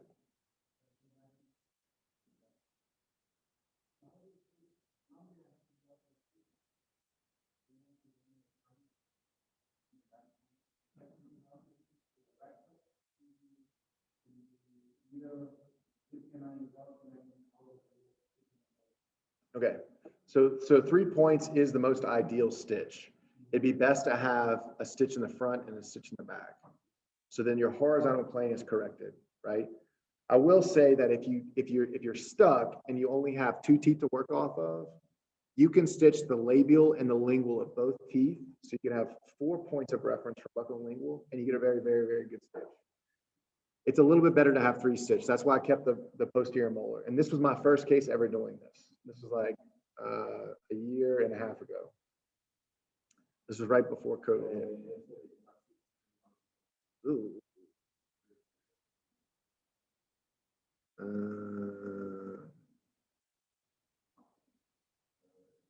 Where did I go to? What? My bad. Okay. So you have 3 points of reference, those 2 teeth in this posterior molar. You've already had your original scan and your wax up scan. So these 2 layers are already meshed on each other. Is that okay? You've opened up the bite. No, this is pre-op. This is your wax up. So this is your pre-op scan. You're just waxing up over your pre-op, kind of like what Corey was showing. All right. So you still have these reference teeth in there. So then you're just going to add that scan of the lower arch with 3 teeth and superimpose it into this area here, not using this wax up. But this wax up is kind of like hidden underneath, but still in the frame. Is that okay? And then you tell the software, and then I rescan this area, digitally extract those canines. So then you have this file superimposed underneath your wax up scan. Is that okay? Yeah. Right. Right. Right. Exactly right. So you remove all the scan data that you're not going to use, and you just keep this scan data and your original wax up, and you literally tell the software, make me some PMA provisionals millable. And that's what this looks like. I milled it in an Aram. This is the nesting for hyperdense software that is used to mill. And it takes 1 hour and 53 minutes at it. This is like a 1 kilowatt spindle, so it's not very fast. So I knew it would take roughly 1 hour and a half, and I wanted to deliver it chair side the same exact day. So my idea was to start with the lower arch, place my 6 implants, scan as fast as possible, and get it out, and then take 10 minutes to compute, and then just have this start milling. While that's milling, I'm gonna put a couple stitches in the lower arch and start my upper arch. I got to take out a bunch of teeth, bone graft the upper arch, prep a couple teeth, because remember, I can't place implants in my upper arch because the bone's crap. I'm going to prep a couple teeth, And what I did was I preoperatively milled these upper shell provisionals. So like glidewell shell provisionals, like biotemps, I milled these. It cost me $10 to mill biotemps. And I'm gonna reline those, pick those up chair side, polish them in the lab and seat them in his mouth and suture, all right? While that's milling upstairs. So this is the case. So remove some teeth, prep some teeth, keep some teeth. I'm suturing this area. I'm bow grafting here. And I'm gonna suture up here. I'm gonna reline my upper shell provisionals that I've milled. These are my upper provisionals in his mouth, milled, delivered. This is the relined chair side. I milled this for $10 chair side. I milled these chair side, or I milled these the day before. After this lower came out of the mill, I screwed it in his mouth, sutured, he walks out the door. This is his bite. That's his bite, chair side delivery. There's no pickup impressions, there's no reline, there's no nothing. I mean, think about this. It took the mill an hour and 53 minutes. Now that's because it's the thickness of the puck, right? So if you're doing an FP1, if you're doing an FP3, you're gonna wind up having a bigger, fatter, thicker puck. It's gonna take longer for the machine to mill, right? And if you're using a $30,000 mill, it's gonna take 2 hours. There's a mill out there that's $120,000. It takes like 35 minutes to mill a full upper arch. But not a lot of dentists are gonna spend $120,000. I mean, a lot of people do just to mill EMAX, but not a lot of people are going to be able to, it's a different learning curve to be able to mill full arches than it is for single tooth crown preparations, right? So all I'm saying is, while it's milling upstairs for an hour and 50 minutes, I'm downstairs grafting and suturing the upper arch, prepping the teeth, relining, checking hygiene, doing all that stuff. I'm not doing any pickup of titanium cylinders on the lower, no acrylic, no mess, no trimming, no nothing. This gets delivered and he walks out the room. Does that make sense? So for me, I know the mill time was an hour and 50 minutes, which to me is a very long period of time. You can print that in an hour. So just print it chair side in Vigo resin. But a year and a half ago, we didn't have that. This was done in December in 2019. This is his tissue after healing for 2 weeks. You can see the sutures are still in and we're about to remove the sutures. This was his smile. And do you remember that soft tissue that I showed you in the wax up? Remember the wax up scan I showed you the soft tissue? Because I couldn't level out the surgical plane because I was keeping those teeth in this upper area. So, okay. So what I had in Exocad or what I had designed as my digital wax up, look at it in real life. It looks the same, right? Don't you guys agree? Wouldn't you guys agree with that? So this is what it looks like after healing for 3 months. This is before, this is after. He loves blue shirts. So now it's time, after 3 months of healing, my provisional on the lower arch, that's milled. Do you see how there's no metal wire in here? It's milled PMMA. It's really, really, really strong. It's not cold cure acrylic with 3D printable. You can also do the same thing in Vigo resin. And I mean, Vigo was, what, $10 to print a full arch or something like that? You just have to work with the lab to be able to change this into the STL data for you to deliver.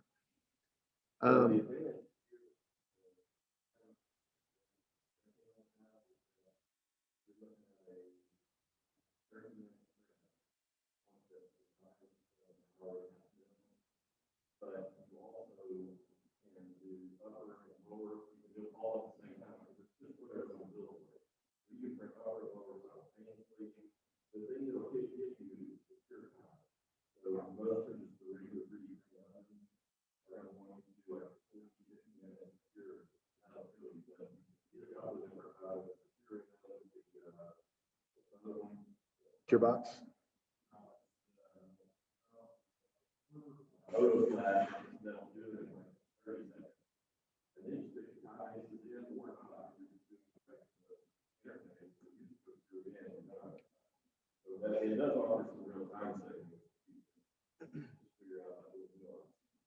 So this is milled directly to multi-unit abutment. So this is my multi-unit abutment, and this is my screw. Do you see how there's not a tie base in here? So the PMMA is being held down by these 6 mini screws. Everybody okay with that? Anybody have a problem with that? Desks. Or they're actually Megagen, but they're the desk compatible.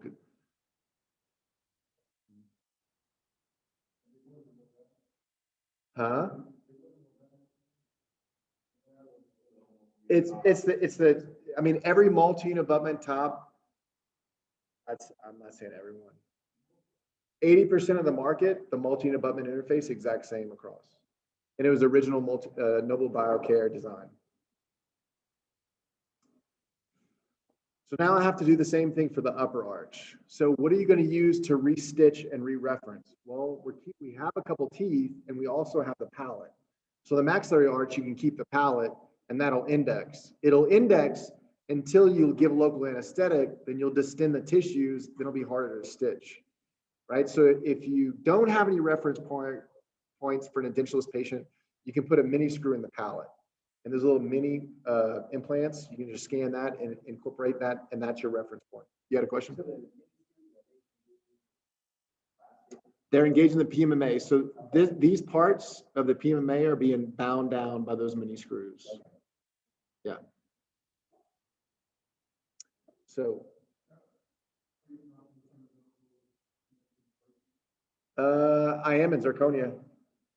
I am in zirconia. So the question was, am I concerned about those connections breaking? And yes, I am in zirconia. No, I mean, if it breaks in PMMA, it's PMMA. It's a temporary. It's only gonna be there for 3 months. Has it happened to me in PMMA? 2 females. It's happened to me on 2 females. One was a bruxer, and I knew that ahead of time. And the other female, she's going through a lawsuit. She's suing her sibling for $30 million. And the families aren't talking, and it's a absolute mess, and she's under a lot of stress. She broke her provisionals. So what I do, I just mail out another PMMA and just put it in. That's basically what I did. But it's been 4 months, and then she broke it. That's kind of the deal with her.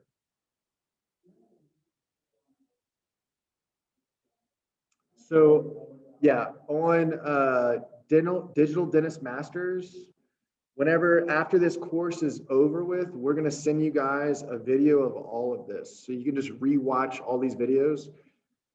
This morning, I blazed through that material just to try to show you case after case after case after case to get to this material, which I think is really, really important. Because I feel like all this material grows on each other and stacks on each other.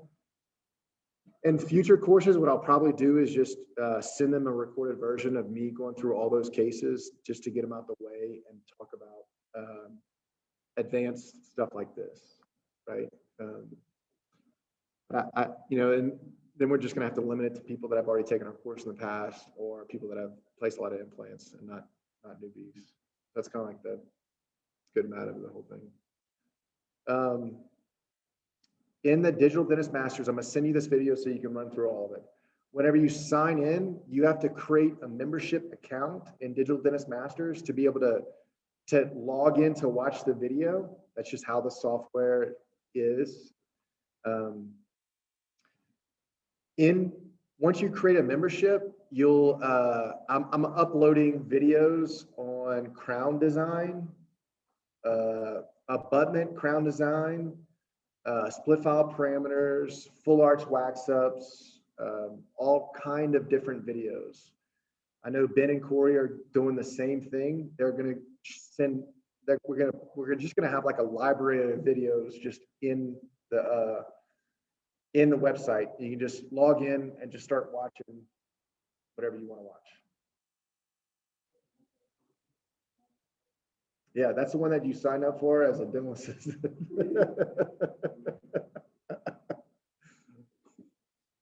So 6 implants in the upper arch. All right, 6 implants in the upper arch, but we have these teeth to reference, right? All right, so I still have my initial wax up, right? And that file is still a digital file, so I still have it. right? So I can rescan him now. Like if I've made any occlusal adjustments, if I've touched the temporaries at all to fix his occlusion, you can rescan that in on here. Plan your implant planning. This is all done in Blue Sky Bio, and then design a surgical guide for your upper arch. All right, so it's gonna be held down to the 2 front teeth and this bicuspid right here. Is everybody okay with that? This is just showing the improvement of his airway from pre-op to post-op. I'm trying to measure that on the CT scan and also measure that on I'll show you in another case later on. We have a sleep apnea oxygen pulse. So full arch upper, this is the surgical guide in. I have teeth in the arch, so it's going to be a tooth-borne guide, but I'm going to put 1 lateral pin at the midline between 8 and 9 just to hold the guide down, just to hold the guide in, all right? You don't have to put it if you don't want to. This is the implants placed, and you can see this is my upper full arch scan with the teeth in the mouth. So I can reference it from my palate, and I can also reference it back with this tooth that's prepped. Is everybody okay with that? I mill this chair side. These are my provisionals. See, no tie basis. This goes direct to multi-unit abutment, and this gets screwed into place. Now, I couldn't immediately load this back implant because it was really, really, really weak bone. And in fact, this implant wound up failing. It just never really integrated. I want to take it out and replace it just recently. This is my upper mill provisionals. I milled those provisionals. I would argue that is just as good as a lab could do. Would anybody argue that? And this cost me $10. This comes out of the mill looking like this. This is a $35,000 mill. Day of delivery, you can still see still bleeding. Day of delivery. This is his bite. That's his smile. Day of. Look, he's still bleeding in the front. Now, printing has come a long way. Old prints, I don't know if you guys noticed this on some of my cases where I 3D printed the dentures, but you could see like these little circles. There's new print profiles with Sprint Ray, where it's like it's just a much better, smoother surface, but you still have to seal them because they're still porous. Still send them with like a denture lacquer. So this is the 5 implants that I engaged in the upper arch. This implant I did an internal sinus lift and it didn't torque. It wound up failing later on. And 6 on the bottom. Those are my milled upper provisionals. This is a pre-op. This is upper and lower milled. This is pre-op, post-op, upper and lower milled. And so this is pre-op. This is upper milled provisionals on the upper relined to teeth, lower milled directly to multi-unit abutment. This is day of delivery of my upper and lower milled direct to multi-unit abutment. And this is after 3 months of healing, upper and lower. If you're done at this phase, if you have a good midline, if you have a good cant, if you have good AP spread, if the patient's happy with the bite, great. There's no final impressions. This becomes a digital file that you scan and send to your lab to mill. You don't need a model to mill, and I'm milling without models right now, final prosthesis. You can take it, let's just say he doesn't like this, which he does. I've not made any occlusal adjustments or aesthetic adjustments at all, none. Now, that doesn't happen every single time, but it's happened for several cases.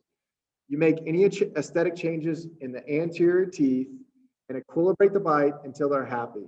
Once he says, that's perfect, I let him wait another week. He comes back, comes in, perfect, perfect, perfect. Is that what you want? Yes. Scan the lower arch teeth, scan the upper arch teeth, and the lab should have everything they need to know right then to be able to change the design from their original wax up file. They can make changes in the anterior and the posterior. They just superimpose those back in, right? Because the CEJs aren't changing much, right? In the facial aspect, so they can stitch all that. The only other thing that you need to scan is the soft tissue, because the soft tissue could change. So you remove the upper, you remove the lower, you scan the soft tissue with the multi-unit abutments in place, scan it, and you already have a scan file of the multi-unit abutments, so those get stitched together. Now, full arch scanning, for milled PMMA, you can have some inaccuracy because the PMMA can flex, but milled zirconia will not flex. So in what I've learned with, because I didn't use any verifications for this case yet. Like I didn't, you know, you do a multi-unit abutment verification jig, send it to your lab and they verify the multi-unit abutment angulations. For full arch scans, you can have a full arch scan be off up to 50 microns. And that's if you're a good scanner. If you're a poor scanner, it can be off up to 14 millimeters, and that's just based on some literature.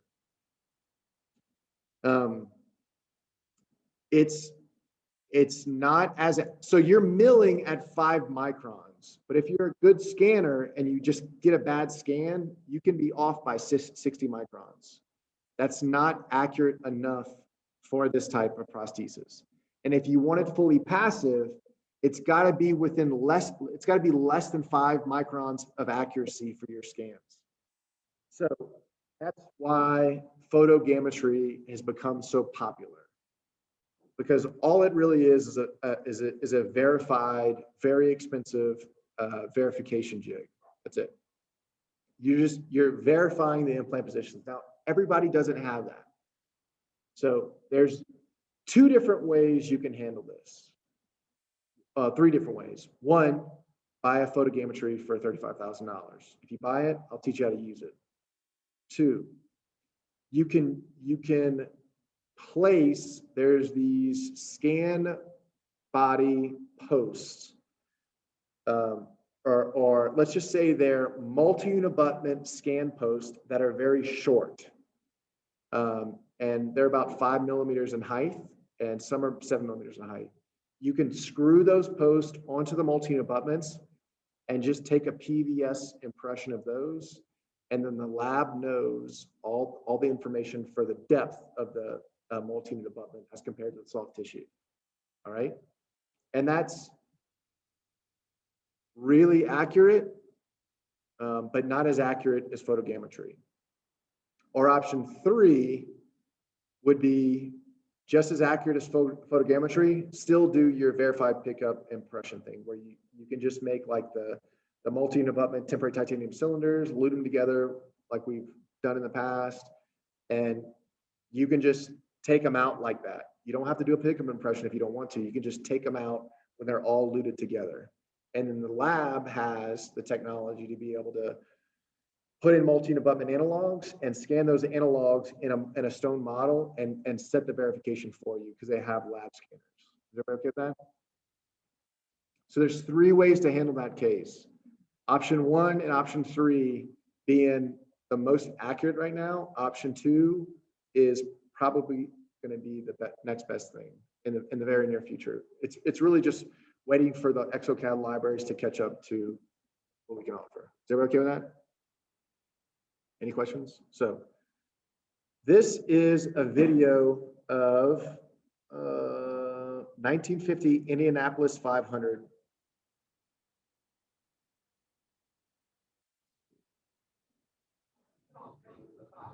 Can you guys hear this?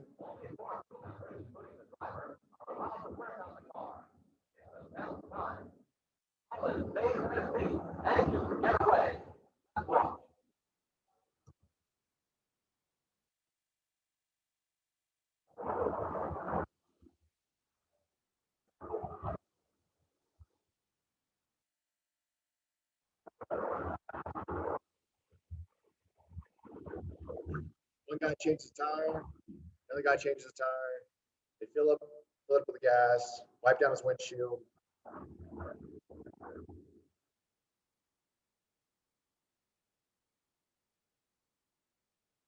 Next tire goes on.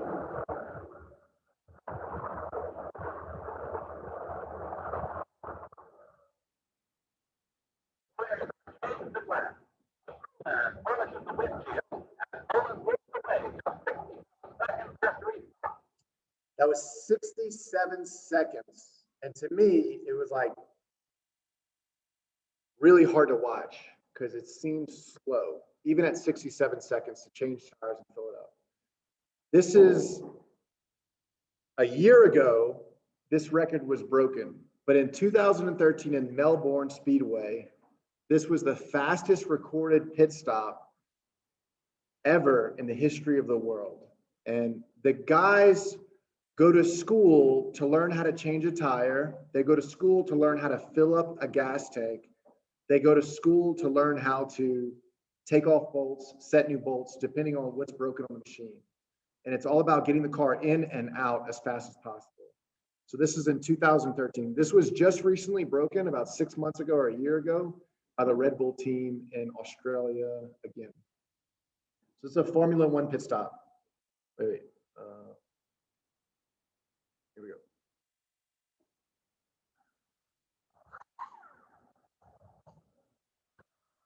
Look at the crew. Look how many people they have compared to the other video.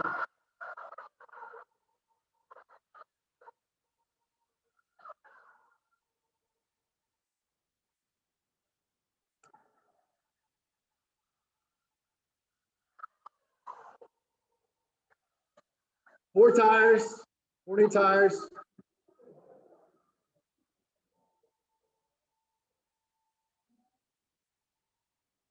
I think it was about 4 seconds in and out of the pit stop.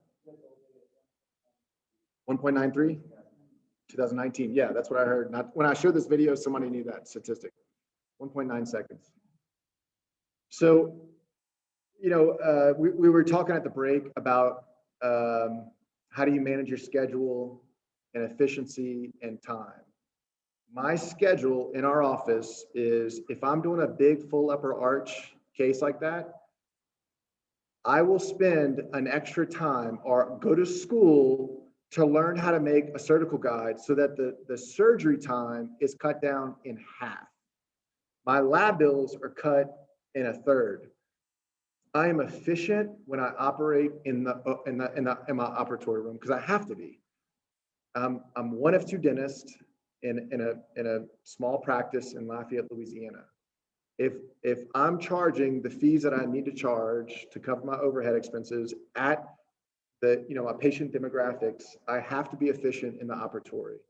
So it's all about being. So once I started milling or 3D printing my conversions and not having to do conversions that's take an hour and you wind up with crappy teeth, I stopped doing conversions and I started 3D printing. I started milling my provisionals chairside. That's when I really got heavy into digital dentistry just because I saw the advantages of what it takes to get into. Now, I don't recommend everybody learning Exocad, and I don't recommend you learning unless you want to. There is a big learning curve for it. So just work with a good local lab or work with a, you know, like Transcendental whenever they come up, or I can initially help you guys out or help you guys find a good lab. But I'm milling these myself in my office, and they're prettier, better long-term provisionals, and I just run very efficient in the practice. When I started doing these full arches and milling them like that, my numbers production-wise increased. I mean, last year, like 2 weeks ago, I just found out what I made for last year after we paid all of our taxes and all kind of stuff.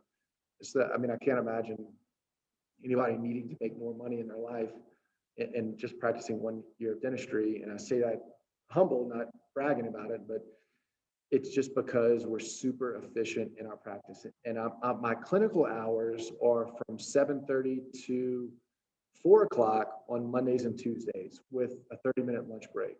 On Wednesdays and Thursdays, I stop at 3 o'clock seeing patients. And on Fridays, I stop at 1 o'clock. And the rest of the time, I'm working on treatment plans for these big cases. I'm dictating letters to referral doctors, telling them how the case went. I'm taking photos, editing the photos, and sending them out to the, you know, patients to thank them for their, you know, accepting me as it's ballooned the practice that I've joined. I mean, we were doing really well, but now we're really, really doing really well. And I feel like we're delivering a superior product that nobody in the state of Louisiana can deliver. And I mean, look at the results. Like there's another case right here, this girl, Tracy Curter. who's actually, she was married, got divorced, met a female, got married to a female, and she doesn't have any money, but her partner does. She's got really bad dentition. She's got a failing dentition with maxillary arch, just needs crowns and lower arch. It's really not that bad, but she's unhappy with her smile. And I think she has a pretty smile. She doesn't have pretty teeth, right? And so she wants to improve the lip dynamics. This tooth's obviously failing, a large infection up here. You know, chipping, what does chipping tell you on the anterior? There might be anterior constrictions. You might have to open up the bite in the posterior. Well, that makes sense because she doesn't have first molars or even second molar and a first molar on my side. She got an uneven restorative plane. So gingival symmetry is really important to me, especially in the anterior, especially in a high smile patient, right? Especially whenever you have to deal with all this kind of stuff. So it's going to have to be waxed up properly, right? So, you know, we talked about taking out some teeth on the upper arch. This is how many teeth you have, blah, blah, blah. This is like kind of like a rough, you know, even something so terrible as this, because this to me is really ugly. And this takes me like 2 minutes to do. People are like, wow, I could look like that. I'm like, yeah, I guess it looks like a cartoon, but if that's what you want to look like. But it just gives them an idea of it's just going to look different, right? So I talk about, look, option one, this is the cheapest option. Option two, we got to place 6 implants, which can be keep your bicuspids. Option 3 is it's the same cost as option 2, but this eliminates the future need for root canals. I mean, I'm trying to keep teeth, but financially, option 2 does not make sense for me in the practice. So I'm going to remove these teeth and place implants. So everything Corey has talked about, surgical guide design, this is going to be a tooth-borne design. I'm going to use a lateral pin. This is my pre-op scan. So I have a pre-op scan. I've sent that to the lab, upper and lower with a bite. I've told them to open it up 1 millimeter to 1.5 millimeters in the anterior. So the posterior is open up about 0.5 millimeter, roughly speaking, right? That gets mounted on the articulator. They have the wax up done pre-op before she comes in. They have surgery. Take out some teeth. Keep the anterior 2 teeth and a bicuspid. Scan the upper arch. Take out those teeth. You can rescan if you want to or not. This was the digital wax up preoperatively. So this is my intra-arch scan. This is the wax up. This is the make me some teeth, right? This is day of delivery. I actually 3D printed these because I wanted to still deliver same day. These took about 35 minutes. This is MFH resin because that's all I had. Vigo wasn't out yet. So I had her come back late. This was a Monday. I had her come back on like Friday just to check her. And I literally unscrewed this and put in mill provisionals. No anesthesia, no nothing, just unscrewed and screwed in new mill provisionals, just because mill's stronger than MFH. These are the mill provisionals, upper and lower, or upper workflow. This is after 3 months of healing. That's a zirconia in her mouth, and before and after zirconia. It's good. This is a good result. I think there's some things now, I mean, this was a little over a year and a half ago. I think there's some things I could do better with the anterior aesthetics. It's a good result. Even if you don't do multi-unit abutments, it's pretty much the same exact workflow. Let's just say I want to mill custom abutments because I don't like multi-unit abutments or I haven't got into that game and I'm just comfortable with crown and bridge. You can do the exact same thing, exact same workflow. It's just a little bit different of a scan, right? So this is no joke. This is actually a real dentist made these. These are like Billy Bob teeth that you would buy at the gas station. But he legit paid for these teeth from a dentist that went to a certified dental school and graduated. This is the teeth that were made for. That's the teeth. I just can't understand. And this is a one implant somebody did decades ago. So he's got good bone, but what he does not have is inner arch relationships. I have to open up his bite, right? Does everybody agree with that? So scan him. design your surgical guide. I'm not going to remove this implant. This could be the beam hardening on the facial aspect. He might have bone on this. Again, I don't know who put this implant in. I'm going to place 5 implants, keep that 1 implant, and convert them over to custom abutments. You can mill the provisionals and pick them up. That's what I did here. Or you can just scan the full upper arch with your scanner, deliver custom abutments, and deliver milled PMMA provisionals. So you go, this is his smile, this is an open smile. This was a 1.5 years ago. Corrected his cant, I've corrected his bite. This is very simple, not a difficult, not a hard procedure. No final impressions, no FaceBow, no PVS, no pickup, no nothing. This is all done digitally. Before and after, he goes back to the referral dentist for final impressions. See the tissue? I love that tissue. Again, if you want to do custom abutments, there's still, it's basically the same workflow, except you're going direct to implant instead of multi-unit abutment.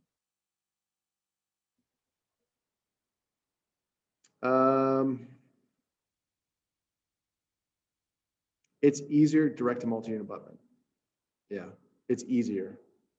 I would say milled titanium custom abutments and cementable bridge is probably stronger. Yeah. These implants are 6 months old. They were placed by an oral surgeon 6 months ago. They were restored 3 months ago, and look at the wear pattern on this locator attachment. This is what Corey and I were talking about. This can happen even to titanium nitride. So nitriding is a coating you put on top of titanium to strengthen the titanium to prevent against wear. Is that okay? I'm sure everybody knows that. I look at the Panorex and I sit down and, Ben and I have had this discussion. How do you present treatment to somebody? Because it's $30,000 for an arch. How do you talk about a fixed or implant supported overdenture? There's what I've done and what I'll show you in a little bit. It'll be like the last part of my lecture is after COVID, we kind of got a little spike in patient flow because we were shut down for 2 months. So people had some stuff that were going on COVID. We couldn't touch them. It was like all those patients got scheduled in May, and then like May, June, July, we were really, really heavy busy with patients. So we were having a really, it was hard to get patients in for new patient consults. We were being booked out for a couple of weeks. And then to get a patient that had a consult where we're presenting a $30,000 treatment plan, it was really hard to get those patients back in. So we started doing virtual consultation visits. So I would do all my workup like I normally do and, add some teeth in their mouth and show them what it could look like to have a full set of teeth, what their smile would change like. And then I would record my voice going through the PowerPoint presentation and upload it to YouTube and email them an email and say, please watch this video. It's a confidential private video. Just you and I can share it, or anybody with a link if you want to share it with your husband. Please look over to the different treatment recommendations that I have for you.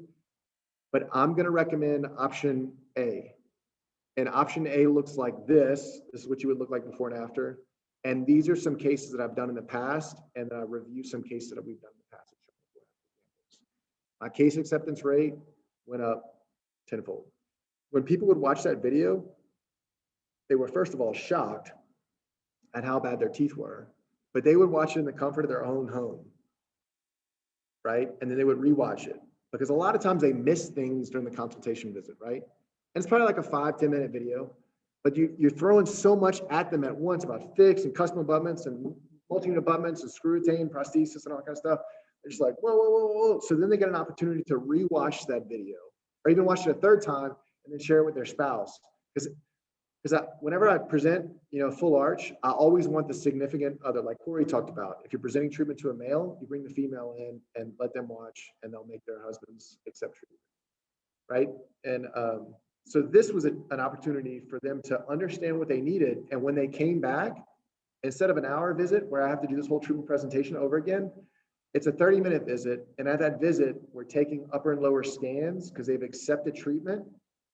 They're writing a down payment for the initial visit, and they're trying to schedule for the surgery a couple weeks out. It's been a huge practice booster for me. It requires more of my time after hours, but that's what I do at work from 3 to 6 or 7 o'clock. So this, when I was sitting down talking to this guy, I was telling him, I was like, man, you just have 2 implant locator. I mean, anything is better than what you have right now. You could put 2 implants in the posterior and do a snap in niche. I mean, you could even put 2 more implants in and do fixed where you never have to take your teeth out. And I was taking a breath and I was about to say something else. And he said, hold on. Did you say I never have to take my teeth out of my mouth? Why would anybody not tell me that? I was like, what do you mean? He was like, well, I went to this oral surgeon. He said I needed 2 implants for this denture. If I knew I could have something permanent, and this is a well-educated, rich guy. And the guy is very wealthy. He goes, I don't care the cost. I'm miserable. I want to do it. Let's do it. And he goes, but I'm leaving town, so I want it done Friday. And this was Tuesday. But I'll pay you, in advance. So easy, right? I just superimpose my implants over the actual implants that are in there right now. And then I add 2 more implants. If I don't want to use lateral pins, I can just use those snaps to snap and lock in this lower surgical guide so I can do a full arch guide. Then I can, on my wax up, mill this, print it, whatever you want to do, Boolean subtract, mill it, 3D print it, whatever you want to do. I wind up doing lateral pins, I forgot about it. But these snapped onto those locators. These are my lateral pins. Implants went in. Pick it up chair side. Suture. All right. So I finished that surgery. Scanned him. All right. So no final impressions. He actually was okay with this aesthetics of this. I need to make a couple changes. And I milled this in my office in final crown and bridge zirconia.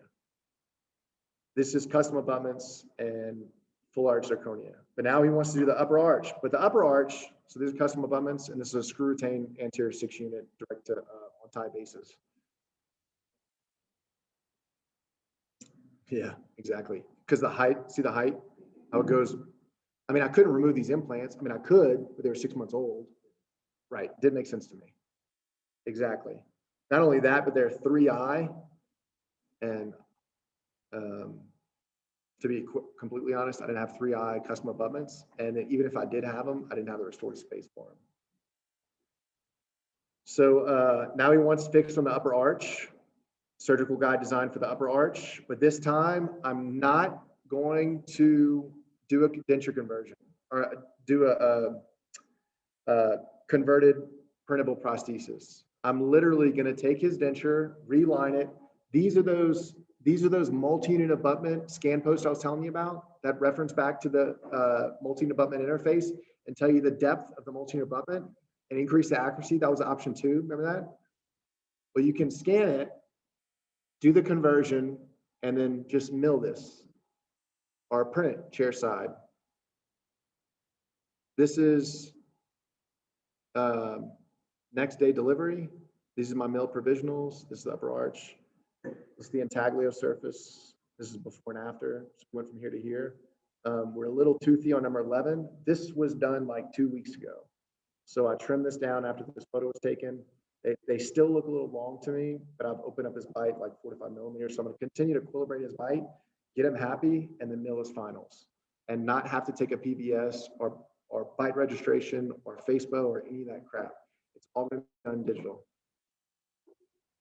This is, I'm only keeping this in here just because it's a really cool case, because a lot of times when I see some patients that have basically bruxed their teeth out of their mouth and shattered everything, I'll often see some lingual tori. I don't know if you guys see that at all. So, when I'm removing the teeth, I kind of want to remove the tori. It's easy. You can just lay a flap and just remove the tori. Sometimes it's not easy. And this was his bite. So we had to make him a new upper denture, take out his upper teeth, and he wanted lower fixed on full arch on 4 implants. And I'm comfortable 4 implants opposing an upper denture. The bite forces are different, right? So this is failing dentition. We go through this how many teeth you removed after it's bad, blah, blah, blah. I mean, I spend hours and hours and hours just to educate patients on what's available, and treatment acceptance goes up. So we could do this scenario where we place 3 implants, or we could just place 1 more implant and remove these last 4 teeth. It's up to you.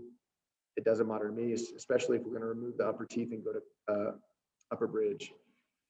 So Corey designed this. This was a lower full arch, and he extended these past. So this extension went on top of the lingual tori, and then he in Mesh Mixer.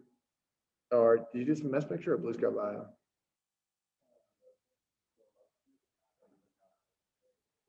Cuts and Mesh Mixer. Can you do that in Blue Sky?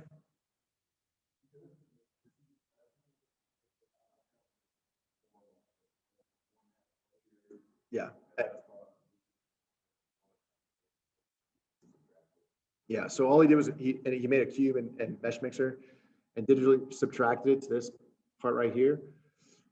And all I had, it was like a depth gauge, plus it was like a line for my liniment burr. So I measured my liniment burr, and then I measured it in the shank of the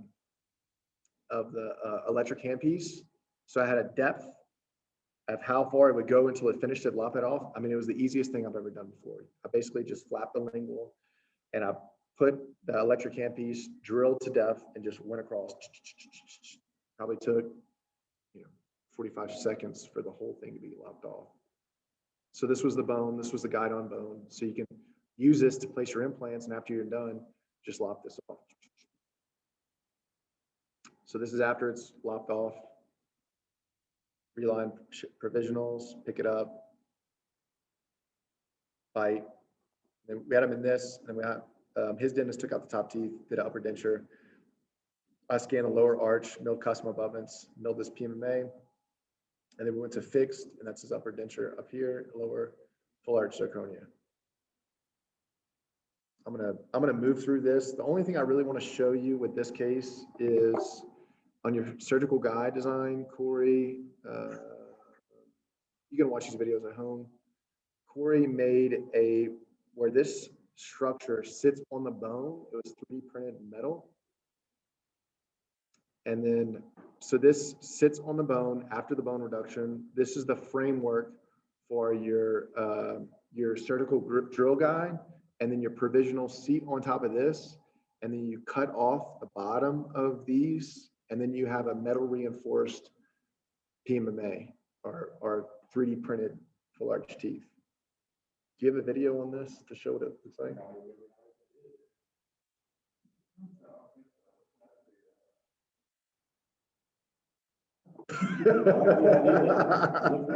He likes his own idea.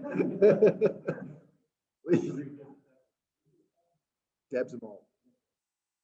So essentially, the guide for the implant placement also acts as a secondary substructure for the provisionals that got cut out. So once you place your implants, titanium cylinders, this metal framework seats against all of these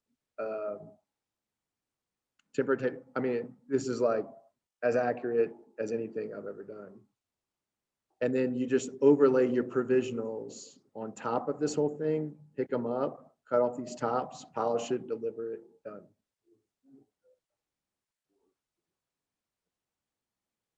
Yeah.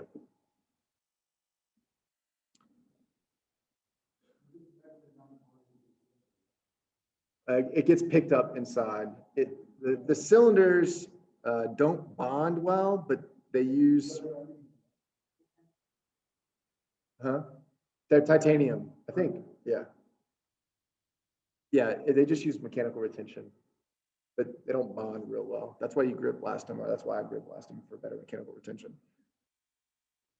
So upper and lower finals.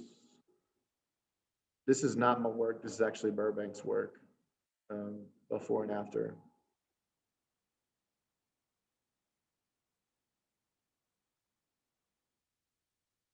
All right, I finished this case this week. This is one of the coolest cases I've done. So failing upper dentition on the upper arch, midline discrepancy, large tongue, missing these teeth for 15 years, a little supereruption of 2 and 3 and 15. Obviously, lots of recession of the maxillary teeth and a little bit on the mandibular arch.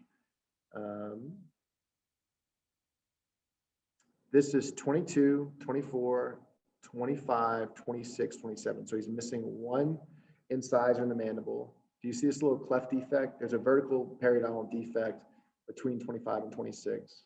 Decay on the distal of this tooth, wear on this, obviously extensive wear. These were crowned due to wear. Doesn't look bad to me on the Panorex, right? I mean, this was the defect here. Yeah, I want to point out, this was the implant right here. That's an implant right there. That were placed by, I don't even know. I don't know. So his personal history, he's been to the continuous dentist with his brother-in-law. So his brother-in-law has been treating him since he graduated dental school 15 years ago, because he was a couple years above me. This patient is not a fan of dentists. He started to care for his teeth after he got married. So basically for his, I think he got married like 25 years old. So most of his adolescent and 20 years, he didn't really take good care of his teeth, and he never really saw the dentist. Got married, they had a kid. His sister-in-law married a dentist, then he started going to see the dentist. He smoked for 20 years. He quit after his firstborn child. Now he used smokeless tobacco and quit about 5 years ago. Periodontal, he's about moderate periodontal disease. I will show you that better off. You can't really see that very well in the Panorex. Biomechanically, I'll show you photos of decay. Functional, it's obviously he's unstable functional, right? He's got no posterior teeth. Dental facially, he's unstable because the aesthetics of his smile are horrible. And his airway, I'll show you that. So this is whenever, like that last case I showed you where we milled everything in the upper arch and I was trying to measure airway. This was another case where I was looking at airway that came in soon after. So this was the upper Panorex. Oh, wait, backwards. This is the periodontal condition I was talking about. And obviously he's got tons of soft tissue loss around all of his upper teeth. You can see bone loss here, bone loss here, bone loss back here. There's a ton of bone loss back here. In fact, this really damaged the implant he placed back here. A little bit of bone loss in the distal of tooth number 2, but I really didn't need that area. I really wanted to put an implant inside number 3. Not bad bone loss back here in the posterior. But his PVA angle was 75, and it's supposed to be 98 for a male. And look at the angle of his mandible. Look at the airway constriction. Now, I took this image of him awake, breathing, standing up. Can you imagine the constriction if he's laying down, asleep, and he has soft tissue collapse? And I was looking at these images, and I was thinking, this can't be right. Something's got to be wrong. This patient has obviously sleep apnea. But if you look right here, this is his soft palate. He doesn't have a uvula. He's had a uvulectomy. This is the constriction he has. Now, he does have poor tongue posture. You can see that here. See the image of his tongue's supposed to be resting on the hard palate, right? Remember the measurements for intermolar width? He's 25 millimeters intermolar. And intercanine, he's 20 millimeters. So he's more constricted than a cleft palate patient. So part of his dental facial issue and his bruxism, I'm not saying it was sleep apnea related. I'm just saying his maxillary arch never fully developed. Or whenever he got into braces, he was never expanded to the proper dimension.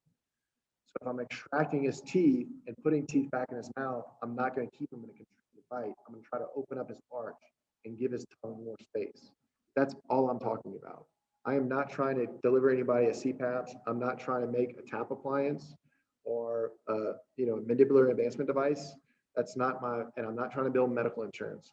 I'm just trying to get a patient to get in a better arch form.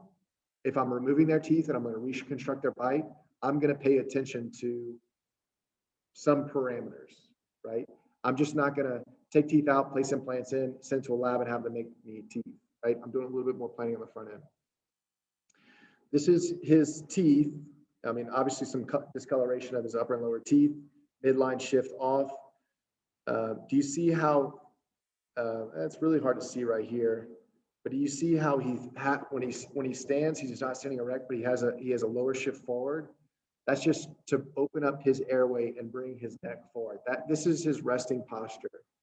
And this is an angle to describe how people develop craniofacially, and he doesn't fit the angle, and there's supposed to be a rule behind it, but I can't remember it right now. I couldn't even tell you. This is him standing up, so he stands forward. He's got a little bit of a shift when he's standing. Look how enthused he is to take these pictures. He freaking hates the dentist. Like, he hates the dentist. Retraction, you can see the indentations of his teeth. His tongue is constricted, so he has a tongue constriction. Like, the more I examine him, the more I'm finding out more and more issues with this guy, right? He's obviously overweight, but overweight is not the only contributing factor. He's got a melon-palate class 4. And I don't know if you can tell, did you see him drink? You saw him bring his a forward thrust to swallow. You saw that? And this is him. Look how enthused he is. That's him swallowing. So when he swallows, he uses all of his neck muscles to swallow and brings his lower jaw forward. So for shits and giggles, I said, look, I think you might have a sleep problem that's partially due to the development of your maxillary jaw and partially due to airway construction issues. And then he told me, he goes, I've been diagnosed with sleep apnea. I was like, oh, wow, I didn't even know that. I mean, I figured that because of your, what I was looking at. And let's see, I don't remember if he wears his appliance. I don't think he wears it. I don't think he wears it at night. I think he was given one, but he doesn't wear it. And so he wound up having that uvulectomy removal so he could breathe better. So look, just for shits and giggles, why don't you take this sleep test? Now, I really didn't understand what all this meant whenever I looked at it. I'll show you what a normal one looks like so you can compare the difference, but just note this is his sleeping pattern. This is his, so this is his pulse and this is his oxygen level. This is him at sleep, all right? You see these lower spikes of desaturation at night? Had him fill out a bunch of forms and all that kind of stuff. Anyway, I'm gonna go ahead and work this case up, keeping in mind that when I wax up the case in Exocad, I'm gonna change a lot of his bite parameters to give us more space. And I'm not gonna tell him anything about it. This is the midline, this is his cant and his natural dentition. Again, this is how many teeth you have, this is how many teeth, we're gonna scan everything. I'm gonna wind up treatment plan you for option 2 or option 3. I actually advised option 2 for me to alloderm graft his upper arch so periodontal surgery, the upper arch, and then try to recoronally position the flaps. If I've gotten good coronal position of my flaps, I'm gonna prep the teeth and restore them with crowns and open up his arch if I can a little bit, or advise him to go into ortho. He didn't want to do ortho. So let me see what I can do with just conventional crown and bridge. And so I advised option 2. COVID hit, this was February, COVID hit March, April, May, June, July, August. He came in and he said, after much consideration, I'd like to go option 3. I called his brother-in-law, who works in my town. I said, I really recommend option 2. And his brother-in-law said, I would prefer if you did option 3 based on his history. I'm always fixing crap in his mouth. It's always a disaster. And I don't want to deal with him, so you restore the case. So I like to keep implants if they're in a good restorative plane. I try to keep them like that earlier case. I kept the canine. This one, the restorative implant abutment junction was up here. I can't keep this implant. I'm gonna wind up removing this implant. This implant I can keep because I'm gonna go FP1 up top, FP3 on the bottom. So I'm gonna have to back out this one implant, but I really try often to keep as many implants as I possibly can. Question? Yes. I mean, I send them detailed stuff about, yeah. Every case takes me about 30 minutes to an hour to work up. That's a lot of workup time, but it's also $60,000. That's a lot of money. In my town, that's a lot of money.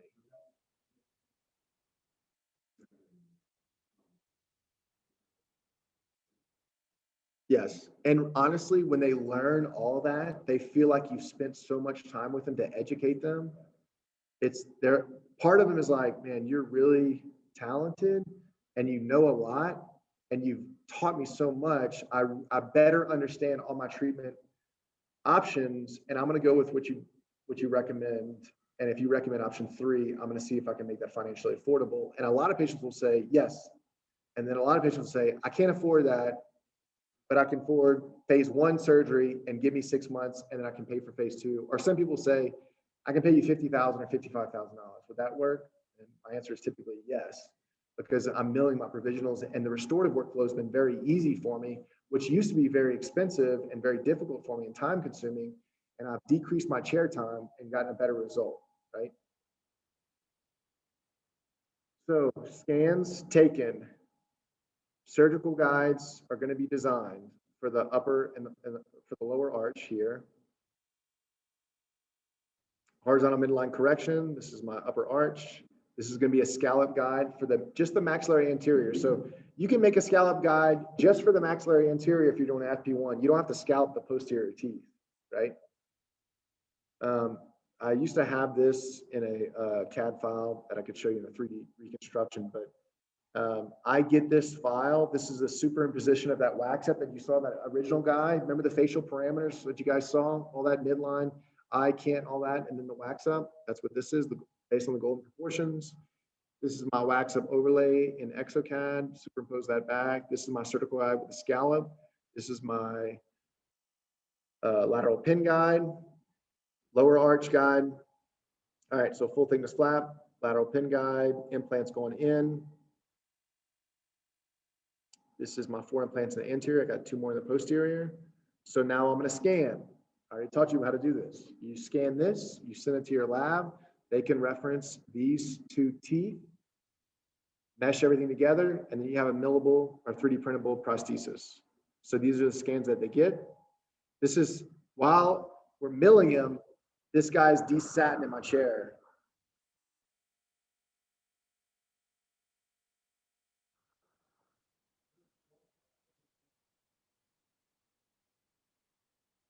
Do you hear the gargle? There was a little bit of gargle. That was from blood, but he sedated in my chair with his airway open. This is the CRNA's hands, jaw thrusting his airway open. That's him snoring and having apnea episodes in the chair because the oxygen pulsation just kept dropping. So the lower is going to get milled, the upper is going to get picked up. You can see the cold cure right there. This is the upper arch. This is the bone loss. I'm sad we removed these teeth for some reasons because I try to keep teeth, but periodontal condition of these teeth were pretty horrible. Lower arch bone graft, PRF, milled lower provisional. This is pre-op milled onto peak abutments with PRF around each of the implants. Sutured, done. Bite, go home. So I'm gonna mill custom abutments for the upper arch, and the lower arch I'm going to direct to multi-unit abutment. Surgical guide overview of the upper and lower arch. So he comes back 2 weeks for me to remove the sutures, and I wish I had a video of what he told me. We're walking down the hallway, and I never mentioned I was doing anything to him to change his airway. But if you go back to this photo that I kind of went over pretty quickly, you can see I'm moving the molars out based on, so this purple or this blue is his STL, and I'm changing the intermolar width and the intercanine width of the upper arch to give his tongue more resting posture. And he told me, again, without me saying anything, I swear to God, I wish I had this on video or anything to prove my point, but he said, did you make room for my tongue? It's the first thing he told me. When he came back in for post-op, again, he hates the dentist. He doesn't like me. He didn't want to have to take his teeth out. I mean, that's why it took us like a year before he actually accepted treatment. And he even accepted treatment that I asked him to, option 2, he wanted option 3. He said, did you make room for my tongue? And I was like, whoa, why did you say that? He said, My wife says I'm sleeping better at night. And I said, would you wear the HRPO for me again, just so I can see if there's any differences? He said, I don't think it's a good idea because my wife just bought a dog and I'm probably not going to sleep as well tonight as I did the first time he got it. So they have a brand new dog and he's going to plan up waking up. So this is the first night sleeping, and I had him wear it for 3 nights in a row. So first night, look at this. Look how much better he's sleeping than the first time he wore it pre-op. So this is pre-op, his pulse. Look at his resting pulse rate. Look how much better he's resting at night. Do you see that? Do you see any desaturations on this? Just by opening his arch, opening his bite, giving his tongue space, and then he just sleeps better at night. And this is him sleeping with a brand new dog that he's waking up on occasion to take him outside to pee. Day of surgery, 2 weeks of healing. Again, this is that median angle. This is 20 millimeters for inner canine. 26 is cleft palate. He's 20. 26 inner molar. That's where his canines are supposed to be. A cleft palate patient is supposed to be 40. A real patient is supposed to be 44. He is almost half that in inner molar. Guy's super, super constricted. And I open him up to 39. Look at his airway now. Remember how it was pinched off and you couldn't see anything? This was the original. This is where he is now. I'm not going to cure sleep apnea. I'm not. But could we improve by just changing the bite and improve the intermolar and intercanine relationship and changing just some very simple parameters? Absolutely. Absolutely. This is pre-op. This is post-op. That is a significant difference in my, and I'm not that smart. You know, like this is just easy to do for anybody in anybody's office. This is his head posture. This is his new standing posture. This is his bite and smile. So he went from here to here. This is his no more can't, better midline, better, yeah. Before and after smile. Obviously hates to smile. This is after 3 months of wearing provisionals, much better smile.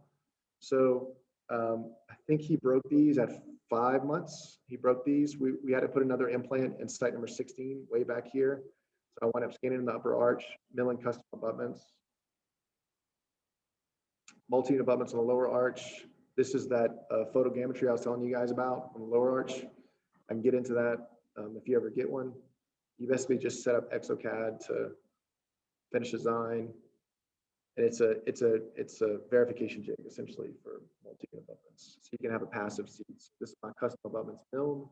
This is my upper in place, passive, delivered, milled PMMA. This is the final zirconia. This is pre-op, final. This is pre-op. This is final. Pre-op, final. I milled this case. This is not bad for me. I mean, I think it's decent. It's decent. Is there anything I would change? Maybe.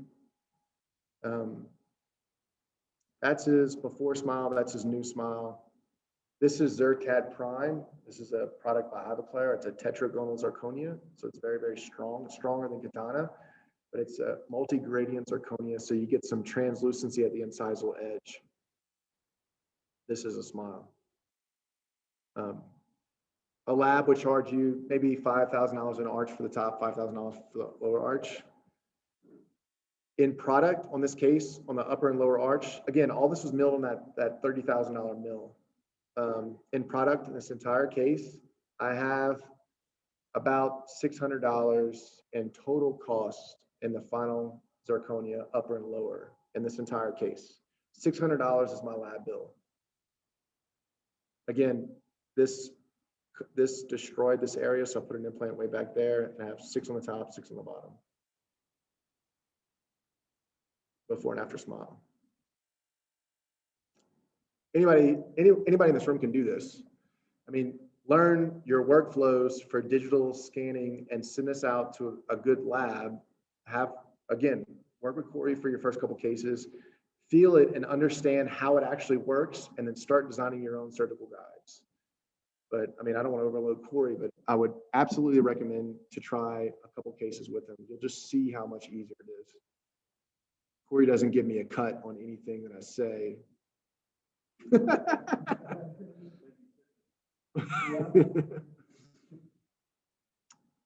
Let's see, that was bone grafting. Oh yeah.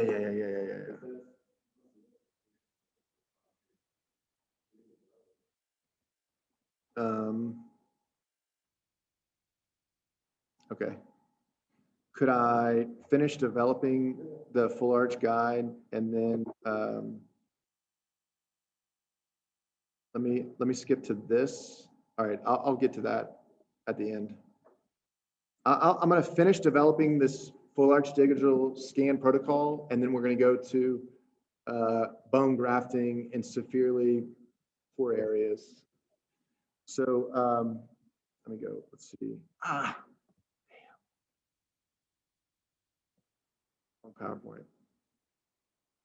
Oh, here it is.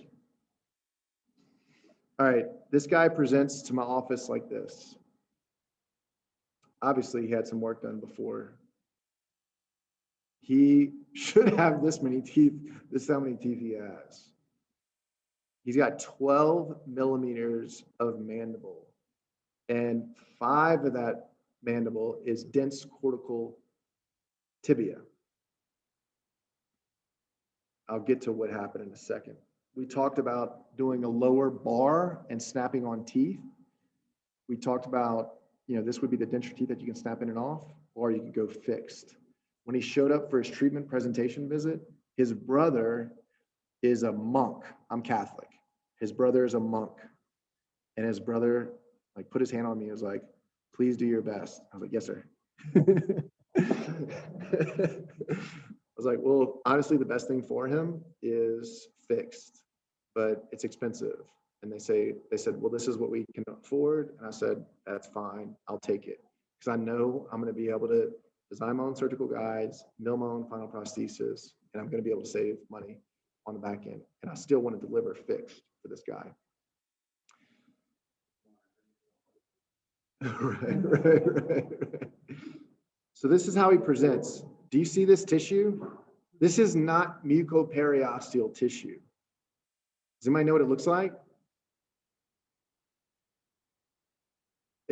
Is there any landmarks in here that tell you where to make your incision to place your implants?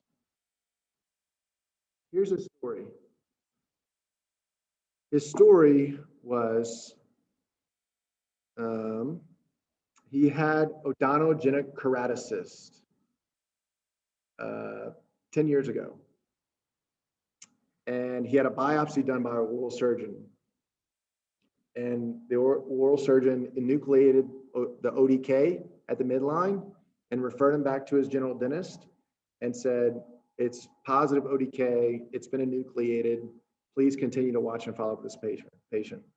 The patient faithfully went to all of his hygiene appointments, but a Panorex was never taken for over 10 years.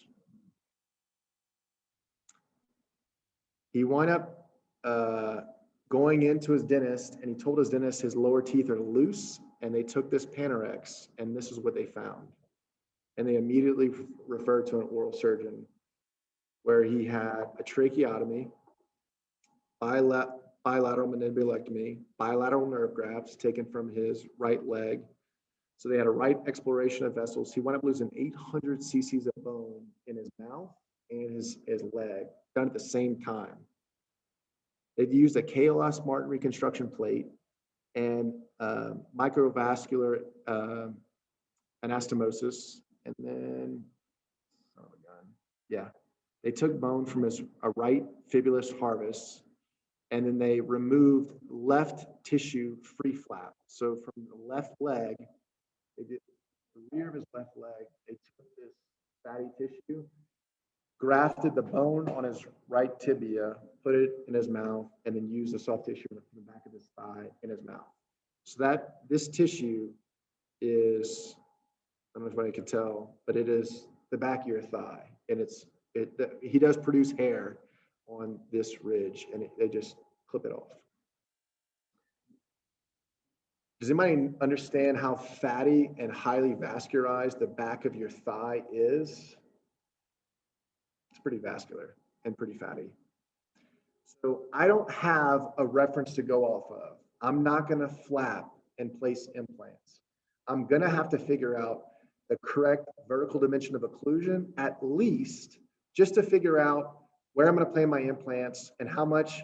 I mean, I need to open up his bite, obviously, because this is how he presents, right? And if I use just a wax rim with a base place to get his bite and his midline and correct his VDO, I can have him bite down, and this is his corrected VDO as best I can get in a wax rim.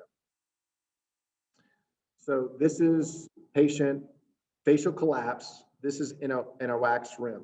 This is the next exploration of vessels. So we decided to go fixed implants on the lower arch. I take a CT scan with the denture or with the wax rim in his mouth. Have him bite down, not on a bite stick, go in there, take a CT scan. He takes a CT scan, and I'm like, all right, we've got 12 millimeters of bone, not a lot of really good intermedullary bone, very dense cortical bone. This is going to be hard. But it looks like this is the correct horizontal plane of his maxillary arch, but look how off his mandible is. So I thought he either opened or he wasn't situated properly. So I had him come back and take another scan with the wax rim in. It was like an hour and a half for me. I was like, look, I'm designing your surgical guide. I think the scan we took was off. Please come back and take another scan. They drove back in, we took another scan, and that is correct. That is the mandibular plane I have to work with. There is a 14 millimeter difference between the right side and the left side of his lower arch. This is the right side, this is the left side, and you can see the difference here. And again, this is the corrected horizontal plane for the maxillary arch.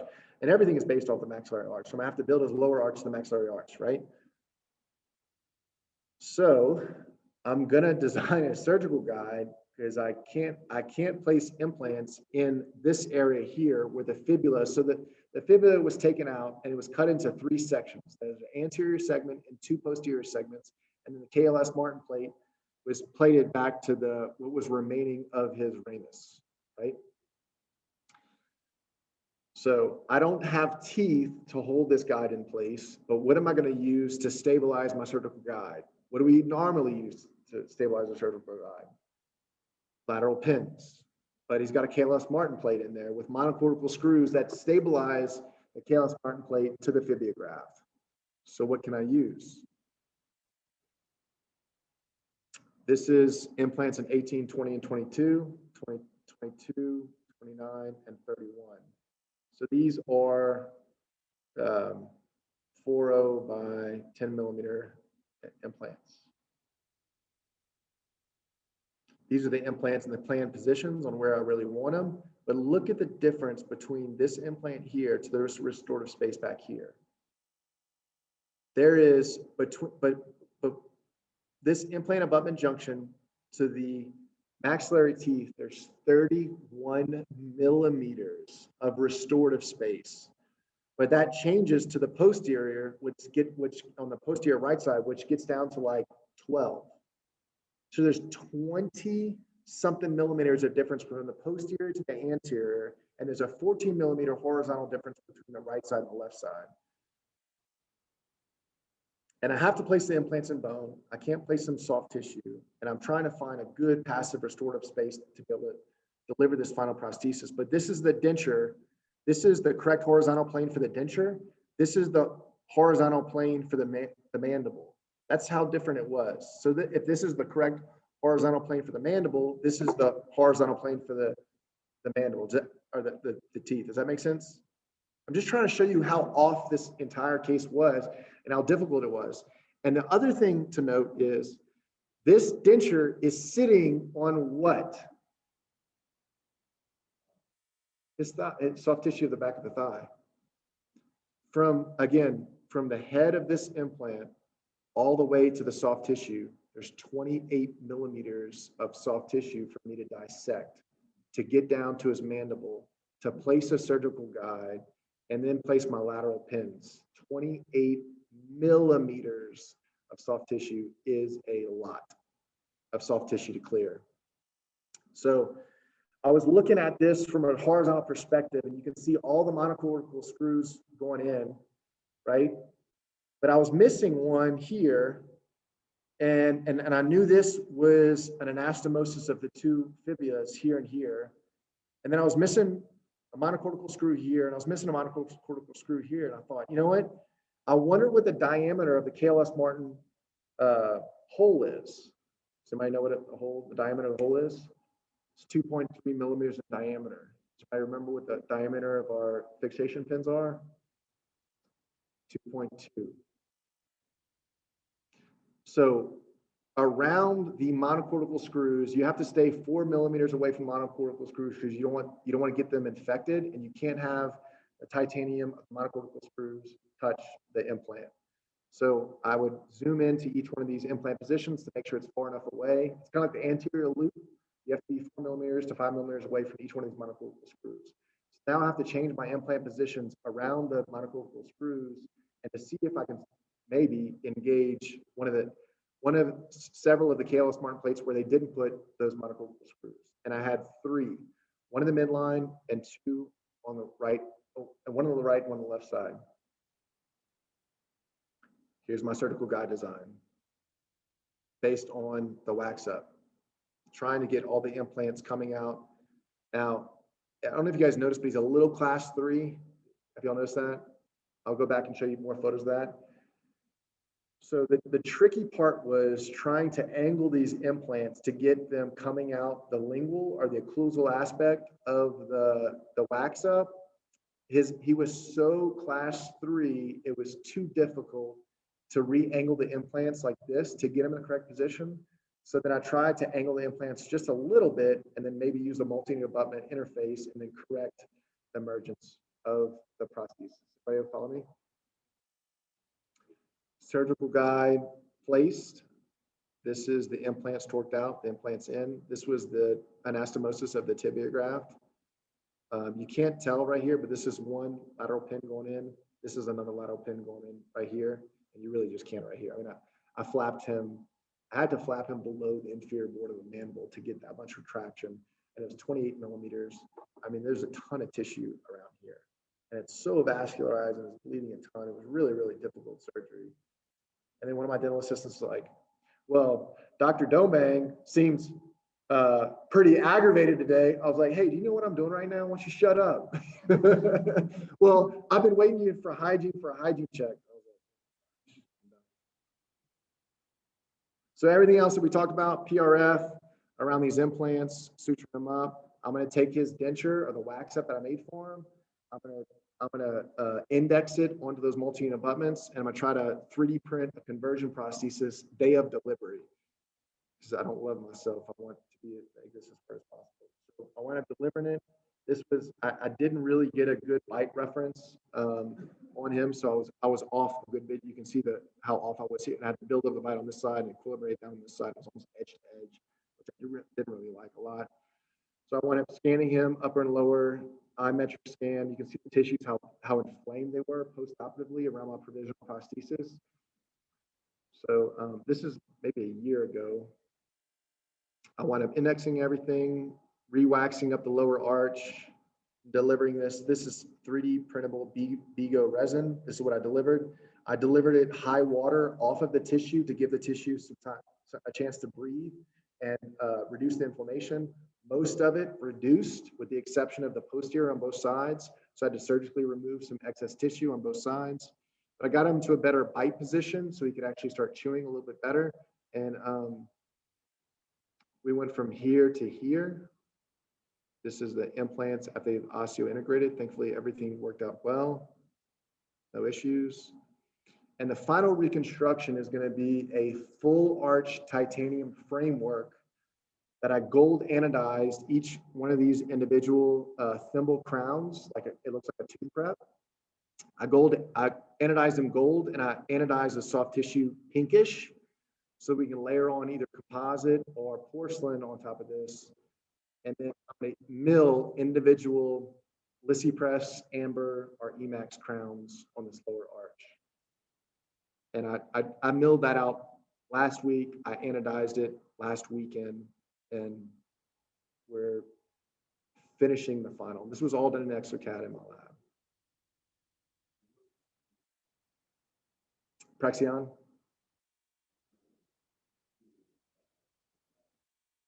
Oh, absolutely. Yeah. Unbelievable.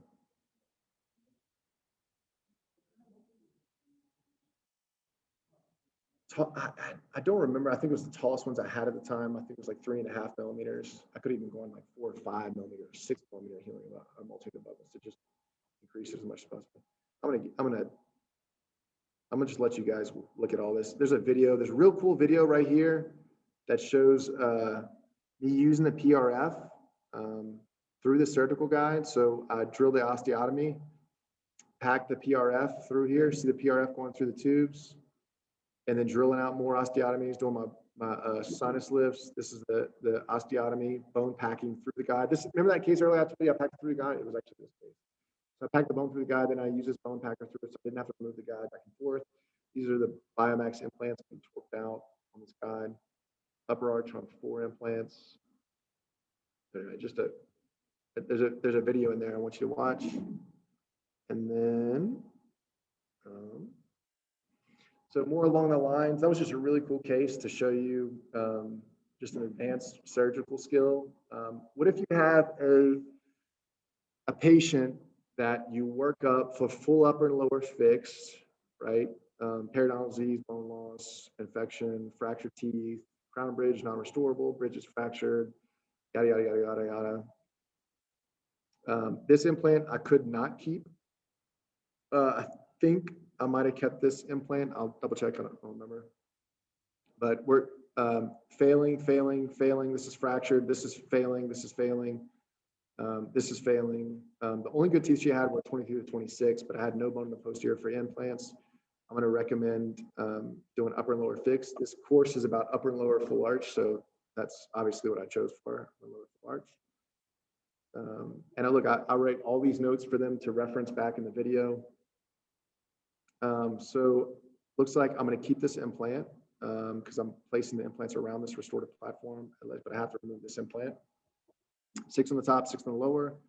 Do this whole surgical guide wax up. I have them take photos of a full smile and a retracted smile. Then I do my digital wax up, remove the bone, place implants, everything you've seen. And this case, I placed these implants in the mandible and not one torqued out, not one. I was like, well, they'll probably torque out.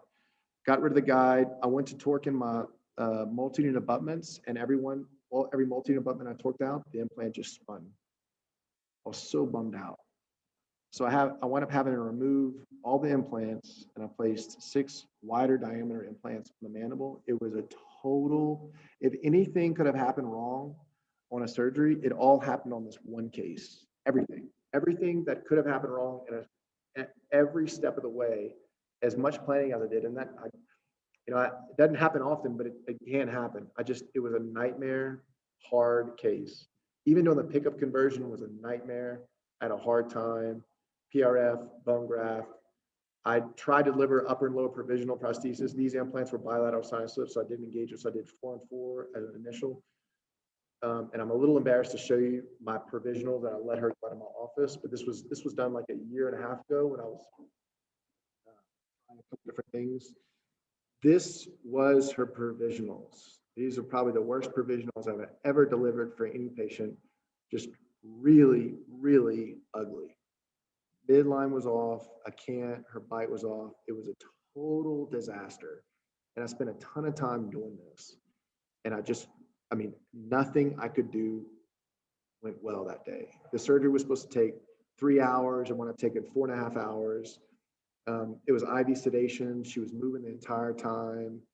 You know, I couldn't get her comfortable, couldn't get her still. It was just so frustrating and so difficult. And I'm super embarrassed at this result. So I was like, look, I'll make it up to you. I promise you, let me fix this. I'm just going to mill you some temporaries tomorrow. So I take a photo smiling, and I take a photo retracted. I take my upper and lower scans. I'm going to expose the implants in the posterior aspect, split thickness dissection, multi-abutments, change this multi-abutment to make it shorter. I'm going to take some soft tissue from the palate because the soft tissue back here was not very good. I didn't do a very good job of suturing around it. So actually, this is tuberosity tissue that I put a little rubber dam punch, and I pull my multi-abutment through it, and then I screw it into the implant. And then I have a bigger, thicker, broad band of keratinized tissue around both these multi-abutments. I'm going to wax up her lower arch, and this is the scan of the multi-abutments in the lower arch. This is my wax up compared to what she actually has in her mouth. This is the soft tissue profile the day that I take everything out. I'm going to iMetric scan it. This is doing the same thing for the upper arch. I'm exposing posterior implants. Scan the upper arch. You see this tissue right here? This is the tissue that I removed from the tuberosity. And then use it for the lower arch. Exercise, yeah. Lower scan, iMetric, upper scan, iMetric, put it in Exocad. I'm gonna mill these in on my mill. This cost me $10. Deliver the upper and lower provisionals, no adjustments. They should seat real well against the soft tissue. And this is her smile. This is her bite, no occlusal adjustments. And literally, I'm ready to go to finals with nothing else. I'm done. So this is her before arch. This is her provisionals. Before, after, before, after, before, after. This is her before and after smile. I mean, to me, this looks pretty cool. You know, I could recover from a traumatic disaster of such a hard surgery and mill these chairside provisionals. She has, and I tell patients, like, look, you can pick these things to death. Whatever you want to change, you can change. She has literally picked these things to death. So I'm going to wind up remilling her another upper to make her approve the design before I go to final. What if you have a patient like this? All right. If you have a patient like this, what do you do? There's two ways to do it. What's one way to do it?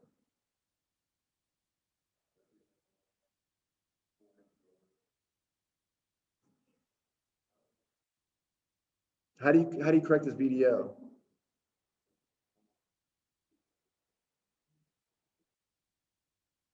What do you start with? What do you need to start? Corey's going to put together like a protocol of what you guys need to work up these cases. And if you want to send them cases, you can do that. But there's a couple different things you need if a patient presents like this. One is going to be some facial photos. It's going to be full face smile, full face retracted. You're going to need some intra-arch scans, and you're going to need a CT scan. But a CT scan, ideally, in their corrected occlusion. So even if you could get like a wax rim or something in this guy's mouth, anything to open up his bite to correct occlusion and get some facial photos to show the corrected BDO, that's a big jump, But what if you don't have that? You could take an upper and lower impression, send it out to your lab. You can have them make them some crappy dentures. You can do some chair-side denture relines. If you don't want to do chair-side denture reline, is there anything else out there?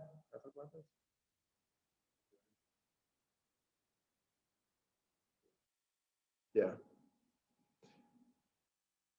This is his upper teeth. This is his lower arch. Obviously failing dentition. Everything's got to go. Ironically, his son and his son's wife are both ultra wealthy physicians in my town. His son is a dentist. His son went back and went to oral surgery school. He's an oral surgeon. He saw a dentist in my town at one of those DSO clinics. And the guy said, dude, I don't even know where to start with this. You should go see somebody else. The family wanted referring to me. The oral surgeon wanted referring to me to help them out. So I talked about 6 and 6, but this guy is, think he's 92 years old. Even if I could get 4 and 4, I'd be happy. And I think 4 and 4 might last him for the rest of his life. I'm going to put him 5 on the top and 4 on the bottom is what I ended up. I worked it up for 4 implants. This implant, this distal angled implant, wind up, I didn't want to do an internal sinus, but this distal implant wind up failing. So I wound up having to do an implant back here. 4 in the lower, 4 in the upper arch, surgical guide design, lower arch, implants in. Again, scan this, scan this. I'm going to keep one of these implants. But instead, you know what thermoplastic is? Yeah, so what if you could have a pre-made denture that was 3D printable and thermoplastic? So you'd have like a small, medium, and a large, kind of like stock trays, right? And so after the surgery is done, you've done your surgical procedure and you want to walk out the room and you want your dental assistant to start taking impressions and you want to do the whole workflow digitally, how would you get the midline and the bite and all that other kind of stuff? Well, here comes thermoplastic denture. So preoperatively, I'll try to get him to engage these and have him bite down into it to get a correct VDO. And then I'll reline these after the surgery onto these multi-unit abutment healing posts. And then I scan the upper and I scan the teeth and I iMetric scan this and I bring it all into Exocad and I can mill, or it's actually 3D printed, upper and lower provisionals delivered. Next day delivery, upper and lower finals. Now he's a little gummy because that's the shape of the denture teeth that I chose. He didn't have anything to work with. And there's some obvious changes that I need to make. Again, this implant wound up failing early on. I wound up replacing it as a before and after. So he obviously didn't like the smile, didn't like the bite. When I'm making some changes, I took that implant out, put an implant here, put an implant here. This is his second set of provisionals. This was that implant that he had placed a long time ago. I'm just stuck at the restorative space because I want to back it out. This is the upper arch and lower arch. This is his new bite and smile. Provisionals milled and PMA, and I'm ready to go to final. But instead of sending it out to get a denture made, you can 3D print these thermoplastic teeth, and Corey's going to have them available sometime soon at Transcendental. I don't know how you're going to set it up, but it'd be really, really neat to, if somebody has no teeth, no denture, no nothing, to start with a thermoplastic denture just to use for your facial photos, your facial, and be able to pick that up and do a conversion and then mill them or print them chair side.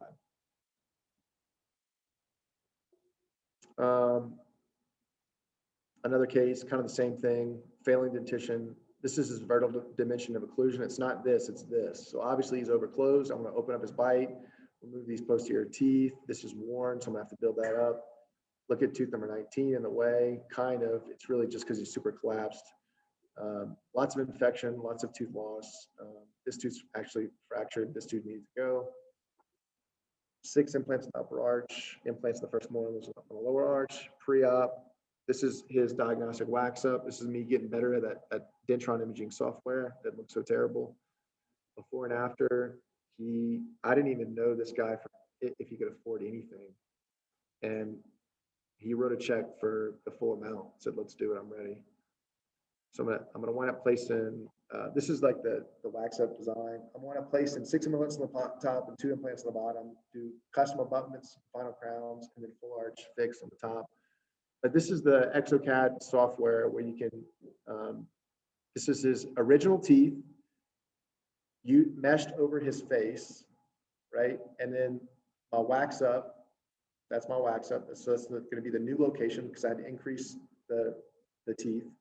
I open up his bite. Extract teeth, scan the upper arch, iMetric scan it, remove those teeth, place more implants. Provisionals, day of.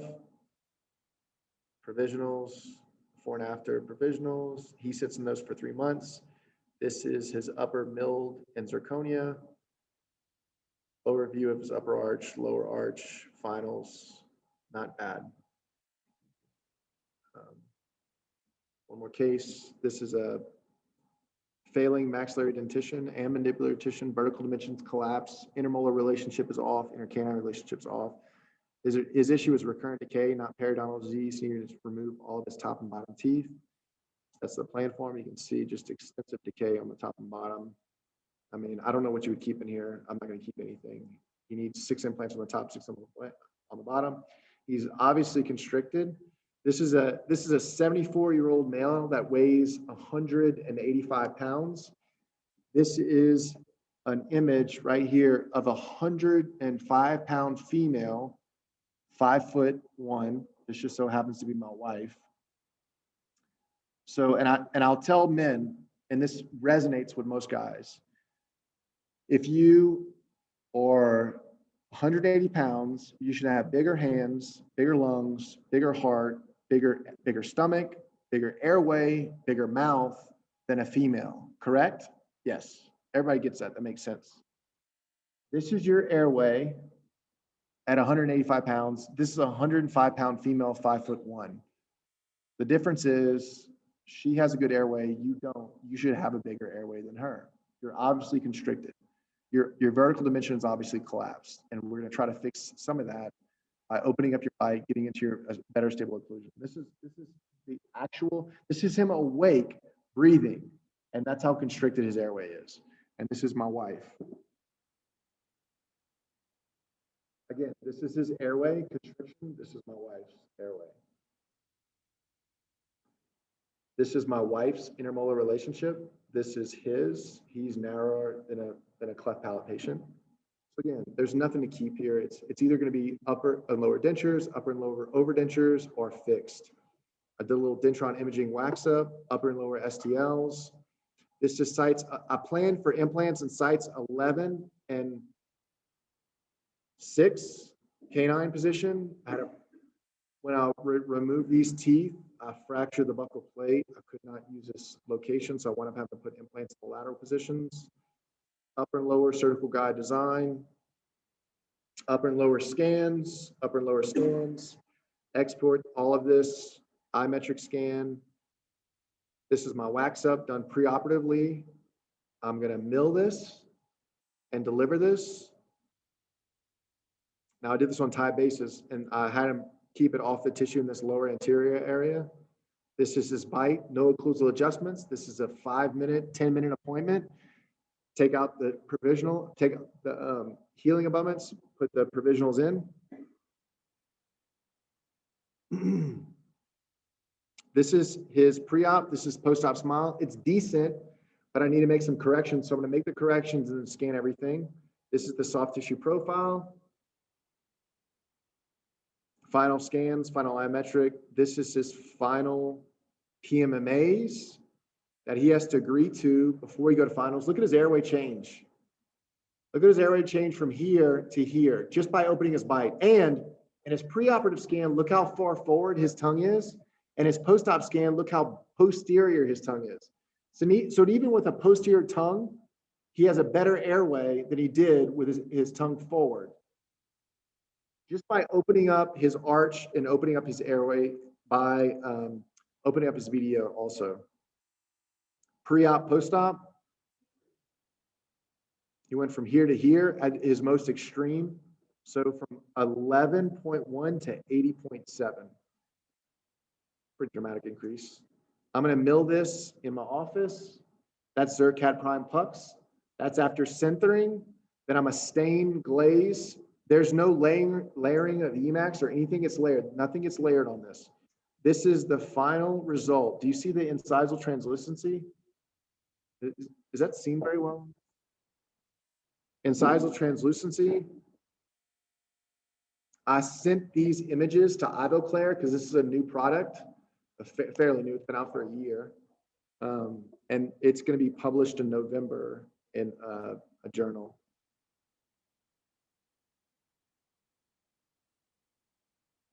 Who was with me last night when Tony was messing with me about my lab? Was that you? This is a pretty good result for a general dentist milling this chair side.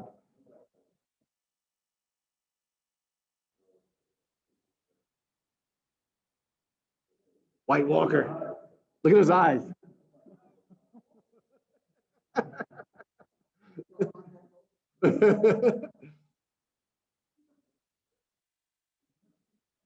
Man, what a cool result though. I'm loving this material. This Zircad Prime is beautiful. It's expensive. I mean, zirconia is $80 for a puck, or you can buy it for $60 a puck. That's pretty cheap. This is expensive. This is like $250 for a puck. But if I'm going to be milling this and I'm going to be doing, trying to do start to finish dentistry, I'm going to try to use the best product on the market there is out there. And I'm not going to I don't use anything cheap. I try to use the most expensive, the best products on the market. I try to use all OEM products. If I'm placing Biomax, I use Biomax parts. If I place Megagen, I place Megagen parts. I'm trying to deliver the best dentistry out there and not rely on labs to give me the final result.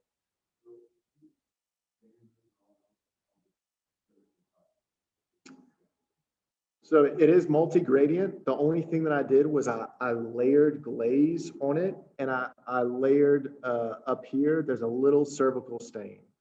Otherwise it would look too monochromatic. Yeah, so this is like the next generation of katana. Katana is made by Noritake. This is Ivoclar's answer to katana. It is just as translucent, but twice the strength, because katana is a trigonal. This is a tetragonal zirconia.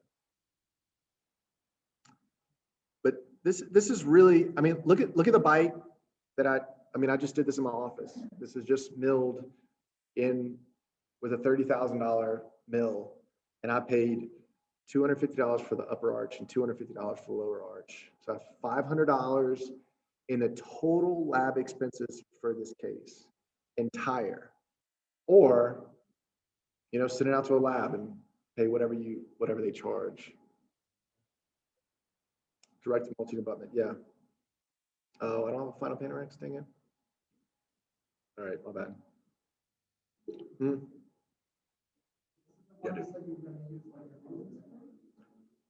So there's a couple different screws in the market right now, and I don't have the picture. It's on my desktop, so just come look at it later after but Rosen screw, I don't know what he's patented, but that screw has been around for 45 years.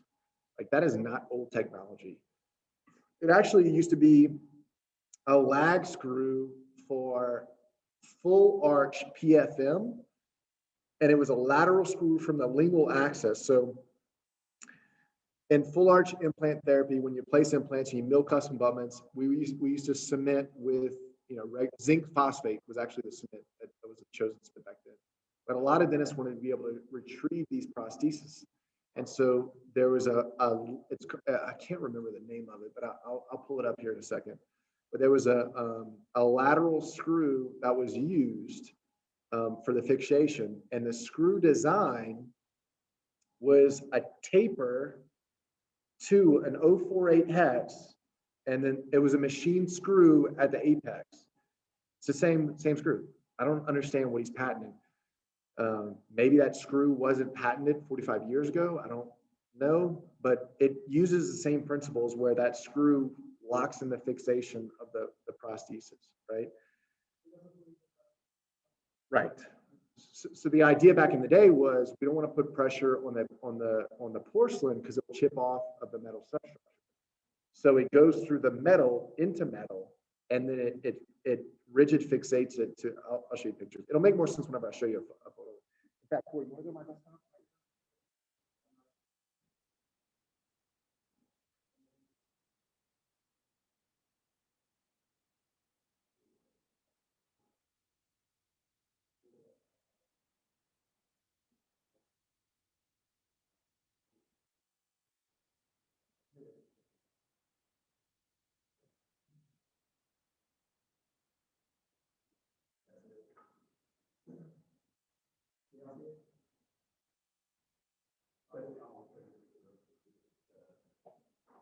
There's a lateral fixation screw that's been used forever, and it works. So the Rosen screw principle is I'd have to draw it on a chalkboard, but essentially, so to mill the channel for a multi-unit abutment, the channel is a square channel, and the multi-unit abutment screw is squared, and then there's like a slop space on both sides, so there's no tension of the screw going into the channel before it engages the multi-unit abutment. Are you okay? So the problem with that screw design, direct to zirconia, is all of the pressure to hold that zirconia framework is at the bottom of the zirconia platform at the weakest point of the zirconia, and that's where they typically fracture.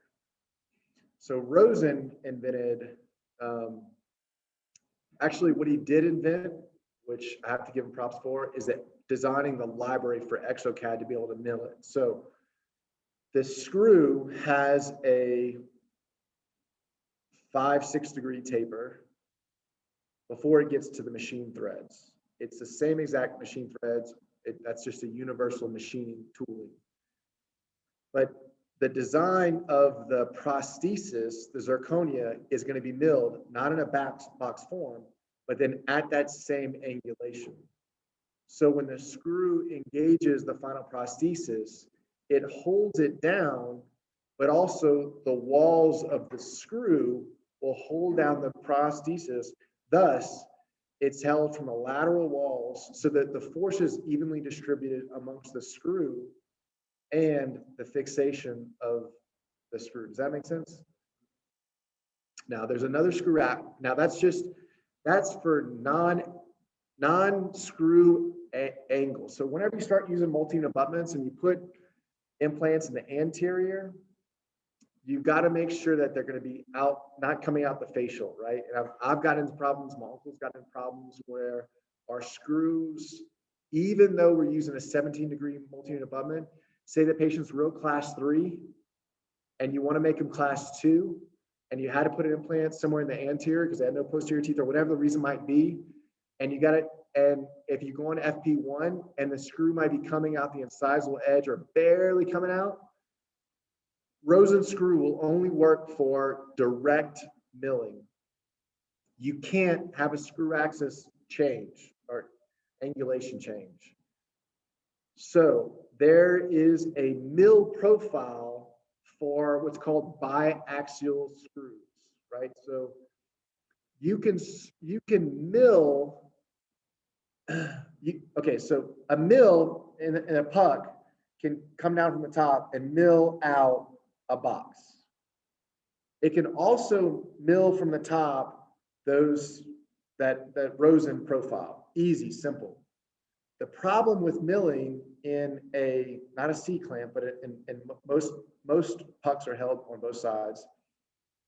The problem with milling those is if you want to have a screw channel in Exocad, you can design an angled screw channel, but you can't mill an angled screw channel that's flat or tapered. So there was a guy named Chris Hart that came out with the idea of what you could mill at a circle at an angle. So if the disc rotates, you could mill like this and trough it around and around and around until you milled a perfect circle.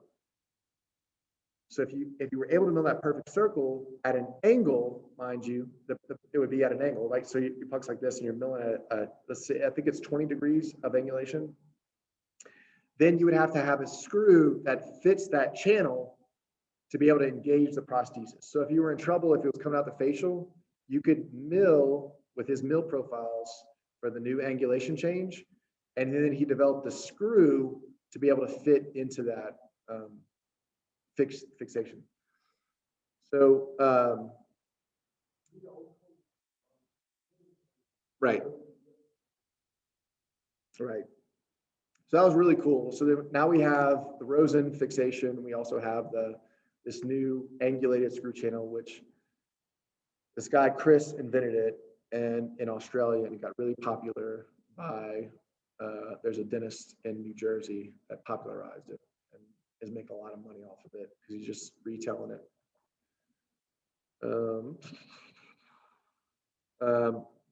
I think this might be my last case. This is a failing dentition. This girl's going through a divorce. I think she had some bad drug problems. She came in for the consult, who I thought was her boyfriend, but was actually her separated husband. And she begged him to pay for $60,000 for me to remove her teeth and give her fixed teeth. And it was a weird conversation. It was very weird to be in that room when I'm talking to the separated husband and the wife who, I mean, she's had some problems, and that's probably why they're getting a divorce. And most of them have to do with drugs. And this is her dentition. So I'm taking everything out, putting 6 implants on top, 6 implants on the bottom. She hates to smile. So it took me like 25 shots before I got this halfway decent shot of her trying to look down. Waxed it up. And then I showed her, these are cases that I've done in the past. This is what I've done for other patients. This is something that's what it's going to look like from you. This is a before and after male and female patient. That's kind of what I'm going for you. That's pretty much what I go over in the whole treatment protocol when I show these patients things like this. So I scanned her. I'm obviously opening up her bite. Place implants, keep a couple teeth, scan upper and lower, milled provisionals, chair side. This is day of delivery. This is a before and after. This is her finals. I mean, simple, simple, simple. This is the last case, actually. This patient had been a really good patient for a long period of time. As you can see, has some anterior constriction. These 4 teeth may be extracted. Uneven restorative plane here. She wants me to fix these lower teeth with some Invisalign or something. We can see those 2 teeth have gone forward, thus creating the wear and tear on the 8 and 9 that are now problematic. Some wear. I think she's got a couple implants in there right now. Yeah, she's got this implant that has peri-implantitis, needs to be removed. This implant has peri-implantitis that I might try to keep, but I might have to remove. This implant that was placed not that long ago, I'm going to actually remove and do a 3-unit bridge because this implant's failing. And this tooth has an issue. So before and after airway, before and after airway, this is her airway. This is my wife's airway. I use my wife a lot for these demonstrations because she's got such a great airway. Anyway, this is the proposed treatment of what we're going to do for her, 3-unit bridge on the lower arch. This is my Dentron imaging wax up. This wows people. Very easy to do. We'll plan for 2 implants here and 2 implants in the posterior, multi-unit abutments. Remove this implant. Surgical guide design. This is my scans for my wax up. This is my actual wax up. This is the overlay on her teeth. This is the intraoral scans. Sending out for conversions. Conversion finished. They're going to send me these provisionals, put it in her mouth. That's the day of delivery. Have her bite down. She approved the design. She's been healing for 3 months. This is the before and after Panorex. I kept this implant. I added 2. I kept this implant. I removed this implant. I placed another implant back here. I removed this implant and placed an implant back here. And this is her after 3 months of healing. That's her smile. The only thing I need to change is her tissue shrunk back. So I'm going to have to redesign her provisionals to sit on the tissue. Make sure she approves the design before I go to finals. This is her smile. And so these are the photos that I take before I go to final and preoperatively. I take this photo, B1. I mill more B1 than any other color. I usually start off in B1 and let them decide going up or down. That's kind of like my start point. All right, one more. Upper and lower completely collapsed bite. In fact, his bridge came out, and this is his bite. And look at the wear on the lower incisors. These are really, really difficult cases to restore. These are really hard cases to find out their actual bite and midline and canned. And I mean, what do you do with this? I mean, a lot of guys just take impressions, send it to the lab, have them make a denture, and then just make their lives miserable. If you take out the teeth and you put them in a denture, the restorative aspect is just going to be an absolute nightmare. It's so much easier to scan this, digitize it, have a lab open their bite up digitally, correct the bite, correct all this digitally without messing with a goddamn denture. Just so much simpler. Just do it all digitally and make your life easier. This is the wax up, or this is his bite relationship open. Look at the wear and tear on this lower arch. Obviously chipping on the anterior teeth. Video is super collapsed on the anterior. This bridge was not that old. Lower anterior teeth were hopeless. Everything's hopeless. He had worn into the pulps in the lower dentition, and then he has no bone. He's got no bone, no money, no teeth, and he wants implants fixed upper and lower. This is site number 7, 2.4 millimeters in diameter. This is his lower right quadrant, 1.6 millimeters in diameter, the entire right quadrant. Remember this, Peter? This from here to here, so 1.6 millimeters in diameter at its thickest. This is the anterior site up here. Remember I told you a lot of bone loss. This is site number 7. Then maxillary right, I don't think I showed that, but this is site number 27. He's got a fenestration in the bone. Site number 26, just real thin buccal bone. This is a hard case. Prosthetically and surgically, this is a very hard case. Look at this. I mean, you know, this is infection in the canine, but look at the deviation of the class 3 appearance of this guy. This is a hard case, very hard case for anybody. I mean, internal sinusless, bilateral on both sides, only got 3 to 4 millimeters. He's got 2.7 millimeters on the upper left side, so we have to have some type of internal sinus slip. This is site number 10. The nasal palatine foramen, he had so much bone loss in the maxillary arch. The nasal palatine frame was obstructing the other lateral site that I needed to use. It was a huge nasal palatine foramen. We had no buccal bone in the lower anterior. There's no facial plate on site number 22. 23 was just as bad. I mean, this is difficult. I don't care how good you are. This is difficult for anybody.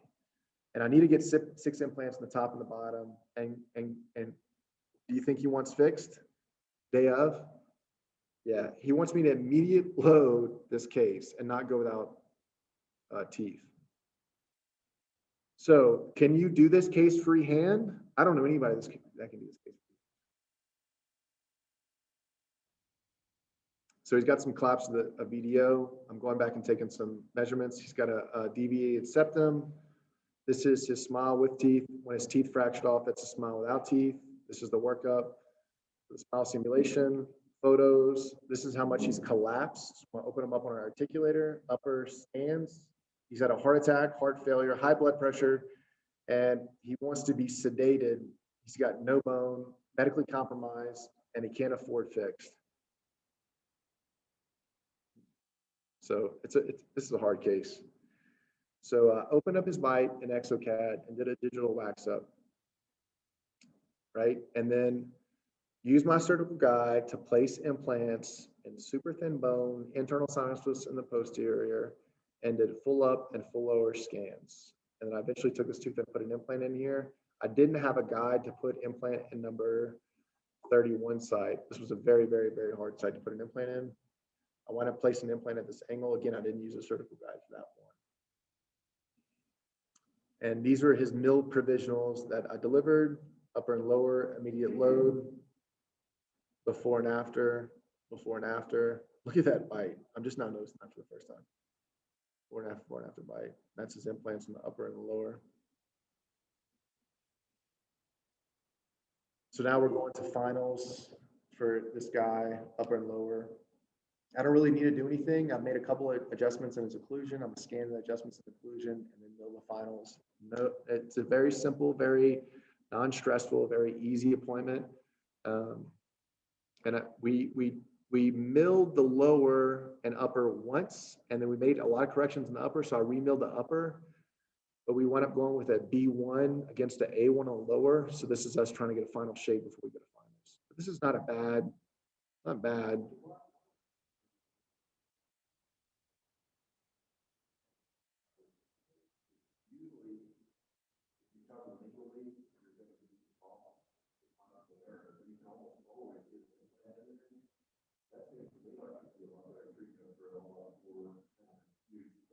I mean, we are right now. I'm starting to do some pterygoid implants. I have a handful of pterygoid implants, and those are working out really well surgically. For sportive, they're a little bit more difficult for obvious reasons. I haven't got into zygomas. I don't know if I will get into zygomas. I've only really had 2 patients in the last 5 years that need zygomas. I might just refer those out. This is that root submergence case I was telling you about. Remember, it was real thin bud on the buccal. Somebody was asking about that earlier. I did a root submergence of this tooth because when I was trying to luxate this tooth, it had the fenestration and it was a fraction of the buccal plate.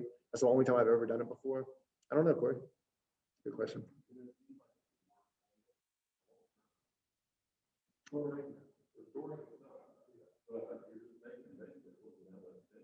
Yeah. But again, this couldn't be any easier.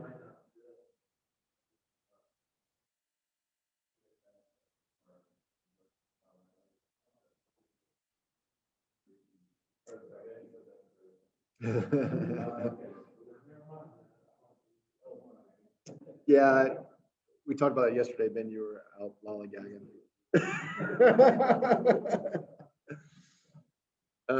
I mean, look, I've done a lot of hard cases. It couldn't be any easier to what Corey is teaching right now. And then what I'm trying to tell you restoratively right now is the most simplest, basic, easiest form to do in your practice.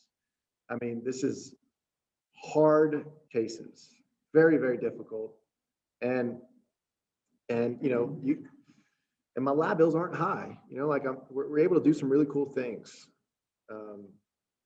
Anyway, all that to say, what I'm moving on towards in the future is not just zirconia, because zirconia, as strong as it is, I'm still not as comfortable without some type of framework.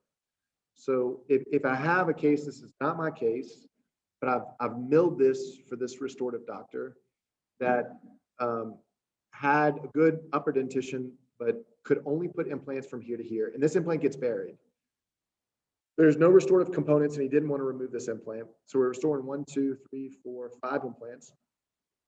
But they needed this big of a distal extension, but the AP spread is narrow. So how do you fix this in zirconia? You can't cantilever that far back.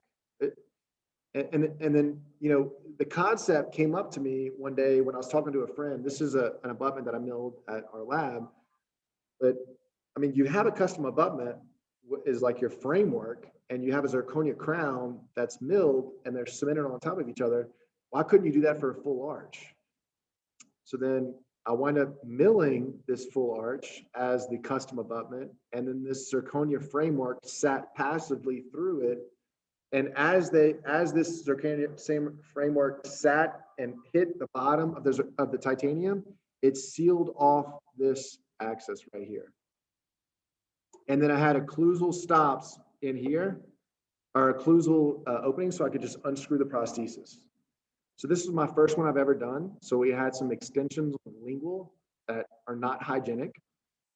So we wind up cementing the bar, or screwing the bar in the patient's mouth, cementing this zirconia on the bar, removing the entire prosthesis, and then trimming back the zirconia, because that's the only way I've ever done it. I don't know a better way. I actually have a better way right now, and I'm working on 2 cases on it right now, so I'm not going to talk about it until it works or if it fails or whatever. But I was able to play with this case and mill a full arch framework for this patient, and be able to get a really good stable occlusion whenever she had second molars in the posterior. But there was no way else to do that any other way. Yeah, $30,000 unit. Oh, no, not the bar. No. This actually, I designed the bar, but Burbank milled this bar.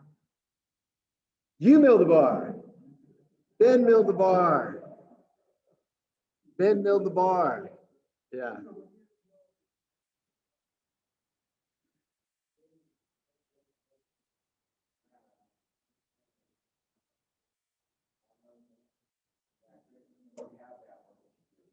Verification jig. Yeah, or you can take a PVS impression of your multi-unit abutment healing abutments, but you have to make sure the lab that you're working with has the Exocad library for those multi-unit abutments. Or the other one. Yes. Yeah. So that's pretty much where I'm taking cemented, yeah. But so really, I'll just tell you what I'm working on. I don't like the cement idea on the bar because it's really, really hard to cement these things. So kind of like this zirconia seats onto the bar passively, and as the zirconia finishes the bar, it seals off the bar. And then on the occlusal aspect, you're going to have 1, 2, 3, 4 machine screws that fixate the zirconia into the titanium framework. Does that make sense? So it's a screw retained prosthesis. Unscrew the zirconia, bar comes out. Unscrew on the bar, everything comes out. So you don't have to mess with cement. It's just a little bit easier. It's a little, I don't know. I'm working on a couple of things. Yeah.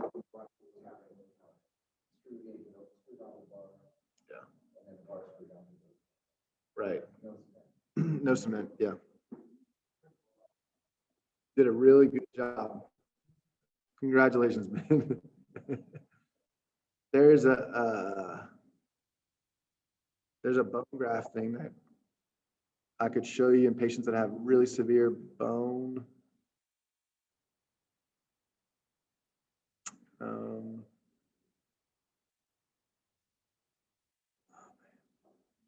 You have it in, oh, you know what? It's in, here it is.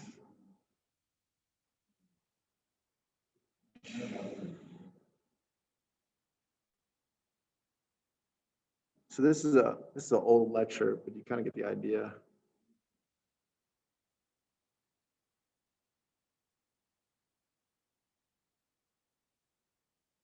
Look, I have a PRF lecture in here. I'll just add that I didn't talk about. I have some single tooth guided PowerPoints. Just remind me and I'll add them in.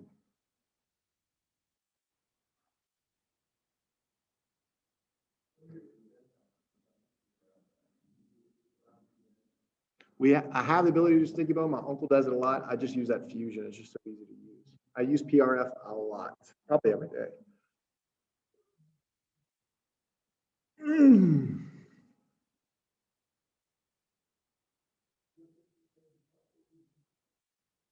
I start the IV and I'll give him some Versed, let him get sleepy, and then we'll clamp the line, backflow to get some blood out of the line, and then we'll put our vacuum tubes to suck out, 4, 5, 6, 7, 8, whatever. Spin it, and then I'll open the line back up, flush the line so it doesn't coagulate. Have to, yeah.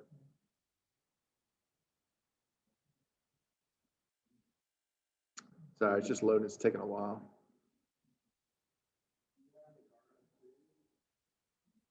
Does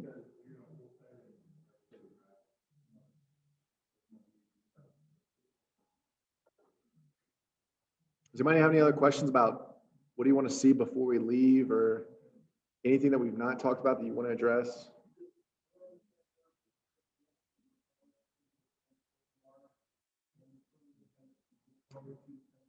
So I want to get away from using cement. So I'm trying. So I started doing all the designs myself in Exocad, and it took a lot of time, but I wanted to learn the software. So it took me about a year before I got really good at it. And I was milling my own parts, trying them on and putting them in patients, and just to see if I could get the split file parameters, because nobody had developed split file parameters yet for Exocad. We had them for 3Shape, but not Exocad. So I kind of figured it out for my mills, because they're mill specific, because each mill has a different diameter final drill. So I figured them out for my $30,000 mill, and then I was be able to replicate that over and over and over and over again on custom abutments and final crowns. Then I was doing my full arch wax ups, but those take a little bit more time. So then I hired a mechanical engineer because he knew CAD, just to show him the design work and teach him kind of like the workflows and aesthetics. And then he has SolidWorks on his laptop from school. So then him and I started playing around with a machine screw that'd be able to hold zirconia down into a titanium bar. So now we're looking at a machine shop to see if they can mill us a couple of those. And I have the parameters and Hyperdent to mill those into the bar And if I could just take that screw and import them into Exocad, digitally subtract that from the zirconia, then I'd be able to screw the prosthesis onto the bar. And it would just be a little bit cleaner and easier for a dentist to deliver.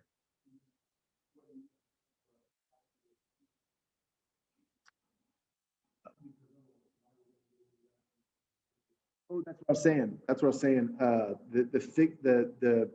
In Exocad, you can design the zirconia to sit like a custom abutment. You know, custom abutments have, you know, shoulders or chamfers, and the tooth sit over like a seal.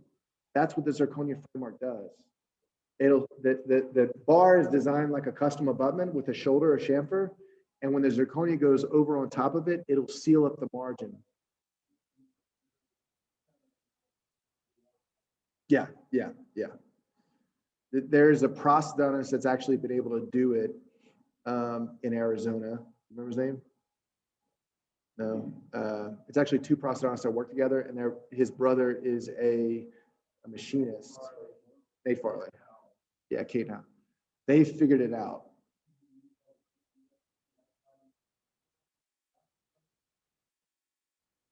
Temporary cement, whatever you want it to do. Yeah, anything. Yeah.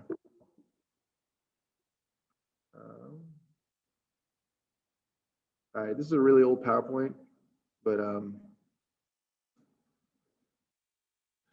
I have a lot of patients that come in with a lot of bone loss in the maxillary anterior region, or mandibular anterior, posterior. So posterior, they get sinus lifts if it's vertical. If it's horizontal ridge augmentation, I'm doing block grafts in the posterior, vertebral block grafts from Rocky Mountain Tissue Bone Bank. Mandibular anterior is a much harder area to bone graft laterally. There's a lot of literature that states that the mentalis muscle is so strong, it'll always move that area and change just change, you know, grafts are supposed to be stay non-movable. Even if it's rigidly fixated, like a, you know, titanium mesh type thing, the chin will move so much. So now for the mandibular anterior, I'm Botoxing the mentalis muscle. I put 5 units and 5 units on both sides. And then 2 weeks later, I do my graft.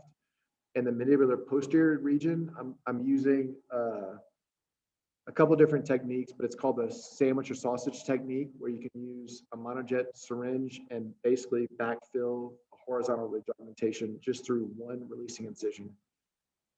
But this is a really cool technique to show a patient, or just so back in the day, what I used to use is J blocks from Zimmer, but when I uncover them, they always looked like crap. They always looked like this, and never looked like it turned into host bone. They were never vascularized. And then this guy, David Resnick, gave a lecture, and he started showing block grafts that looked like this, and I was blown away. And it's Rocky Mountain Tissue Bone blocks that are vertebral blocks, and they're gamma radiated.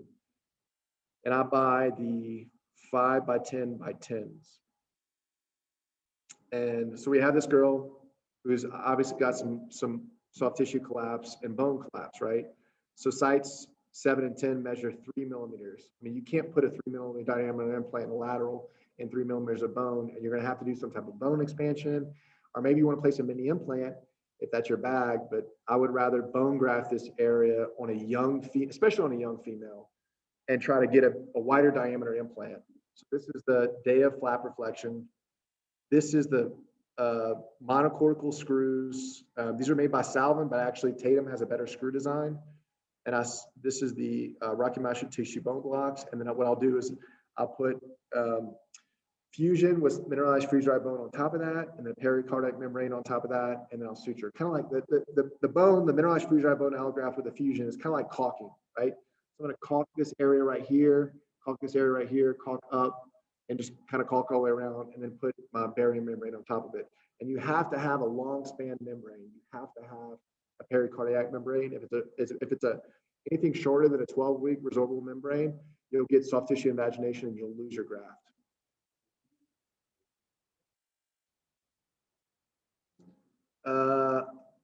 That is a really good membrane. A really good membrane. I bet I don't use it.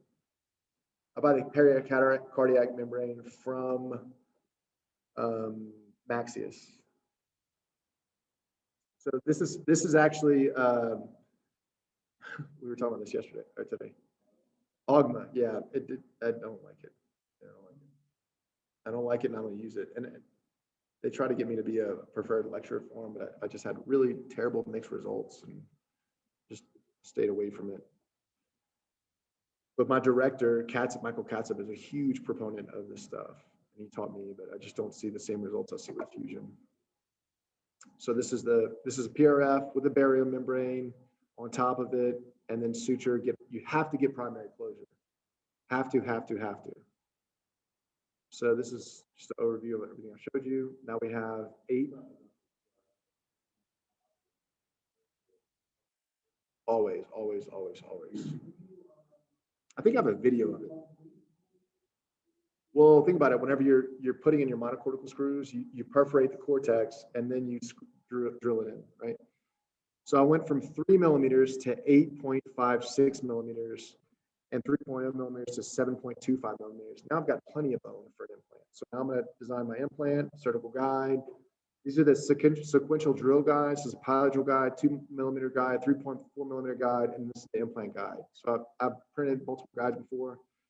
These were the screws after it's healing. You'll get a little bit of diabatic, but not much. Look at the bone volume. Look at the bleeding, how well it's bleeding.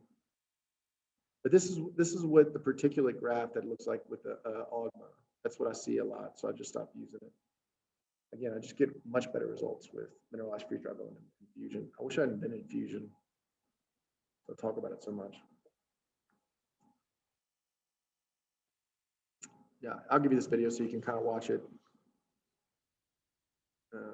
Screws come out. Guide goes in, implants go in. That's the guide. The implants, the drills, implants in, PRF, sutured. So this is pre-op, post-op, implants in. This is pre-op and post-op planned implant positions with that sequential drill guide. So the gray and the red are the planned and the blue is the actual. So a really good before and after result. This is why I don't like, this is the monocortical screws going in. This is a physician's wife. So I'm gonna have to bone graft this area. She's in ortho, so she's got like 3 months to heal before. You have to get primary closure and you have to drape it over, even with all that extra content, 5 by 5 by 10 and all that PRF, you have to get primary closure.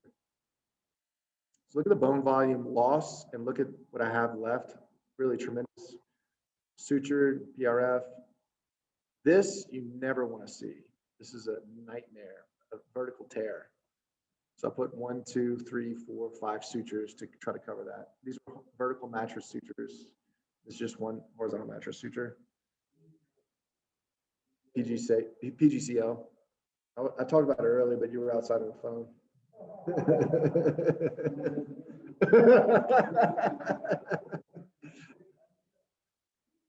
So look, we went from 2.3 to 8.5 millimeters of bone. That is a tremendous amount of bone growth after 3 months. And just look, I got case after case after case of bone growth and bone volume.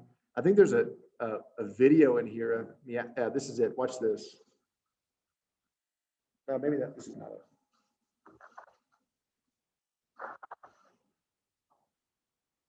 So this is the curette that I really liked for soft tissue in the mold curette. These are the these are the 2 drills where I want to put my monocortical screws, and these are also the perforations.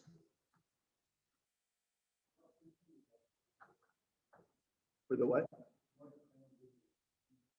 It comes with the bone screws.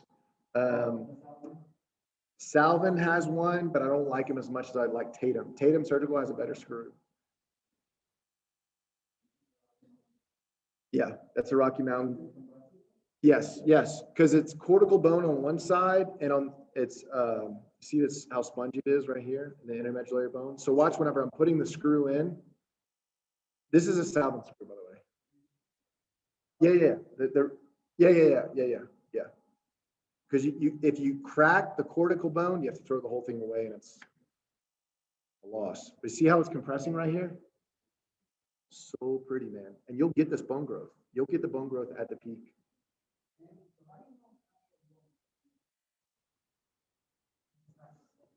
David Resnick has some histology show that it's actually host bone.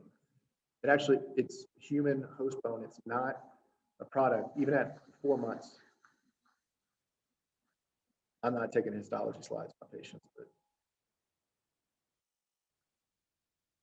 it's an incredible material. I've never worked with anything and got such good results. And I've been doing it for maybe 4 years, roughly.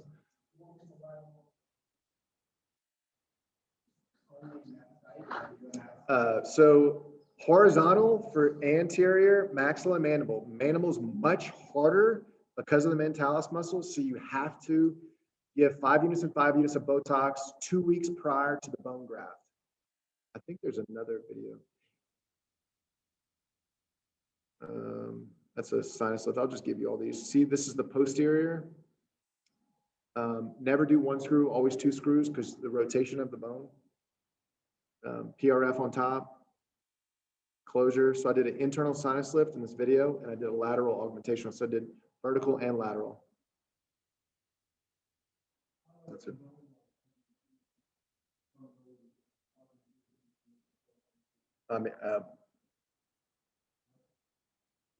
Yeah, and in fact, the issue that I am having is, so in my mind, the way I was trained was to do a GBR, you have to overgraft and overbulk the area to expect to have some resorption of, like, statistically, it's like 30%, right? So the problem I was having is a lot of my initial cases, I was overgrafting it and I'm not getting resorption, which is a good problem, but it's a bad problem because I have too much bone now. And if the patient has a real thin biotype and too much bone, and the bone that you grafted with is sharp at the edges and not smoothed out, you can get, like, 6 months later, a perforation, and you don't want that. So then you have to make a little incision, smooth out the bone, recontour everything, and suture back up. So the problem I'm having is more bone than not.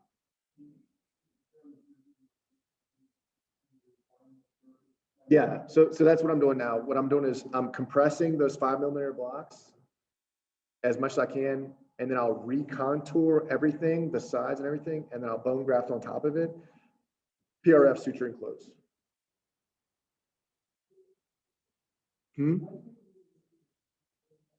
So I remove the screws at 3 months, and then I place my implants. But the block is integrated, but it's not fully, and it is vascularized, but it takes up to 6 months for that block to be 100% host.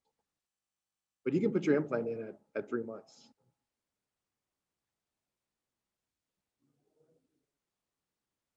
Yeah. They all, I mean, every single implant I put in is all torqued out. I've lost 2 of these grafts, 2 of these blocks. And always perforation. So if you don't get primary closure, or if your primary closure is really, really, really, really tight, and if they have any lip mobility, it's going to open. And the 2 times it got burnt were those 2 times. And you were dead in the water. There's really not much you can do. You're gonna have to let the area sit for like 6 months before you come back to do anything. And it's gotta heal, and it's ugly. It's an ugly, ugly, ugly failure. Yeah, and if any of that bone gets exposed, it is an absolute nightmare, total nightmare. Like the worst failure you can ever think about. It's really bad. But I mean, I've probably done maybe 80 of those blocks, I think. It's got to be around that, and I have a handful that have failed. I never put vertical releasing incisions, because the issue with vertical releasing incisions is the opening up of the, yeah. So then I tunnel, lift, and extend out my graft, or yeah, as far as I need to go.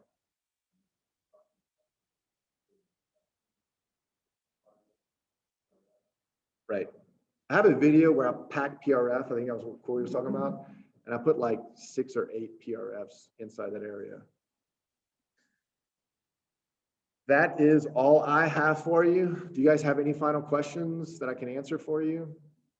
I would recommend the fully guided kit if you want to get in fully guided surgery. If you want to do sinus lifts and you're comfortable with sinus lifts and you want to maintain the, look, I don't make any money on this stuff, but you could use a fully guided internal sinus lift. It's just nice to have. Is it necessary? No, but it's really nice to have if you do that many sinus lifts. I have one, I use it. I would recommend Sprint Ray Pro, obviously. If you're not really comfortable with making your own designs, I know Corey's a little bit busy right now, but maybe lean on him to do 1 or 2 for you on a really hard case. Re-look at this video that we're going to send you guys after we edit it. Don't blow me up Monday asking me when this video is going to be edited, because it takes a couple of weeks for it to be edited. And the guy that edits really, really busy right now. So it's going to be a while before we can get it. And once it's edited, then I'm going to have to post it to the website so you guys can stream it. I'll email blast you with the CE hours for this course. We'll also email you Blue Sky Bio.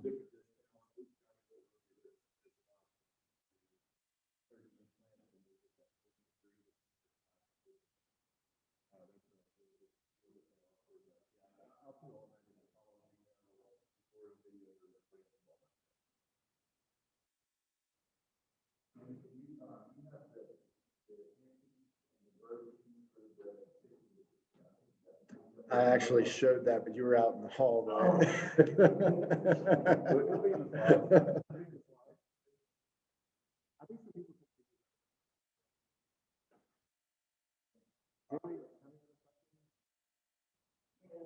Oh, right. Great. Thank you so much for the birthday. Thank you for the staff. Thank you for the drink. Thank you for coming. I definitely recommend buying a Sprint Ray. I mean, I know a couple people already have it.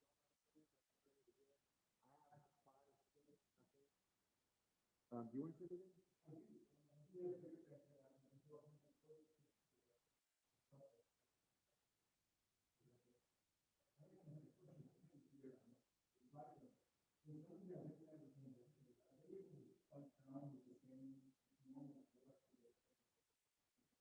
No, not as much. So, yeah. Well, what I was referring to is the ability to choose, I guess, what I was saying. So they lose the ability to just do as well, but they lose some of their sections. Sometimes people overcompensate because they don't know if they're biting properly. And so like hard. Right, right.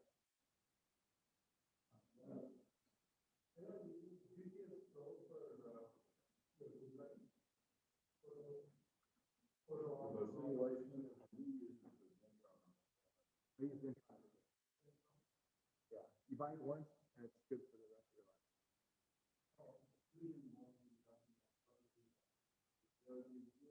Woodland Hills Pharmacy is where you order it from. They're in California, but check on your state because some states don't let you import it. If not, you get a local pharmacy to make it for you. And if that's the case, then just email me directly and I'll give you the formula to get to your lab. But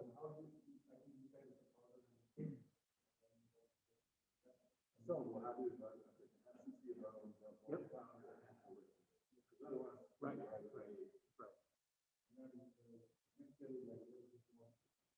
Yes, it's like a putty. There is a set time, so it'll settle a lot. Just leave it out on the countertop. If you keep it real wet, if you put a lot of water, it'll take forever to set. Or gentamicin. Right before, when I'm taking the tooth out and I'm placing the implant, I can see my dental assistant behind. They know I'm ready for it. I'll place the implant and then they hand me the spread. If you want, you'll see it if you come to Louisiana. I'll show you. Any more questions? Anything else I can help anybody else with?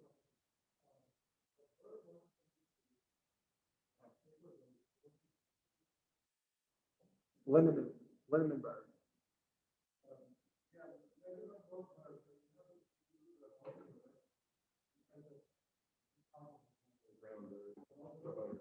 I think it was this bone.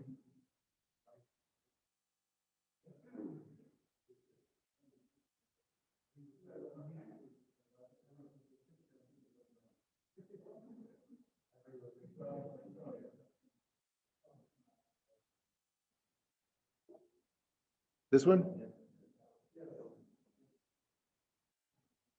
$18 on eBay. You can buy them from Shine. They're $100 a piece.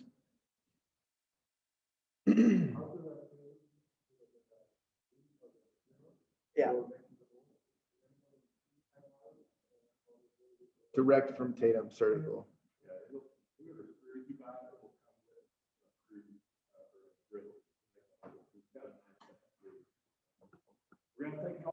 Thank you for follow-up emails. Appreciate it.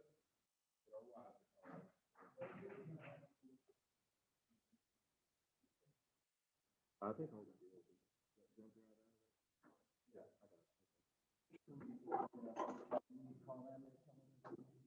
Yeah, you can, you don't even have to wait for the office.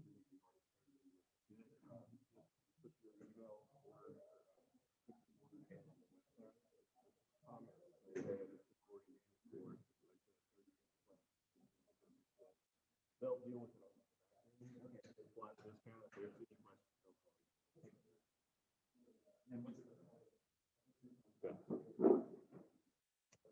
The guided sinus, I do not remember, honestly. Let me look it up.